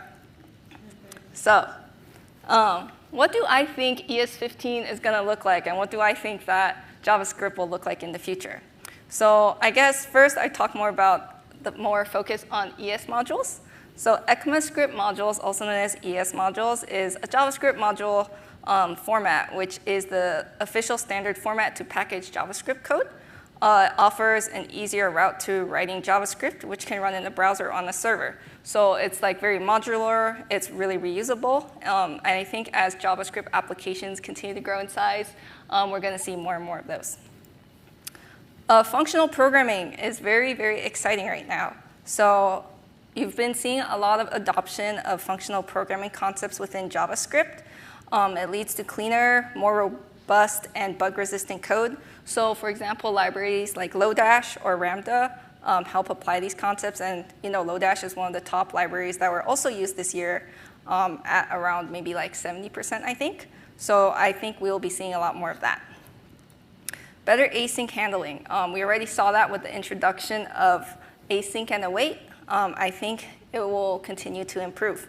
And it is time to learn TypeScript, my dudes and dudettes. So it is a superset of JavaScript that adds strong typing. It allows IDEs to provide better autocomplete, navigation, and refactoring. It also increases the speed of development and reduces the number of runtime errors. So it's gained a lot of traction within the JavaScript community within the past couple years, and even several prominent JavaScript libraries such as Vue, Angular, and Dino recommend it or even use it by default. So yeah, there's a TypeScript workshop tomorrow. You guys should go. WebAssembly also is very popular right now. So it allows running very high-performance code in the browser. I know some speakers have mentioned it already, which is really cool and just goes to show how true this is. It offers a lot of promising possibilities for JavaScript to handle really complicated tasks such as game graphics, video editing, or even physics simulation. Progressive web apps combine the best of web and mobile applications, so they serve as a practical alternative to native apps, while it also maintains accessibility and shareability of a web page. They are pretty much exclusively built in JavaScript, so I think it would be worthwhile to kind of investigate this if you guys have time. And yeah, more accessible AI. So there's going to be another workshop about it in 2 days, and you guys should probably go because I think there's going to be a lot of AI stuff happening in the next couple of years, and it's going to be very exciting. So I stole some of the data from the report, and we can talk about how our favorite frameworks are doing. So Svelte is introduced in 2019 and is currently the most interesting front-end framework in the world right now. And you can kind of see that it took Vue and React's spot as they both kind of took a couple percentage points of a dive. Angular has unfortunately driven quite a bit lower, and Ember has always just kind of been chilling there, and I expect Ember to continue chilling there for quite a bit. Yeah, so really exciting to see how things go, and really cool to see Svelte, continue to gain more ground in market share as time goes on. So that is really exciting. Now, usage of rendering frameworks. It's really cool to see the increase in usage of all kinds of rendering frameworks.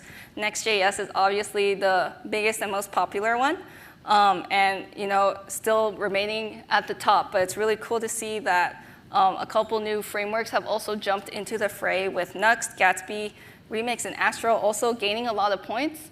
So I do think that more rendering frameworks will become very popular in the future, and I think their usage will continue to increase. So if you guys want to pick up learning something new, Next is probably a pretty good choice. Next is usage of testing frameworks. Really happy to see that JavaScript developers are embracing testing now.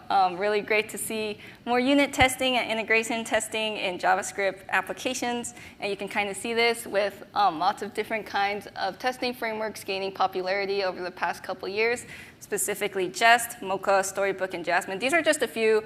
The full report has all the different kinds of ones that you might have heard about, but I just picked the top couple just to see the trends over time, essentially. Next, JavaScript versus TypeScript usage in 2022. So on the far left, we have developers that code exclusively in JavaScript. And on the right, we have people who code exclusively in TypeScript only. So this is a very interesting graph because, as you can see, a vast majority of JavaScript developers code almost exclusively in TypeScript or almost exclusively in TypeScript. So I think this is a sign of the times. And I do think TypeScript is probably where we're going to be headed for the next couple years. And I do believe that the vast majority of JavaScript developers will also become TypeScript developers. So now is a good time to pick up some TypeScripting skills. And I know a couple of the speakers already talked about a lot of these, but it's really cool just to see the data anyway. Here are the most popular application patterns of 2022. So single-page applications beating out the rest of the pack at almost 75%, but server-side rendering also very popular, coming in at second, and you can see all the kinds of other patterns that are gaining traction. I just think it's really cool that partial hydration is there at all. I think that tech is really awesome, but also really exciting to see server-side rendering becoming more of a thing, considering how good it is for SEO and your browser in general. So really excited to see where this goes next year as well. JavaScript pain points in 2022. The top one being code architecture, then managing dependencies, then state management, and surprisingly, date management at number 4, which I guess is a big headache because I myself also wrestled with this for a couple hours last week. Then debugging and finding packages. So if any of you guys have some really great ideas on how to solve these pain points, these are what people are complaining about. And now is the time to release your own GitHub repository and rack up those stars and slap it on your resume. Following up on that, what do you feel like is missing in JavaScript?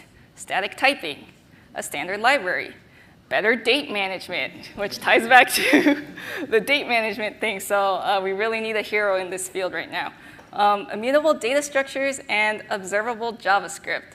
So if you guys have any great ideas on how to fix any of these issues in JavaScript, now is your time to shine. Next, how happy are you with JavaScript? So this was one of the funniest questions I saw in the report, and I decided to put this up here. So overall, it does seem like JavaScript developers are quite happy, and I can kind of see why. When I first started using JavaScript a couple years ago, when I first graduated, oh man, that was a while ago. Yeah, it was quite the struggle sometimes, and you could add strings and numbers together for some reason. But with all the improvements they've made these past couple years, and async await, for example, try catch blocks, TypeScript, for example, I can see why a lot of JavaScript developers are pretty happy nowadays and doing pretty well. So I don't know if this reflects all y'all's experience, but it does seem like the vast majority of us are having a good time. And I think it goes to show that TC39, the committee that runs JavaScript and releases the new features, is doing a pretty good job. That being said, if you are part of the 10% that is very unhappy and having a terrible time, there are ways to contribute to ES15 to solve your own woes. I included a link over here in my slides But essentially, it's very similar to just opening a regular PR. You write about the issue you're having, you code up a solution, they rip it apart with comments, you do that over and over until they're happy with it. And then you can say, I made JavaScript, and flex on that during your family dinner. But yeah, so it's a pretty easy README, and it actually is a lot less intimidating than I thought it was when I took a look at it. So if you ever thought about actually, thinking, I have a really good idea for another array sorting operator, then now is your time to shine. Right, so yeah, that's actually all I had today. Hopefully you guys learned at least one new thing, and thank you very much for listening.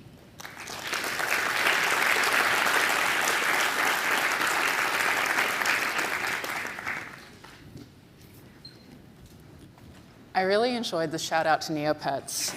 Thank you so much for that, Christina. I'm sad to say that my Neopets, they don't die, but when you look at them, they're very unhappy. I think mine get fed about once every 3 years now. Around Christmas time, I show up and I'm like, I remember the free gifts I used to get at Christmas. Time to distribute the bits to my impoverished Neopets. Oh my goodness. Next up, we have Josh Goldberg. That accent I added for reasons I don't understand myself. But dev tooling and static analysis is what we were going to talk about today. We were just arguing about if static analysis really conveys what it means, which is analyzing unexecuted code, but Josh thinks that's too much of a mouthful, but that is the topic here. Josh is an independent, full-time open source maintainer in the TypeScript ecosystem on projects that you might know, such as TypeScript ESLint. Yes, it's a great time to learn TypeScript, folks. Josh is also the author of the O'Reilly Learning TypeScript book, which I own and love, a Microsoft MVP for developer technologies, and now that I've complimented him plenty, I'll also point out he is good at latte art. So take it away, Josh. Thank you. Thank you, Rachel. That's a lie. I'm not good at latte art. I'm trying to be, and it hasn't happened yet. But hey, everyone, thank you for coming. I'm really excited to talk to you about static analysis. I don't know of a better word. Yeah. All my career, I was this. I was excited about linters and lint rules and getting more stuff on our code. And most of the time, I was like this, and the people around me were like this. They did not like it, because this is the type of emotion that people typically associate with their linter and the squigglies in the editor. I don't like this. No more of, y'all know what this is. Fear, uncertainty, and doubts. That is what people associate with their linter, and I don't like that. Fear. Red editor squigglies, something is broken. Uncertainty, I don't know why it's angry at me, and I certainly haven't read the docs to find out. Doubt, I know my code works and the linter is just wrong, so I'm going to ignore it. I doubt it's useful. No more of that. We're not going to FUD it up anymore. Instead, we are going to approach our static analysis with love and understanding and appreciation. Does that sound good to everyone? Yes? Awesome, thank you. I think this stuff is really cool, and it'll make you a star developer. So let's dive in. Yay, static analysis. Why so squiggly? As we were discussing and screaming at each other earlier, static analysis is tooling that scrutinizes your code without running it, scrutinizes your unexecuted code, which is in contrast to dynamic analysis. Who here tests their code? Y'all better be testing your code. Good. Now, there are three typical forms of static analysis you'll see in the wild. You might see formatters, who here uses prettier or dprint or FMT, awesome. And then you have the more powerful ones like TypeScript. Yay, TypeScript. Yeah. And then in the middle you have linters, which are kind of sitting in between the two, and that's the area that I sit in. But we're going to cover all of them because it's a whole new world of awesome stuff. And each of these three tools gives you a lot of benefit. Pardon me. So let's start with formatters. Yes, the tab spacing thing. A formatter is a tool that looks at your code and reformats it without changing the logic. Without changing the logic. A formatter should never break your code. It just rewrites it or lets you know what's wrong. For example, this lovely little snippet here, this is actually valid JavaScript. Friend equals friend or me. Now, a formatter would look at this and think, oh, that's ugly. And depending on the settings you configured it with, might turn it into something like this. Friend equals friend or me. The same code, just with one less new line and a little bit less spacing. And yes, I prefer semicolons because I prefer non-ambiguous syntax, but that's a debate we can get into later. Now, if you want to get started with Prettier, which is the most common JavaScript linter, not the only one, but a really good choice, npm install Prettier -- save dev or whatever equivalent package manager, and npx prettier -- write. Now, for each of the 3 to 4 tools that I'm going to show, I will show you some kind of installation setup command. It's OK if you use a different one. For example, Dino is lovely and comes with a lot of these things built in, like Dino FMT, short for format. But these are just getting started suggestions. And I have all these things on my template TypeScript node package, just passed 300 stars this past weekend. I'm very excited about that. It's got formatters and linters and everything set up for you. OK. Now, I've got a couple of cool things in that package that I want to cover before we skip over to more advanced stuff. For starters, every formatter, every common tool that we'll see today has a very common good VS Code extension and equivalent in other editors. You don't have to use VS Code to be a web dev.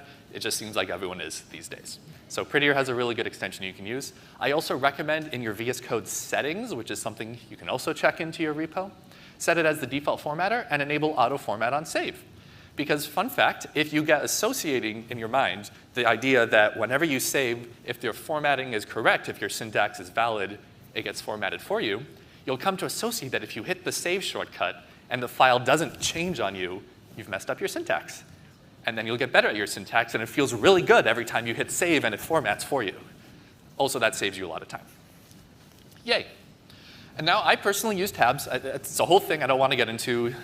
But .prettierrc.json, just know you can format your Prettier, your linter, your formatter, all these things if you don't like the way they work by default. Cool. We feeling good? We clean? We formatted? Good. All right. Let's talk about linters. Who here uses a linter? Yes. I'm just going to stare accusingly at anyone who didn't raise their hand. A linter is a tool that runs a set of discrete checks on your code. Each of those checks is commonly called a rule.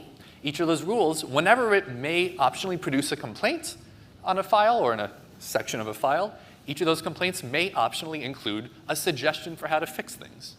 Each of these rules are discrete, meaning they don't touch each other. Rules don't care about what other rules are running. Each rule has its own purpose, its own little swim lane, and it just swims in that lane. Now, as an example, there's a rule called logical assignment operators that comes with ESLint, and very thematic to the idea of ECMAScript, whatever new version we're on. This thing will let you know, hey, I see you're doing x equals x or y. You can shorthand that to just x or equals y. That's a new JavaScript operator. That's a thing you can do now. And the lint rule would not only tell you you got it wrong, it would help you fix to the new thing, which I think is really awesome. It makes your code better, and it teaches you at the same time. Yay, ESLint! Woo! Now, ESLint getting started is fairly straightforward. You can write a config from scratch, or you can run through their little wizard at ESLint/config to set up all the plugins and settings that you might want. There are a lot of different JavaScript project forums in the world, so it's nice to have a tool that'll set that all up for you. And I recommend personally, at the very least, extend from the built-in default ESLint recommended rules. ESLint ships with a set of rules you can enable, and this has been vetted and discussed and debated and changed over time to reflect the stuff that basically every repository probably wants. You might change some of these. For example, you could change a rule from its default error severity to a warning, but for the most part, these rules are good. And let's talk about warnings, actually. There are 3 optional severities you can configure a rule to: off or 0, warning or 1, error or 2. A warning will show up by default as a yellow squiggly. An error will show up as a red squiggly. ESLint will exit with a non-zero status code indicating fail to build if you have any errors, ignoring any warnings.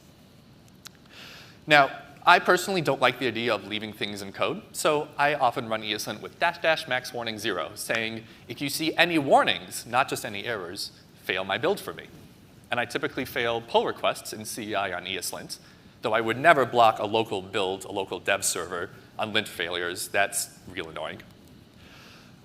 And if you need, you can always disable a lint rule inline. And I want to lean into this and let it sink in. You can disable a lint rule in your config per file, per line, per block. It is OK to disable a lint rule that doesn't make sense for you. If in most of your app you have the very common no console rule enabled, but in just one line you really want to meow, that's OK. Just disable the lint rule and move on with your life. Now, I also recommend -- report and use disable directives, which is an awesome little command line flag for ESLint, which says, if I previously added a lint disable, but then later changed my code such that it no longer would have failed that rule, then give me an ESLint complaint. That's nice. That's convenient. And fun fact also, ESLint has a -- fix command line option, which you can run, and it'll even fix up the unused disable directives. It'll clean them up for you. You can also trigger this in typical editors with like VS Code's command palette, fix all auto-fixable issues, and so on and so forth. So yay, good stuff. Now for ESLint and VS Code, recommended extension, there's a good one for ESLint. I also recommend fixing all ESLint rules on save, which is kind of nice, and also still formatting on save.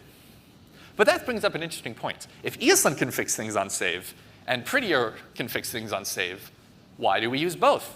And the answer is don't! Don't do that. I want you all to repeat this with me. 3, 2, 1. Stop using ESLint for formatting. The question you all just asked through my mouth was wrong. ESLint is not a formatter. Rules like indent and semi, they're good in spirit. They are doing good things in theory, but in practice, a linter is not a good formatter. ESLint is not good at formatting. I'm not trying to debate you whether ESLint would be nice if it could do formatting. I'm saying it is not good at that job. It is an amazing tool written by excellent people that does so many things well, and formatting is not one of them. Because by design, by architecture, a formatter just reformats all in one pass without looking at logic, which makes it very fast and very good at formatting. But a linter has a bunch of discrete rules which might intersect with each other. The indent complaint might mess up your max line length rule, which then means you have to keep running ESLint over and over to apply formatting rules, which is a pain in the butt. It's not good. It's not how they work. So a linter is not a good thing to format with. So I highly recommend just use linter for logical issues, even stylistic ones if you want to be consistent in your code base, and use a separate formatter for your formatting. Okay? Thank you all for agreeing with me. And one last note. I'm on the team of TypeScript ESLint, which is the tooling that lets ESLint and Prettier support TypeScript. And I cannot tell you how many hours we have wasted trying to get those dang formatting rules to work. It's a complete waste of our time. It's so much more obnoxious and difficult than it should be. We have a pinned issue explaining that our indent rule is broken, and we're not going to fix it. And if anyone would like to fix it for us, feel free to dive into those thousands of lines of code. And no one has done that yet, for some reason. So, no more on that. Let's talk about TypeScript. Yay, TypeScript, woo! Okay, thanks. TypeScript is a superset of JavaScript, as has been said. That means that it has all the JavaScript syntax plus extra stuff. So we also sometimes call it JavaScript with types. Now, the reason why we like this is because JavaScript just describes your code's values. You can create a variable, and that's about it. You can put stuff in it, but you can't say what is it supposed to be. What's supposed to be in there? What is its shape? And TypeScript allows you to describe those shapes, that intent behind the values, with a standardized syntax. And there is a community standard called JSDoc of how to do that in JavaScript comments. JSDoc is very verbose. It's not a ratified spec. There's no standard tooling to make sure your JSDoc is good, except for TypeScript, which I think is hilarious. So we like TypeScript. And TypeScript starts off with the programming language. That is one of the things TypeScript gives you. It is the idea of the language. But TypeScript also gives you a program. You can npm install TypeScript, and that gives you a type checker, which reads in your JavaScript and/or TypeScript source files and lets you know if you probably messed up something, if your values didn't align with your intent. TypeScript then also comes with a compiler. And I know that everyone treats these things differently in different areas of the industry, but the way I phrase this is a compiler is a transpiler plus a type checker in this context. Meaning it's a transpiler, it takes your TypeScript code, turns it into JavaScript, and it runs the type checker for you. And lastly, TypeScript also refers to the language service, which is the editor tooling you'd run in an editor, such as VS Code, that runs the compiler or type checker for you. Yay, TypeScript. And just to really hone in on why I'm so juiced about TypeScript and the rest of the JavaScript ecosystem is at the very least neutral, because suppose you had this function that just takes in an action, logs, calls action, logs. In the real world, it would be very difficult, especially if this break the internet function was in some other file. It would be very difficult to know, are we calling it right? Are we supposed to provide an action? What if we forget? Is the action the thing to log? Is it a string? Is the action maybe a function? Maybe we get it right, or maybe we change later, and this ends up being incorrect in 5 years. Without TypeScript, there's nothing to let us know. But with TypeScript, at the very least, it can tell us, hey, you were supposed to call with an argument, and you didn't pass one. And then TypeScript also has compiler options. The tsconfig file can specify, let's say, no implicit any, which says if you declare something and then doesn't have the ability for TypeScript to infer what it's supposed to be, or in other words, if it's implicitly the any type, the I don't know what this is, let me do whatever I want, TypeScript will yell at you. And then if you were to fix the any type, there we go, say by declaring it's a function, TypeScript can let you know if, oh, it's supposed to be a function, but you passed a string. So for those who haven't used TypeScript before, that's TypeScript. And if you're very interested, come to my workshop tomorrow. Yay! Now, I'll note no implicit any is in the family of strict flags, which is the TypeScript compiler option saying, punish me, daddy. Highly recommend using strict true. It's off by default for legacy compatibility reasons to provide people with a gentle onboarding, but trust me, you want to be punished. npmi TypeScript, save dev. Similar to ESLint, there's a tsc-init, which will just start you off with a nice config, and then you can run TypeScript command line or TypeScript compiler on the command line. Now, I'm not going to go into good tsconfig options. I did, and then the talk was 3 minutes over, so I removed those slides. But just know that frameworks typically do this for you, and as long as they set strict to, you're good. Strict true. And similar to before, two things are not the same. A linter runs a set of discrete rules, each of which typically just looks at one file at a time and doesn't understand that there's anything else happening. Whereas a type checker builds a full understanding of your program. It reads everything. It knows everything about you. And it can use that knowledge to criticize you, like a bad relationship. But that means it's slower because it has to build up an understanding of all your stuff. So couple tips on that. I actually added this to VS Code. The first thing, rule customizations. I always found it really confusing and annoying how ESLint gave red squigglies and TypeScript gave red squigglies. So especially if you had a rule that flagged a whole function or a whole file, you would have just a whole bunch of red squigglies, and there was no way to know which was TypeScript or ESLint unless you got your mouse in the exact right location. So I recommend just change your ESLint rules to always visualize as the yellow squiggly instead of red. And then also, VS Code ships with TypeScript. You don't have to install it manually. But if you want to make sure that your project is using the same version of TypeScript as is installed in Node modules, you can tell VS Code to use the Node modules installed version. Node modules, TypeScript/lib. But OK. Final section, TypeScript ESLint, the thing that I work on. I mentioned that TypeScript is a superset of JavaScript, but we're talking about JavaScript. It's not SeattleJS Conf yet, I hope. TypeScript ESLint provides two tools that allow ESLint to understand TypeScript syntax, because by default, JavaScript tools don't understand TypeScript. One tool is TypeScript ESLint Parser, which is a little plugin you can add to ESLint that allows it to read and understand TypeScript syntax, the new things that it otherwise wouldn't. And there's also an ESLint plugin which adds in a whole bunch of new rules that you can run that are generally better or specific to TypeScript code.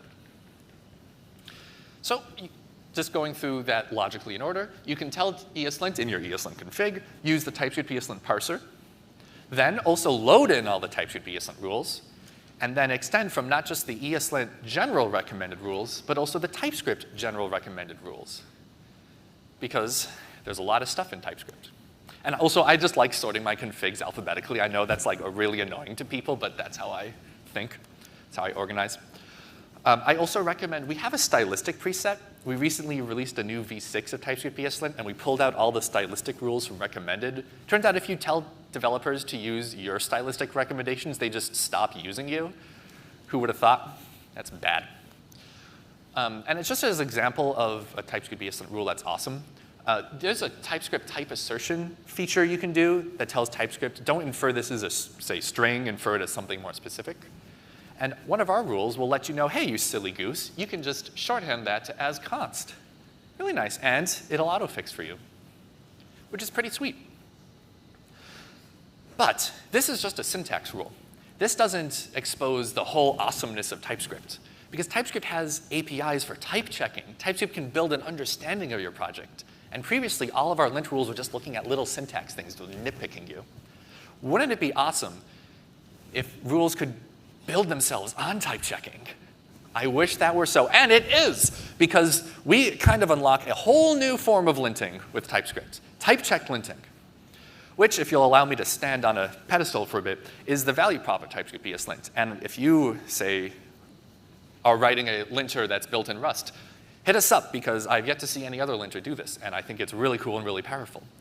Because our rules can actually read TypeScript type API information and make much more informed decisions on your code as a result. For example, we have a rule, await thenable, which lets you know if you're awaiting something that isn't a thenable, that isn't an object with a .then, such as a promise. And it'll even auto-fix it for you to remove that awaits, which not just is better stylistically, but actually is leaner, faster code. It's fewer characters, and it removes the unnecessary await tick.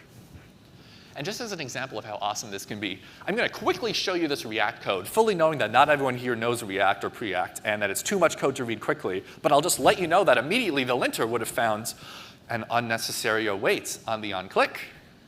Because the onClick, let's see if I can laser. The onClick is a function that returns ignore it, we don't care, void. So that await is unnecessary. And one potential auto fix would be to change that to say, OK, it returns a promise, which makes the await reasonable. Or what if we realize, wait, we never actually pass in an async function, so the onClick actually should just remove the await, which means that the running state is unnecessary. This whole function wrapping it is unnecessary, which means the disabled state on the button is unnecessary because it's always false, which means we can get rid of like a third of our code semi-automatically. Wow, yes! Linting! Woo! I couldn't figure out how to get this into the slides, but there's a tie-in somewhere about don't fear the linter being about death and us removing, I don't know. Anyway, so we have a bunch of linter plus type checker rules, the type checked rules. They don't get turned on for you by default in the recommended config because they require a little bit of configuration so that we know the TypeScript compiler options to run with. And because they are slower, they are asking TypeScript. TypeScript is one of the slower parts of your tool chain, typically, unfortunately, compared to all those fancy new Rust things. But if you enable parser options project true to just use the closest TS config, and then you can start using the type check rules. Yay, and those are new to V6. We just released V6 a few weeks ago, so hit us up with all your complaints. I'm sure you have them. Anyway, that's most of the information before we wrap up. So just some quick next steps. Make sure you're using a formatter, a linter, and a type checker, whether they are 3 separate tools or managed by something else or just built into your framework of choice. That's great, whatever. Make sure that you're using the recommended lint configs for not just your language or languages, but also whatever frameworks you're using, like Node, Next, whatever.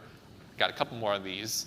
I have that template TypeScript Node package. I hate to self-promote, but it does have all the things I recommend doing. It's great. And the last one on this slide. There's an awesome ESLint repository, Dustin/awesome ESLint, which has this huge list of all the different frameworks and configs and plugins and whatever for ESLint that one could ever possibly want. So whether you're working on VTest or Jest or Node or Dino or whatever, it's got good lint rules for you. Awesome. A whole new world. So let's recap what we talked about. We talked about static analysis, how it's not something to be feared. These tools make sense. They're good. They're awesome. They're useful. They do things for you. We talked about formatting. We talked about linting. They're not the same. Stop using ESLint for formatting, for the love of God. We talked about TypeScript, and we talked about combining ESLint and TypeScript together. Yes. Cool. If you want, all these things are on the internet. I've had my name on the bottom of the slides. It's linked on the SeattleJS website. If you can't see it, it's Joshua K. Goldberg. I'm on Blue Sky, Mastodon. My server is Fosstodon. I'm on Twitter, GitHub, joshuakgoldberg.com. So that's good. As I mentioned, I'm on TypeScript ESLint.io. We are an independent open source project. We're not TypeScript. We're not ESLint. We're not Prettier. We're not with Microsoft or anyone. So our budget is small. So please support us. Please give it to our open collective. Or even better, file issues and or pull requests on our GitHub repo because we love contributors, always looking for new ones. And if you want help contributing, hit me up. I love helping people get started on GitHub in open source. I'm a person. Rachel gave a great introduction. Thank you very much. So if you want to talk to me about anything open source or TypeScript, I'd love to chat. I also wrote a book, as was mentioned, Learning TypeScript. Did not know you had it. Thank you for that. I stand by the book. I think it's a good way to learn TypeScript, as is the workshop I'm holding tomorrow. Yay, just show of hands. Who here is going to the workshop? 2 hands. Everyone else is a loser. Just kidding. You already know TypeScript. That's why you're not going. That's all from me. Thank you very much, everyone. This has been a pleasure.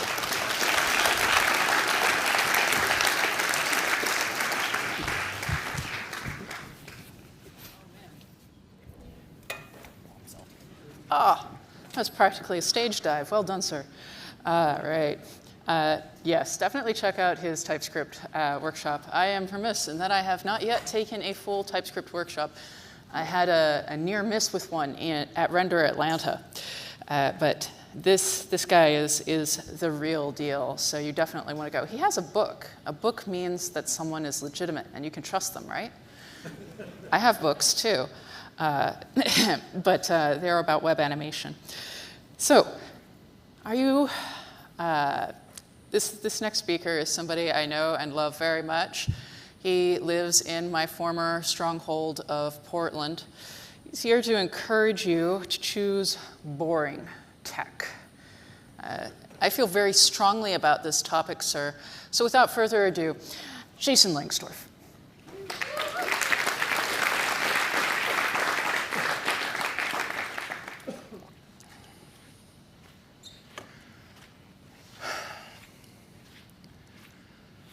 I gotta come clean with you. I'm up here living a double life. So, in my heart, I'm a tinkerer.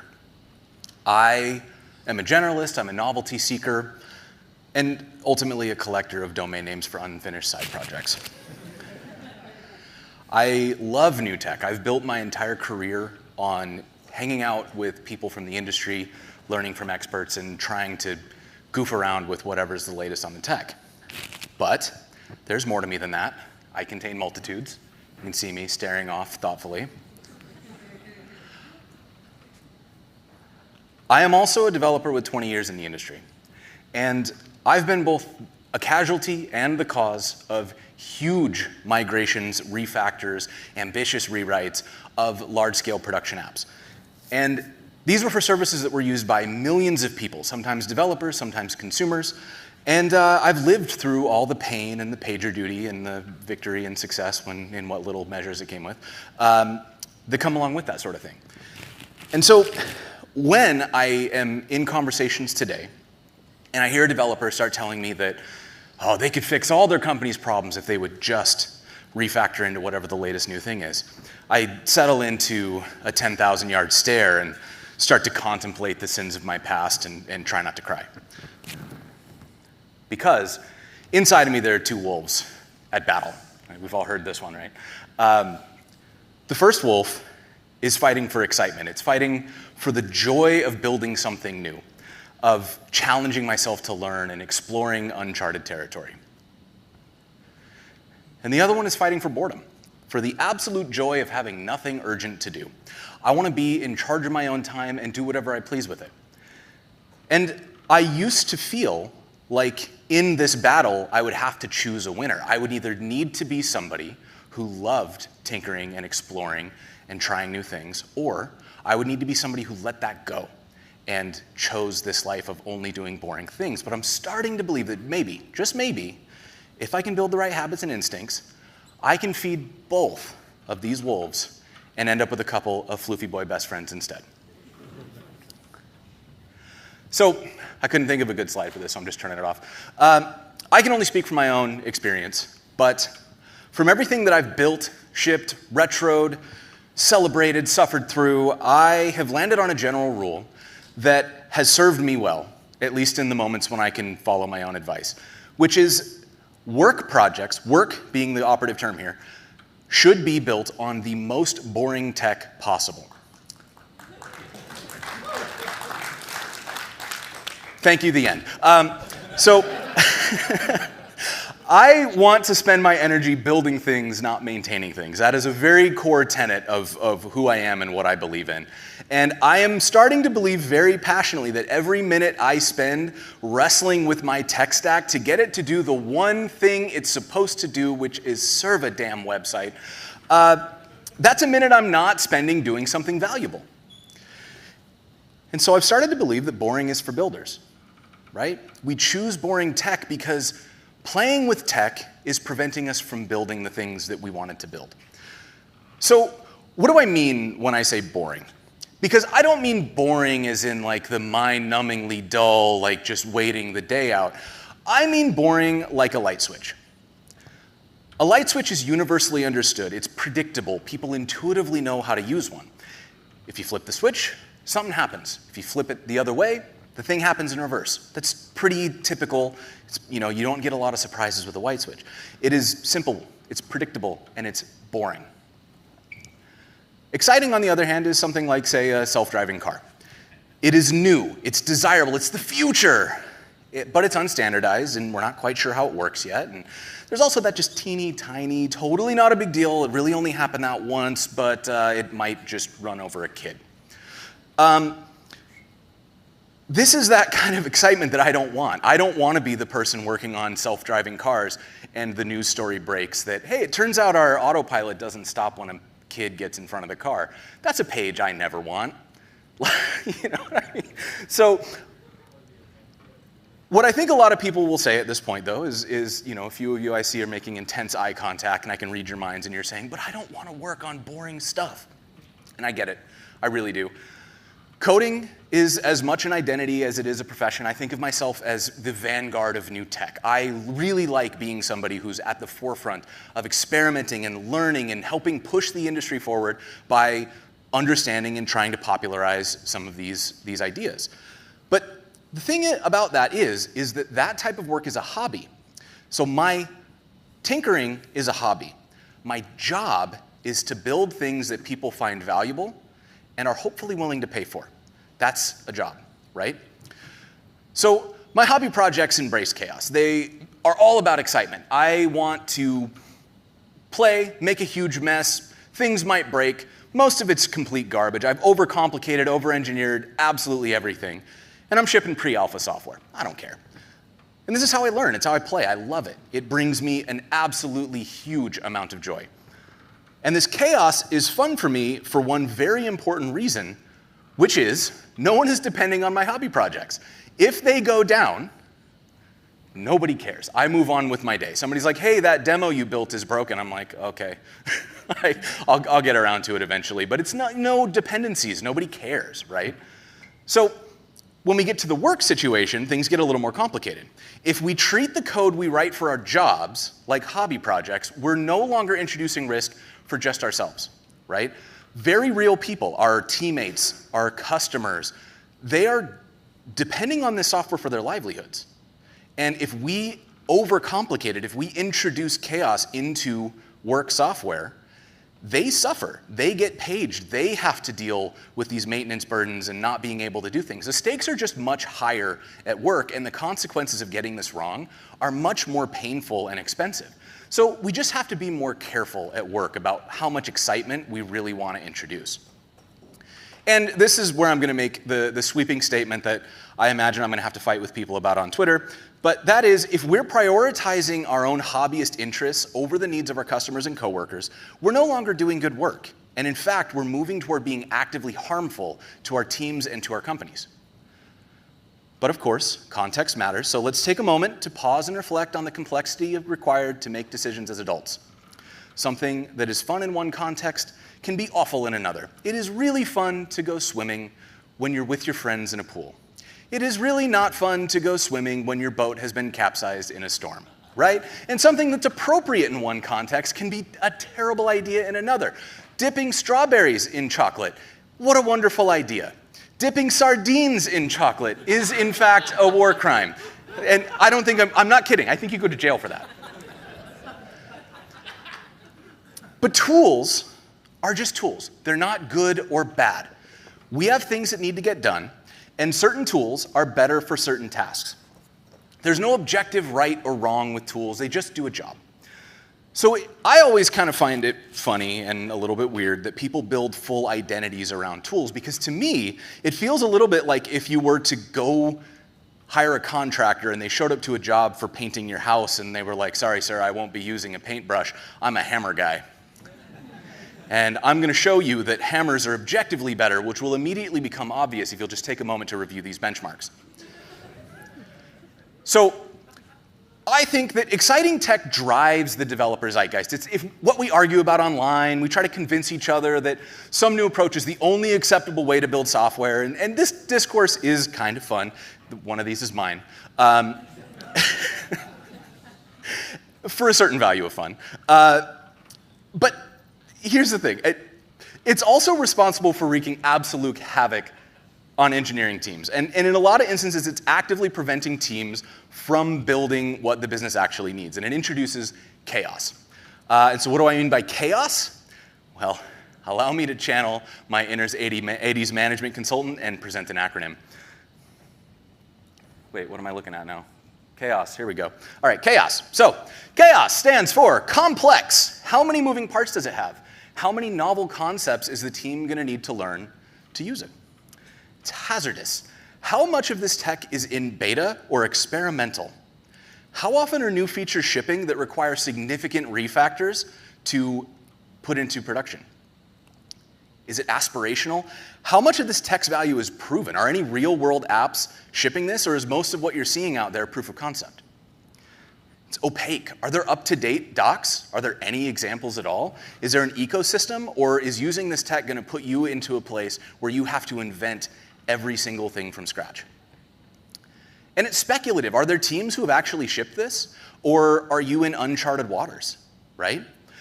And I don't care about this stuff when I'm trying for something fun. In fact, chaos is often the point in a hobby project, right? But if my whole team has to work on the app, chaos is almost never the ideal outcome. And boring, I think, gets stigmatized. But honestly, I don't want my job to be exciting. Surprises in tech stacks are rarely like balloons. You don't get cake, right? You usually get something way less fun like PagerDuty. And I personally would much rather be bored with my tech stack. Another acronym. So, balanced. We can make a balanced assessment of the tool based on real-world usage so that we can accurately assess the trade-offs of putting this tool into production. Obvious. Tech that lets us reuse existing knowledge, learn from extensive prior art, and deal with very few moving parts is a clear win. Reliable.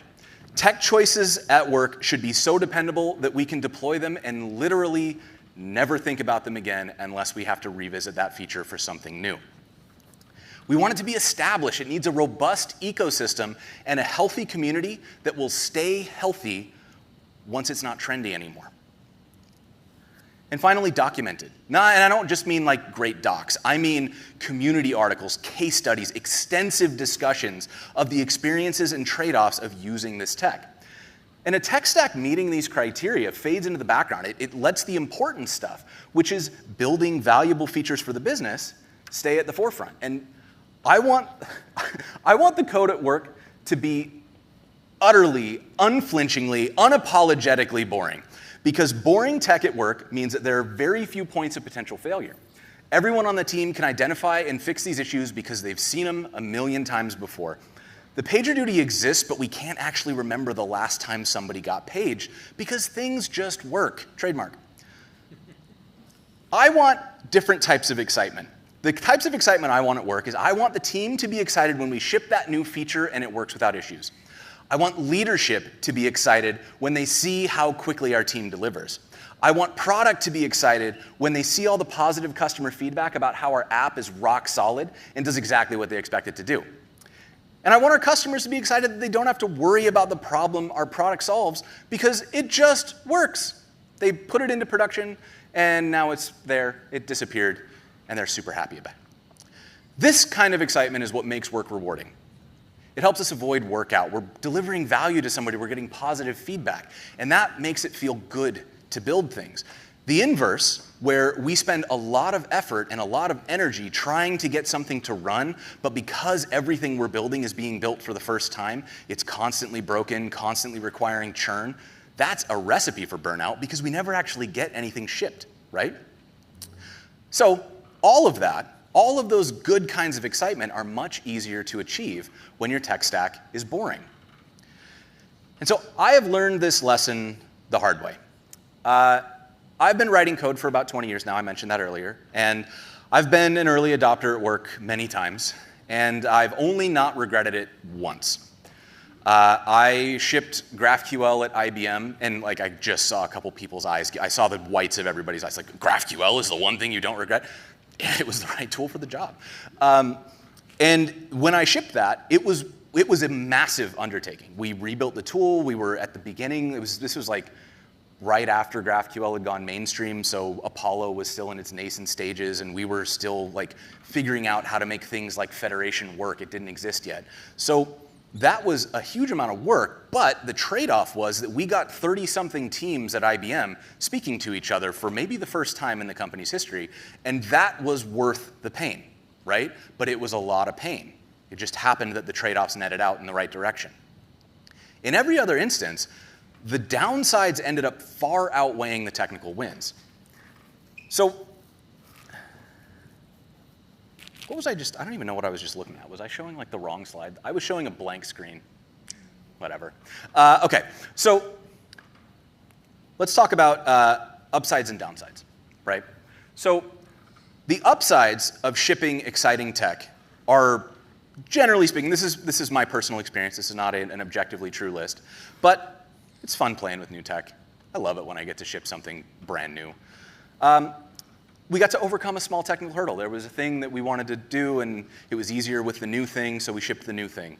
And probably the biggest reason that I've done a lot of my most painful rewrites is because the code base was more pleasant to me because I wrote it after that. Maybe not the best idea in retrospect. The downsides, it was time consuming, it was very frustrating because we had to retrain the entire team. So I switched from building code to doing an internal PR tour where I had to hold meetings internally to retrain large teams on what the new thing was, why it was better than what they were doing before, why they had to use it now because management said so, and all the different things that they needed to understand, right? There was a lot of docs, a lot of kind of force-fed, you have to do this now, a lot of automated tooling that had to be built. It's a lot of work. And then, as we rolled it out, we discovered that all that bloat that we were so happy to get rid of was actually handling a lot of very important edge cases. So we started building those back in.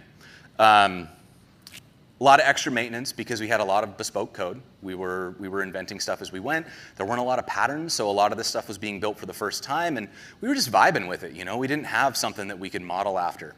So it was, as you can imagine, a terrifying mess. And it added this really bad information bottleneck because me and maybe 2 or 3 people in the company became the only ones who understood it well enough to answer questions. And I don't know if you've ever been an information bottleneck at a company over 30 or 40 people, but it sucks. You get a lot of phone calls at weird times of day.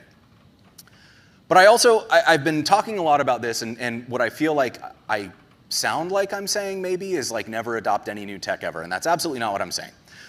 What I want to clarify that I mean balance here. Like it needs to be a balanced decision to adopt something new, right? Because a monstrous code base that has been around for decades and no one understands, and the only way that people can work on it is by appending only to whatever the longest file in the code base is, that's just as big of an impediment to shipping as like something trendy that nobody understands. But you've got the same general problem, which is people aren't quite sure how to interact with the code base. So the goal is to find the right blend of tech that actually allows you to ship the things that your customers want. Again, going back to the reason that we get a paycheck. We have to ship valuable things that somebody wants and is hopefully willing to pay for. We should be in a tech situation that allows us to spend most, if not all, of our time building those features. If we're spending even half of our time maintaining the stack to let us build features, something smells weird in the code base, right? So what I'm asking is not don't adopt new tech. What I'm asking is not only adopt things that I have said are okay. What I'm asking for is for everyone to do a thorough risk assessment before you introduce new software. You need to make sure that the new technology solves the problems that you need it to solve and doesn't introduce enough trade-offs that it negates the value of doing this migration. And remember, when you're talking about trade-offs, that the trade-offs of new code tend to far outreach the code itself, because you've got to ask a lot of questions. How much retraining is required? What infrastructure changes are required, and who's going to manage that? Do you have to go get a DevOps team to provision a bunch of new stuff and learn how it works so that you can ship your new thing? Who gets paged when this goes down? And who gets paged for which piece of it when it goes down? Do you know all those pieces and who owns each one of them? Because if you don't, it's going to be you. Who maintains this? Is it you specifically? Because a lot of times, when I'm building something for fun, the thing that makes it really not fun is when I have to maintain it instead of doing other fun things. And so introducing something critical using a toy that I didn't want to maintain, that I'm now the only person who can maintain, is a great way to make both no time for hobbies, because all I'm doing is stuff that I don't enjoy at work because I tried to play at work, right? When you're assessing it, like, is anybody using this tool that's not a hype lord? And when I say hype lord, I can say that because I am one. Will this solve a real-world problem, or are you kicking the can down the road? Are you doing this as a way to procrastinate tackling the actually hard, valuable problems that your customers want you to solve? And I've seen this a lot, where somebody says, well, if we just refactor, we'll be able to build this thing that we've been putting off for months or years.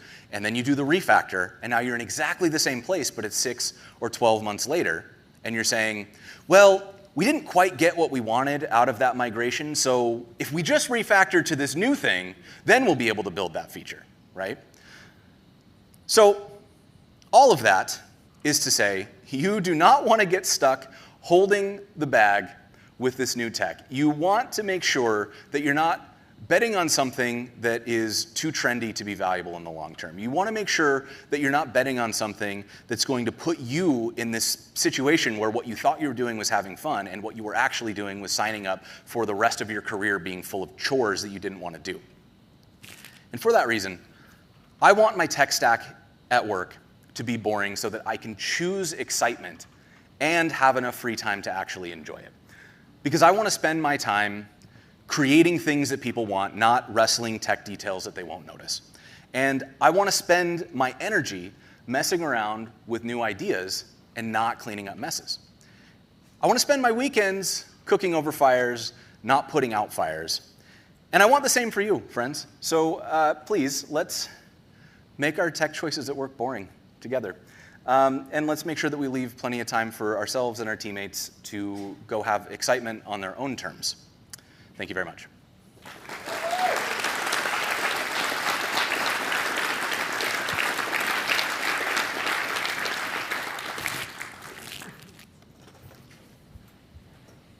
Good job. Jason made me really hungry talking about cooking over fires. He's famous for he's this amazing grill master when it comes to burgers. Now I'm really hungry. All right. Let's get started. Okay, got my clicker. Oh man, what a day. All right, we're gonna bring this home, start wrapping things up. One thing I wanna do before we start the sort of formal conclusion to the show is I wanna give some stuff away. So we're gonna run a raffle, and I need everybody to take out their cell phones. So everyone who's got a cell phone, I know you do. This is not 1996. Everyone's got a cell phone. Take out your cell phone, and what we're gonna do is we're gonna play a game where you're gonna send a text message to a certain number or an email to a certain email address in order to enter the raffle. To kick off the raffle, we have some awesome prizes being provided by our friends at AppWrite. We've got two Amazon Fire Sticks, and we've got a set of Beats headphones. So that is what is up for grabs right now. So let me change over to a browser and get this happening. So awesome. So you see, oh, whoa, hey friends. Lost the screen. Let's see. See if our friends in the AV room can get this working. Drag the window over. Drag it over to where? Oh, hey! All right, there you go. Fantastic. OK, so before you do anything, the text message should be your full name. Just your full name. If you send an email, the subject of the email should be your full name. And then go ahead and hit send. So what's happening right now? So this is an app that I built using Next.js. And it is wired up. Oh, and we see votes, raffle entries are coming in. And what you're seeing right there is the Courier inbox. So Courier is a platform that you can use to power notifications for your products. And think really broadly about what notifications are. Like in this case, these are in-app notifications in a web app. But a notification could be an email, it could be an SMS, it could even be a Slack message. So you can use Courier to send all kinds of notifications. As people continue to send in text messages and emails, there we go, awesome. You guys are basically killing the SDK. All of these are toasts, right? So Courier is both a REST API. You can use Courier to send notifications via a REST API, but it also has SDKs for the web, iOS, and Android. So this is an example of our Inbox SDK. If I go ahead and click on the bell, you can see all the people who have entered the raffle. And as new notifications come in, the toasts will fly in from the side. So I'm going to let this spin for a little bit. And then the way that we're going to select winners of the raffle is me writing some code up here on stage in JavaScript or Node and hoping that I don't mess up. So why don't we go ahead and do that? All right. I didn't realize I was going to have to do this from the confidence monitor. OK, so let's see. All right, going once, going twice. All right, sold. People keep texting. Don't worry, we're going to have more prizes. All right. So what do we have here? We have a list of raffle entries. So this is just me writing a little bit of Next.js node code, hitting Courier's REST API, and pulling back a list of all the entries. One thing that you'll notice is that none of your personally identifiable information is on this screen. You can see a bunch of recipient IDs. That's good for me to display on the screen, but it's also pretty useful when I want to interact with Courier. So every time one of you entered the raffle, I created something called a profile record in Courier. And that's what that recipient ID represents. If you texted, great, we're going to store your phone number. If you sent an email, fantastic, we'll store your email address. But now let's see how we use these recipient IDs to contact you and let you know that you've won a prize. I am going to copy and paste this list.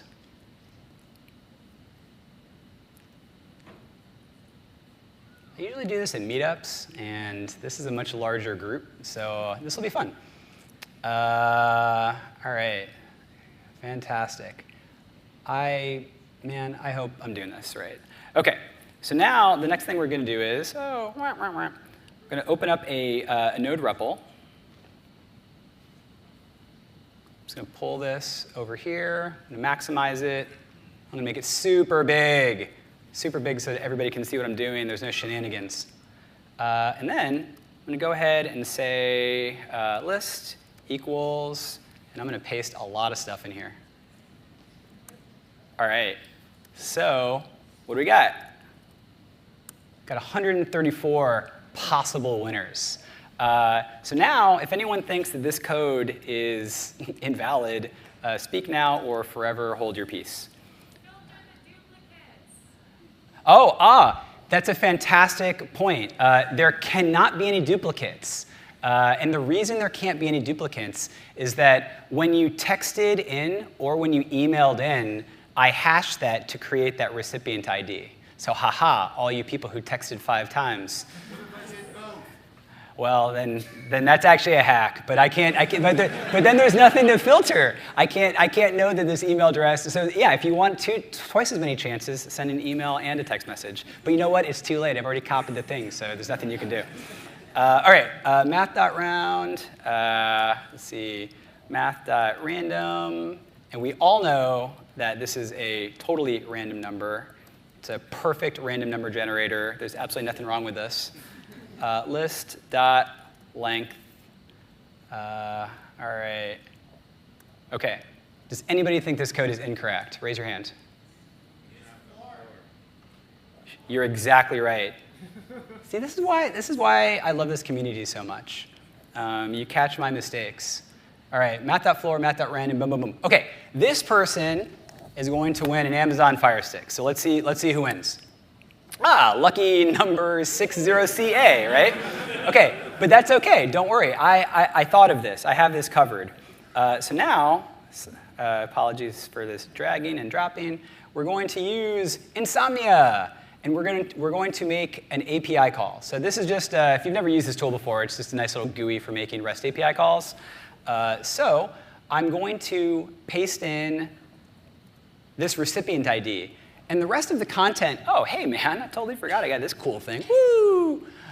So this is just the JSON payload for Courier for sending a notification. So we're going to tell Courier, great, send a notification to this person. Here's some content for the notification and some routing information. One thing that you'll notice is that I don't say anything about a phone number or an email address. See, an Amazon Fire Stick. Amazon. And the reason I don't have to specify a phone number or an email address is because that information has been stored within Courier. So think about you being the server-side web dev that just needs to send a notification to some user that's in your system.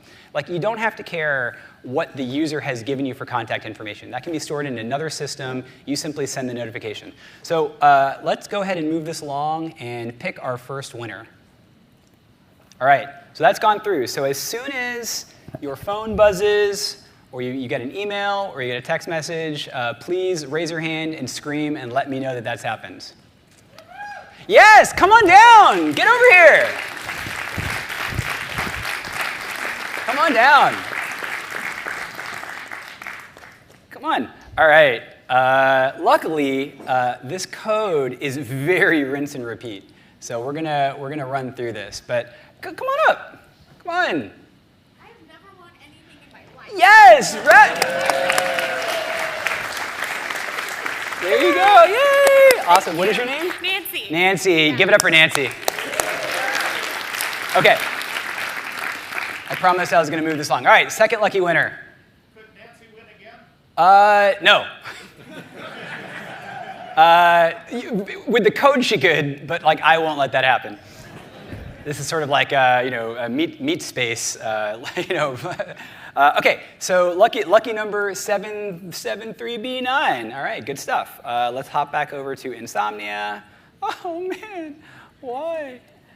I'm so sorry I didn't tech check this before. All right, I'm going to do this. There we go. And over here. And send. All right. Whoa. Wait, what? I've never seen that screen before.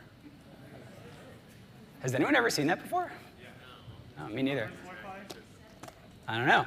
All right. Da, na, na, na, na, na, na. Na, na, na, na. All right, as soon as that person's message comes in, just let me know. We're gonna kind of move it along and select the Beats winners. That's not quite our grand prize. We have a grand prize coming, but that's a surprise. So this is going to be the person who wins the Beats. All right. Lucky number 4724. So let me see if this works. Oh, thank God. Alt-Tab is your friend. OK. All right. Also, if you're watching this on the live stream and you're entering the raffle, like, please don't do that. You must be present to win. Should have said that up front. Okay, and hold on, I need to change the message. Some beats by Dre. All right. All right, awesome. So, all right. So just, you can show me, oh, yeah? Do we have a winner? Yeah, get up here! Get up here!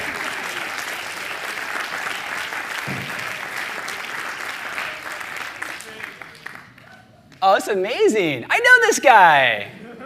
This is totally not rigged. You saw the code. All right, man. Congratulations. Wear them well. All right, give it up, KJ.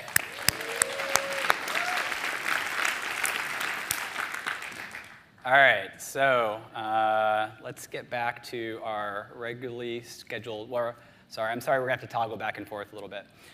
Okay, so I said we had a grand prize. Geez, I wonder what that could be. Well, as I told you all, when I'm not organizing SeattleJS Conf, and when I'm not organizing the SeattleJS meetup, and when I'm not working at Courier, and when I'm not being a dad, and when I'm not being a husband, I also organize Cascadia.js. And we haven't made any official announcements. Obviously, we didn't do it this year, but we decided, that we just had to bring it back. So we're coming back in 2024. Super excited about this. This is not a speculative, like we have a venue. We're going back to this place. So this event was our 2019 event at Town Hall right here in Seattle. It's beautiful, it's amazing, and we're going back. We have a date. I was too lazy to put it on the slide, but it's going to be in May. We're just incredibly excited. So the next and the grand prize for the raffle is going to be a free ticket to Cascadia.js 2024.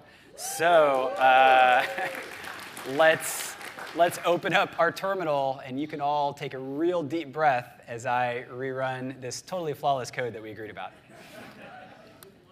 Oh, man. Oh, wait. That's not the same person, is it? No, OK. 390C. All right. I'm going to copy that. Fire up Insomnia. Paste this. And we won a ticket to Cascadia.js 2024. Many, many exclamation points. OK, so moment of truth.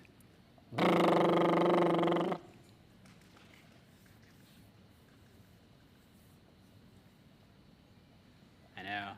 It's tense.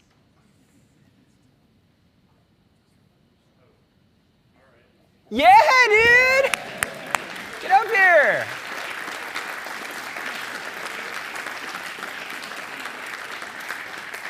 All right, let me see the message. I was gonna say there's nothing we can grab. Yeah, no, that's it. That's it. It's a big typo. John? Yes. Congratulations, John. Give it up for John.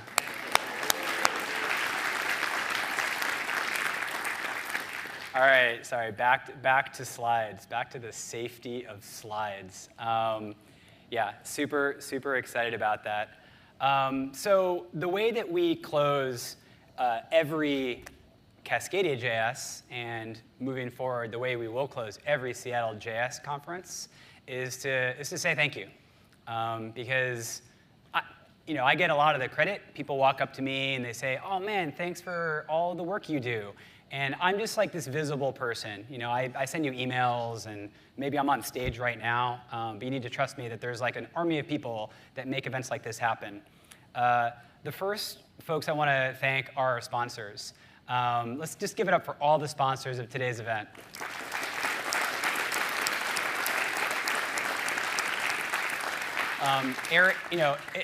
Eric from AWS, was up here being, pretty clear that, AWS wants to support community events. And if you run a community event, or if you're even thinking about running a community event, you should take them up on the offer. Because I'm telling you, from my perspective as an event organizer, these events cannot happen without sponsor support. I know all of you bought tickets, and some of you paid more, some of you paid less, but the money does not add up. Sponsors like make events like this happen, and we're just and frankly, in these economic climates, like sponsor support is not something that I take for granted. It's something that I'm very, very grateful for. So I'm super stoked about that. The staff here at the Amazon Meeting Center, Kellen, Ben, Emma, all the people that you've been interacting with and I've been interacting with, they are amazing professionals. They've gone above and beyond all day and leading up to this event, so a huge round of applause for them.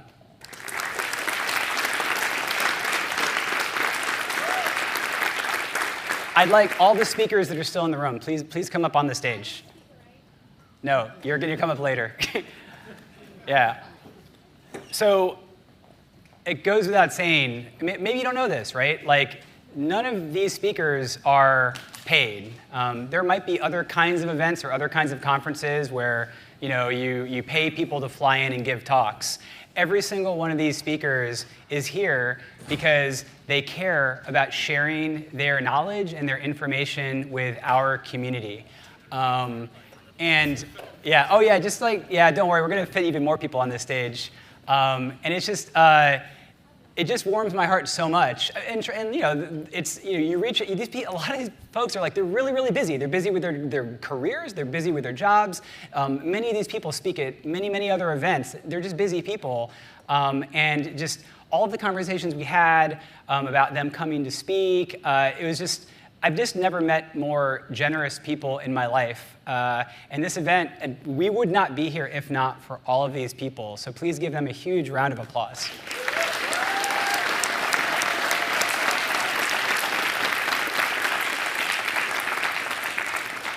Organizers, staff, volunteers, please join me on the stage. You know who you are.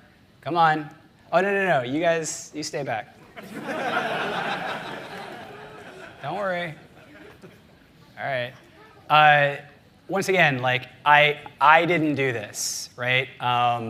Like, Andre, Jim, FX, I mean, everybody here up on stage, like, played a huge part in making SeattleJS Conf happen.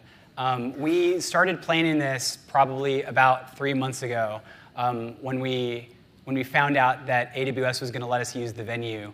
And it's just a daily grind to kind of get from the moment you know you have a venue to a moment where you're inviting people to come in and register. Did not forget you, Justin. Just had a brain fart. And once again, like, no one here is doing this as their full-time job. I mean, they're all busy, but they take the time to volunteer, to help out, to put on this event because they care about it and they care about the community. So huge round of applause to all the staff and volunteers.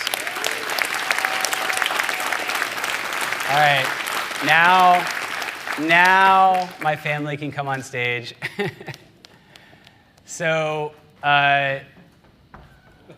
That's amazing. Can you do that again? So it's hard to put on these events, but it's easier when you have an amazing family that helps you do it. I should have the picture up here, but these kids have been coming to Cascadia.js since they were literally like this tall, like over 10 years ago. In the last few years, especially like during COVID, like when we kind of kicked back up during COVID and did virtual events, they really started contributing, volunteering, helping out, like recording videos, just doing a ton of like really awesome stuff. And I know for sure that like, it's funny, people ask me like, man, why do you do this? Because it's really, really hard, and sometimes I'm really stressed out. And it's like, yeah, that's a really good question. I don't know why I do this. But like, because it is really, really hard. But it makes it way less hard when you have an amazing family that wants to support you and like support the things that you care about. So a big round of applause to my family.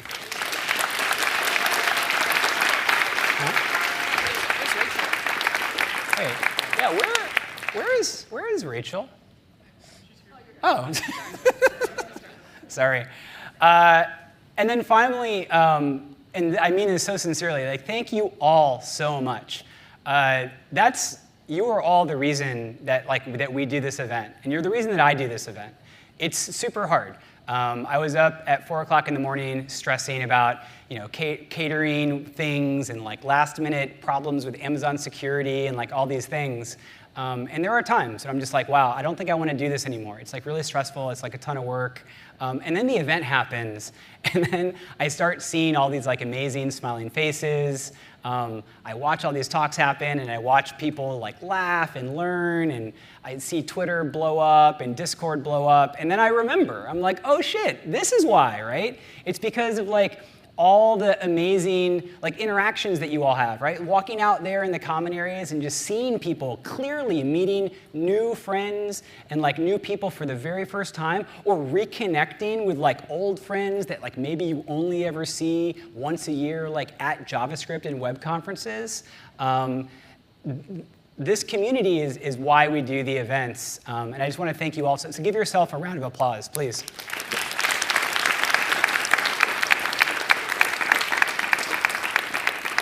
All right, so a couple bits of logistics. The after party is by our friends at runme.dev. I sent out an email with like logistics about the after party. There's plenty of time between now and 7 p.m. to go grab some dinner, and then there's information about what to do when you get to Optimism later. And that is it. This is us kind of signing off to the live stream. Thank you so much for tuning in. Thank you so much for coming to SeattleJS or participating on the internet. And we'll see you next time. Bye.